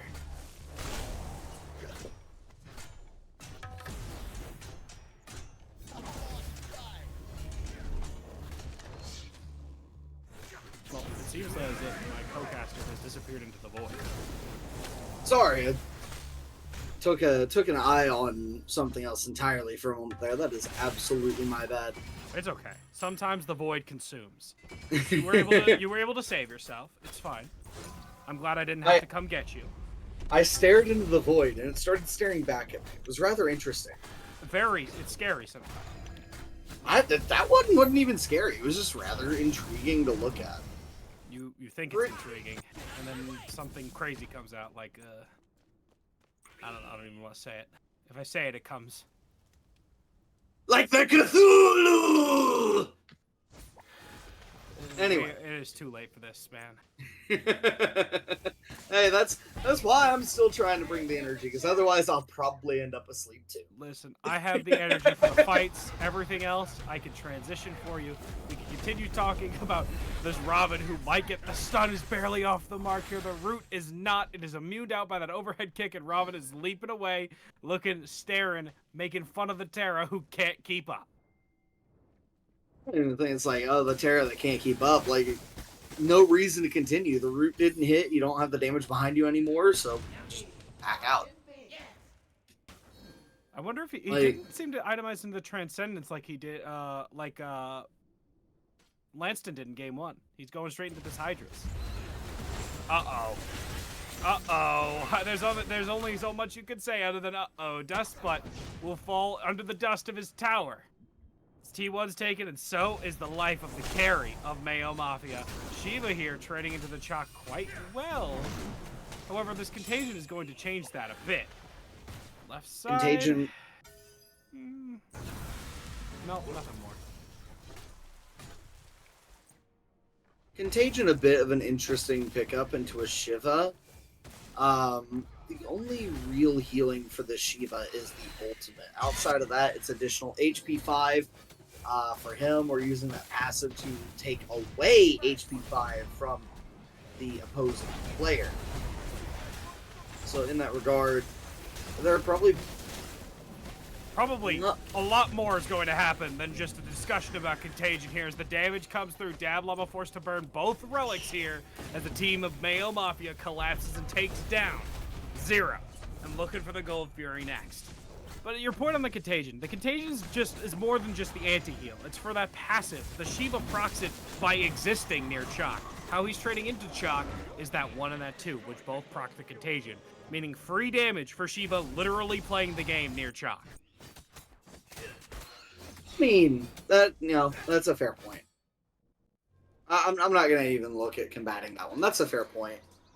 Um, Only other side to that really is contagion. If you're dying to contagion, it's because you were dying before that. I'm just saying In that all it makes fairness. the Shiva trading into him is not. Shiva likes to trade in lanes. He likes to fight. That's what he likes to do. Look at the way he's building. He's building a breastplate into a glad shield. He wants to fight. And this dissuades him from doing it because he starts not he's not winning trades because of this contagion. The trades are either going even, which is not worth for him because Chalk has a sustain tool and he doesn't have a more, like, active one. Or, oh, well, left side, Dustbutt fell. Meantime, you know, interesting things. But it's not worth for him to take because he doesn't have sustain like Chalk does. So it dissuades the aggression from him. And it also, if he does take the trade, he just takes poke. Meaning he's an easier game. Again, I mean, I can't really rebut that. But I'm also not a solo laner. I am a fighter, and there's a fight going on. There is quite a bit of a fight going on as Absol takes down one. The Scare's Blessing is a bit early, and it seems like it might not be needed. However, Absol taking 2 down. Double kill to his name. Looks like Charybdis is hungry. Looking for more here. Trying to grab one, but the Robin will lift overhead. Making sure he doesn't get bit by that sea monster. Running away under tower. I mean, there's just nothing much going on right now. There's a fight over Pyro. Looking for the chase down on Raijin. Shiva's busting it down in the back line, trying to catch up to Raijin. The Pyromancer going one way, while the Shiva takes another to take down Absol. Pyromancer was secured by Mayo there, but Hachiman's looking to lock down the Charybdis. The Charybdis, who has a 2-level lead here. The walls do not catch the Hachiman, barely, but the root will. Shiva with a knock-up. Knocking him back, locking him down. The ultimate is not up, though, but the dash will be there. Will the auto attack be on the mark? It is not needed. The knock-up comes through for the Shiva, and that will secure the kill on the Hachiman. A very big fight turned for the Mystic Sea Serpents, and while the Mayo Mafia are able to collect the Pyromancer, they drop 2 in the meantime. And on top of that, they drop their most important 2. They drop the mid laner and the ADC. Not a good turnaround for the Mayo Mafia whatsoever here. MSS come away with a big fight win. In all honesty, this game is going about as cleanly as you could want for them. Yeah, your Agni's 2-4-2. Yeah, your Agni started the game by improperly leveling abilities. Yeah, your Agni's 2 levels down, but you're a level ahead in solo. You're 2 levels ahead in carry. That is the big change, I think. The 2 levels ahead in carry. That is a massive, you know, buff up between Dustbutt and Little Puddle. Because that, you know, differential here means that you're going to be able to try and kill this Chalk, shred through this Chalk after the lockdown comes from Terra. The damage, the stun comes from the Agni, the lockdown is there. It looks like they're locking down this Robin here. The Scare's Blessing comes out, but the ultimate is burned from Robin to make sure he gets away. The Terra ults? That For fun? That's got to be a fat finger, right? It has to be. It has to be. There's no way. Unless Zero is under the school of that being a cosmetic ability, which would be absolute delusion. But Shiva takes out Absol the right side, by the way, and he's level 18, by the way, at 17 minutes, by the way. You know how I pointed out that he was 1 level ahead of the Shock? Try 2.5, 3. You know, like. Yeah, something like that. Huh? That was. This, by the way, this item that he's building now is probably one of, if not Shiva's best item, one of his best. Stone of Binding is so good on Shiva. That item, basically giving you flat pen and giving you 35 of each prot is so good because his 2 main damage abilities, the short cooldown of his 2 main damage abilities, allow him to just do so much. Set up for his team. The whole way Shiva works in the late game is he's set up. He's set up and he's damaged. His ultimate is a glorified meditation. To put it simply. Meditation. It's what it is. That ability sucks. To be blunt, that ability sucks. He also is inactionable during it, but inactionable is fusion right now because he falls for the first kill in this fight. Coming in now is Raijin, trying to put in some damage. The taunt comes through onto the Shiva. The Shiva is now grabbed. Damage coming out, though. Storm Call stalling the rest of the team. Jex trying to put in some work here. The wall is there. Zero is there. She's a bit too thick for you to walk through, Chalk, but not enough damage to put him down. Beacon goes the way of the serpents. You know, you point out that it's just a CCMU meditation, and I don't disagree with you. I very, very truly I agree with you on that. I mean, there are some things why do you have to do him like that? Oh, the thing is, if Shiva had like a good ultimate, I think he'd be the best character. Yeah. He, like, borderline best character in the game. Shiva's ultimate being bad balances the character. It's a very similar situation to why Hunbats didn't have knockup immunity on his 2 for such a long time. Until they gave it to him, and it didn't really do much, I guess. I thought it was going to do way more than it did. But certain characters have weaknesses in their kit because they're so strong everywhere else. Look at this Camazotz, though. Camazotz getting gone on here, possibly? No, Kepri's looping out from behind, though. Rooting out one. Will not be hitting, though. Securing the invade. Terra looking to zone out some. The root coming through. The Sprout coming through. Charybdis seems to be the target, though. The root onto Charybdis. The bead's forced away, but the Adduct is here. Hachiman and Robin is here, and so comes the drum beat. The cavalry is here, and that is Absol. Absol securing another kill. Dustbutt taking down the other, and this left T1 looks to be the next target. And this game has gone back and forth, up and down, left and right. Just this game. Hit him with a loop-de-loop and pull, and your shoes are looking cool. Seriously, no, it's been a back and forth affair between these two. That's what the set has been, man. Are these two teams secretly just poly for each other? Is that what's going on? What? Is that, huh? Like, is that what, how did you They're just going back and forth, right? Huh? I'm gonna let you ponder on that one for a bit as we go back to the game. Here, right now, the Sea Serpents have been kind of trading back and forth, and then the Mafia have been coming back in and just, you know, winning some fights.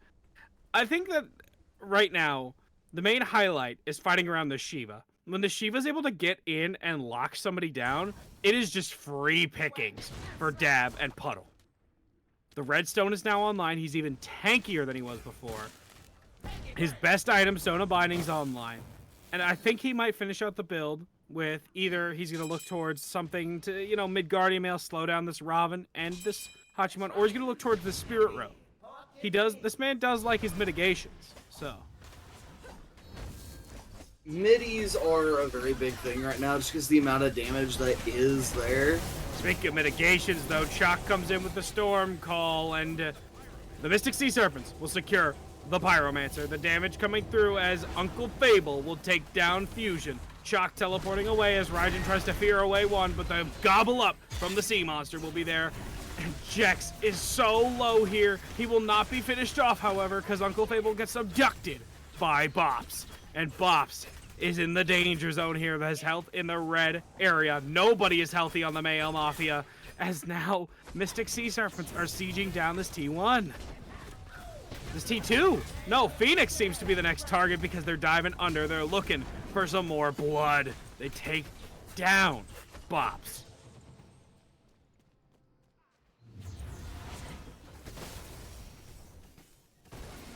I mean,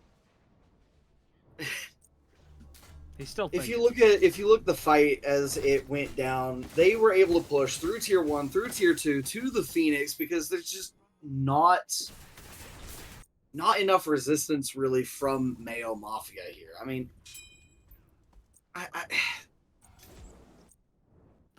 there are moments where it's like Mystic Sea Serpents just dominate, right? But then there are other moments where Mayo Mafia just, they are the ones who aren't able to be responded to. The way that this game is going, it's really just one side is catching the other off guard. I wouldn't even say out of position, just completely off guard. It is one after the other. These fights are going one way or the other. It's really not even like a split fight either. It's either going hard one way or hard the other way. There's no in between. Mayo Mafia, though, seems to be catching the bad end this time around, or at least this most recent time. They're looking... They might try to collapse on this Raijin here. Raijin is backing in the mid lane, and it looks like they might be searching. Gold Fury being pulled here as Camazotz is having his way with Absol in the mid lane. Right now, Robin's here to back him up with the damage. Sea Serpents will secure him, and Latson will fall to the Raijin. I said having his way, but Raijin got the turnaround when his boy Robin showed up. Zero gonna have to back away though, falling low, hitting about the low half here. Looking towards Uncle Fable. Uncle Fable, though, has the CC, has the ways to slow him down, and he's busting it down, making sure to heal up his team. Getting them healthy, getting them happy. That glorified meditation. I mean, that could be a buff for him, right? Just turn his ult global. Just make it global? That'd be so dumb. Just make it a global meditation, right?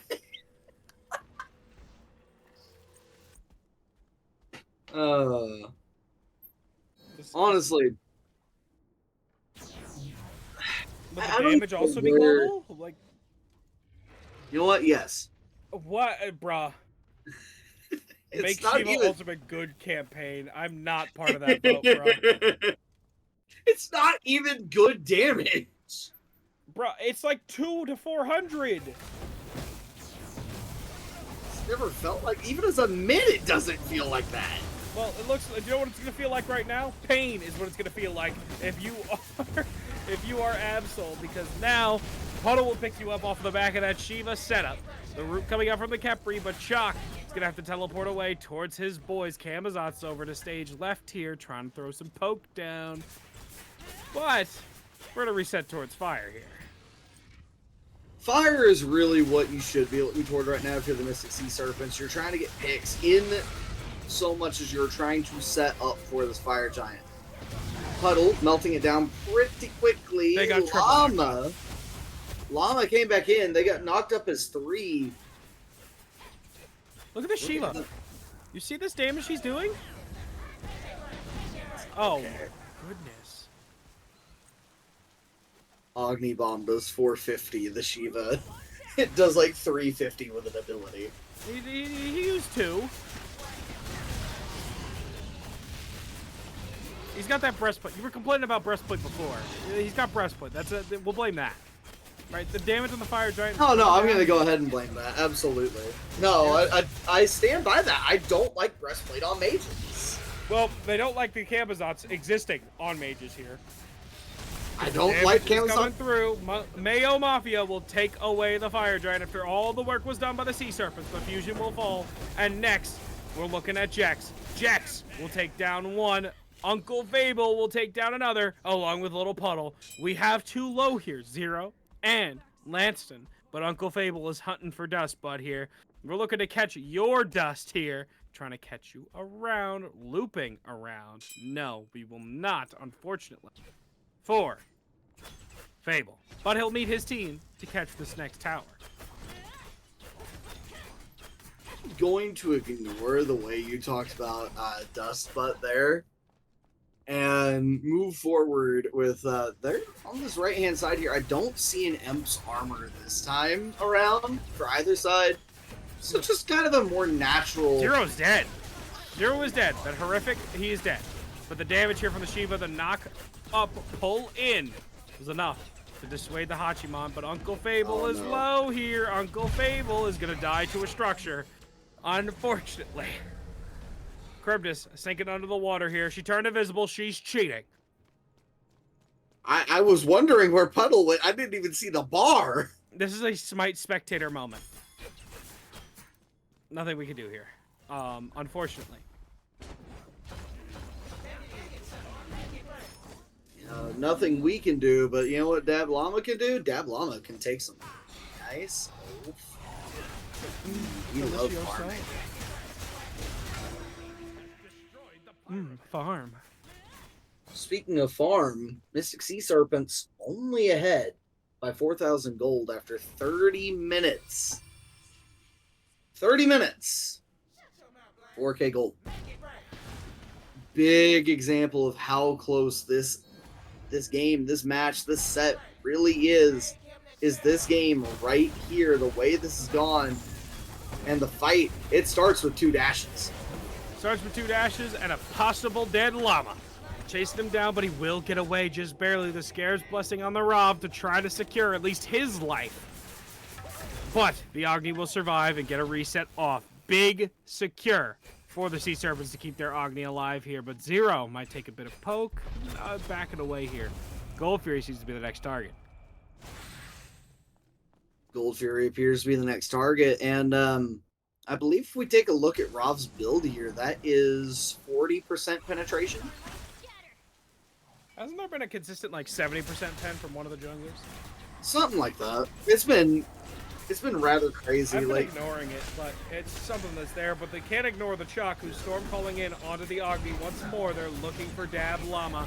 They're looking for him, but it looks like it's going to be this Camazotz. No ultimate up for him. The damage is there, but not enough damage.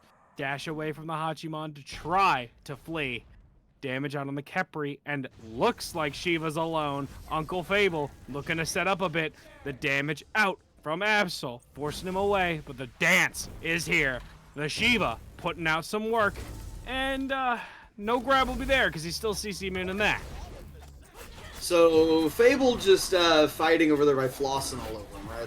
That's what we're going with. Shiva definitely does not floss. What cringe dance would we actually attribute? I don't know. Shiva is a quirked up Hindu boy busting it down on the dance floor. The root onto the Khepri, busting it down is what he will be doing in the grave as Bops will fall after the Scare's blessing is burnt. But look at Absol here. Absol's walking in, but nobody will be hit by that Raiju, making sure that that big poke does not come through. Fire Giant is off the teams now, and they're looking to be respawning soon. Boss will be up for that.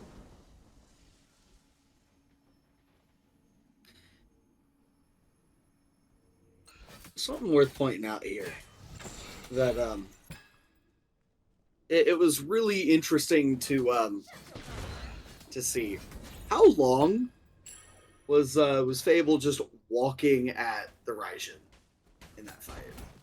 At least 20 seconds.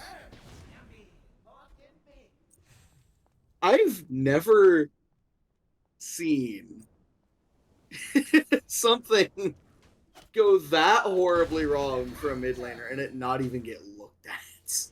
The thing is, right, because of the, I was actually about to say this Abyssal Stone, thank you for highlighting it, Tess. The thing is, with how Shiva has built with this cooldown, with the way he's hybrid split with this defense, his damage is high enough, and his ability to stop this Raijin from hitting him after this first burnout of his abilities is so good into the Raijin. The cooldown is only so much there. I believe it is only 20% from the Raijin here. It looks like 20% is what the Raven was left at before, getting put down to the Scare's blessing, but Dustbutt will pick up.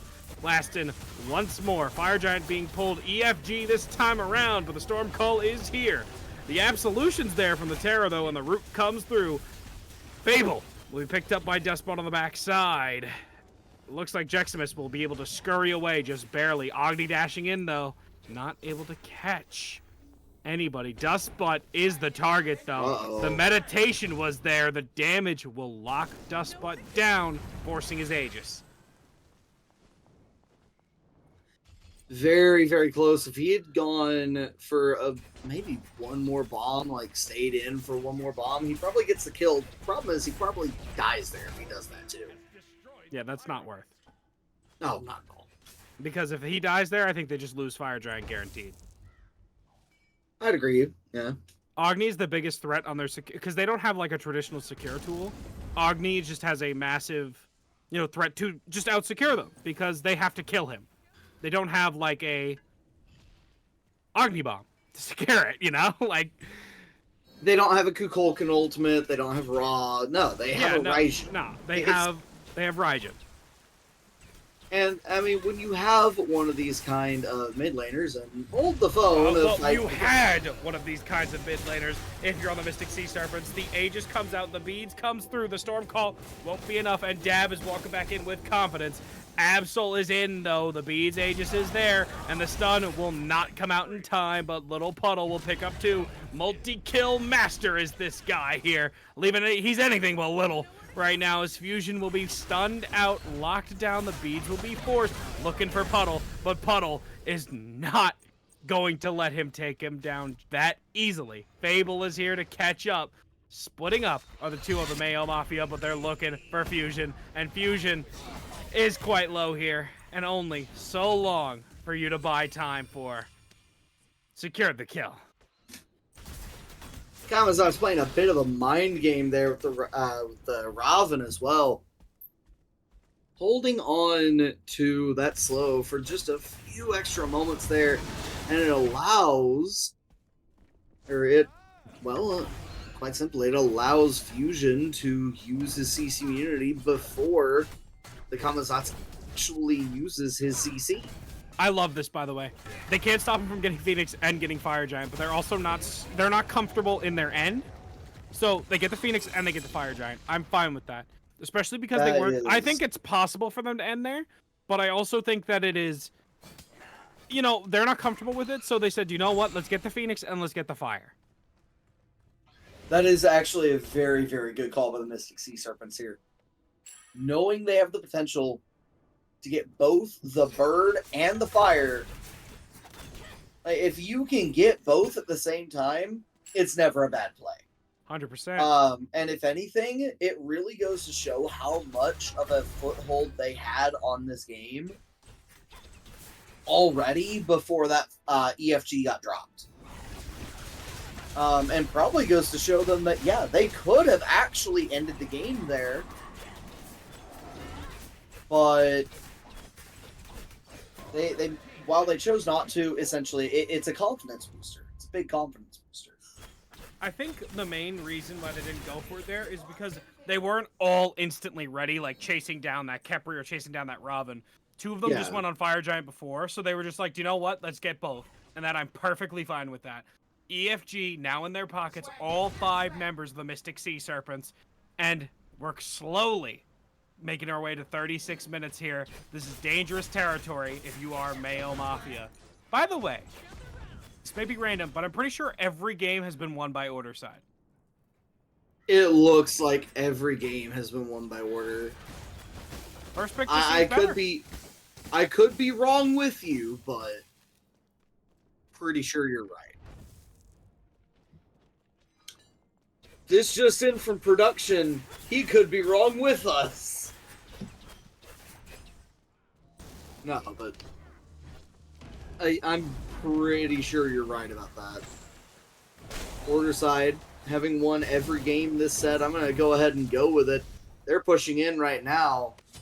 Pushing in right now, and Zero will be pushed down into the ground.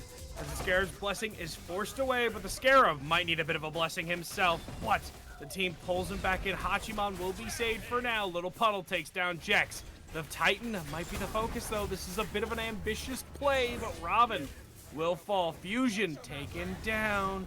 This damage is a bit high here. Damage might be a bit too low for the Titan as they go for mid-Phoenix now. We see Dablama's very low here. Little Puddle, not even on this Phoenix just yet. Khepri's looking for the grab, and Khepri gets the grab.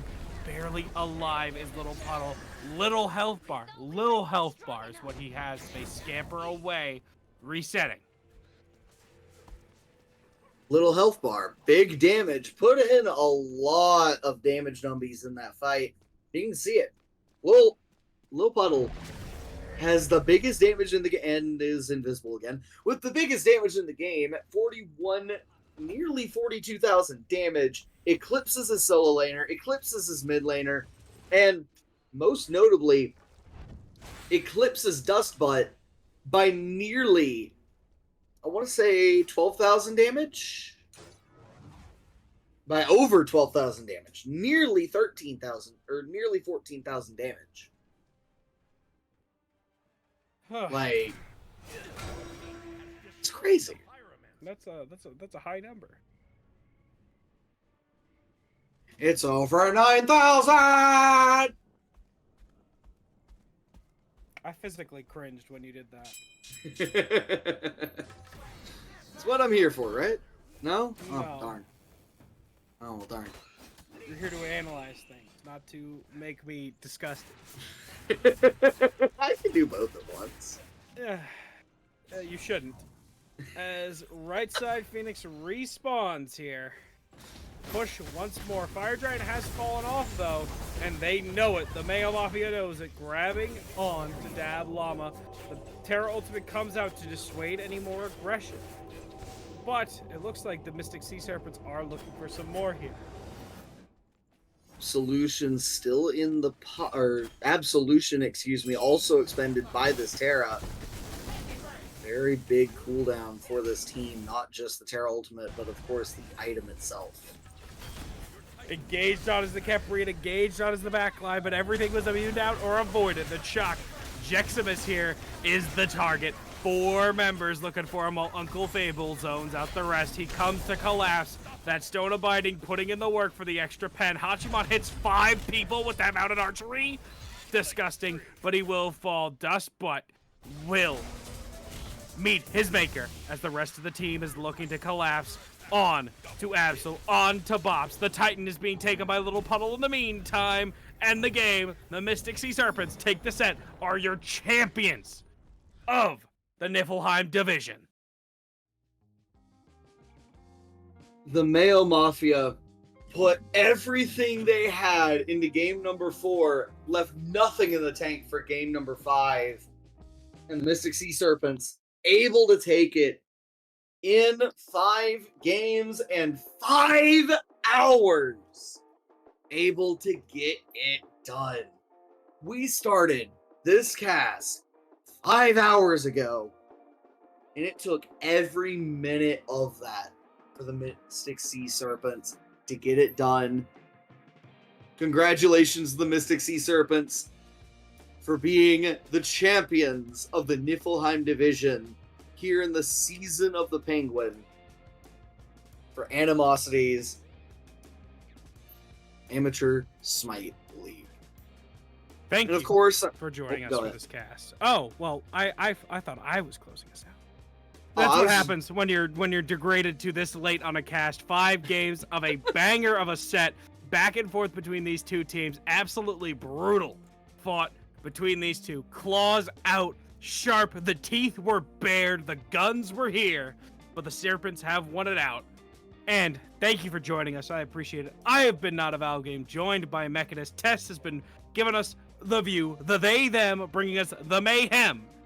But just want to let you all know that tomorrow, 6 p.m. EST, there will be another finals game streamed. And I heard that set is an absolute banger as well. So make sure to see us then. Hope you have a great night. Told us.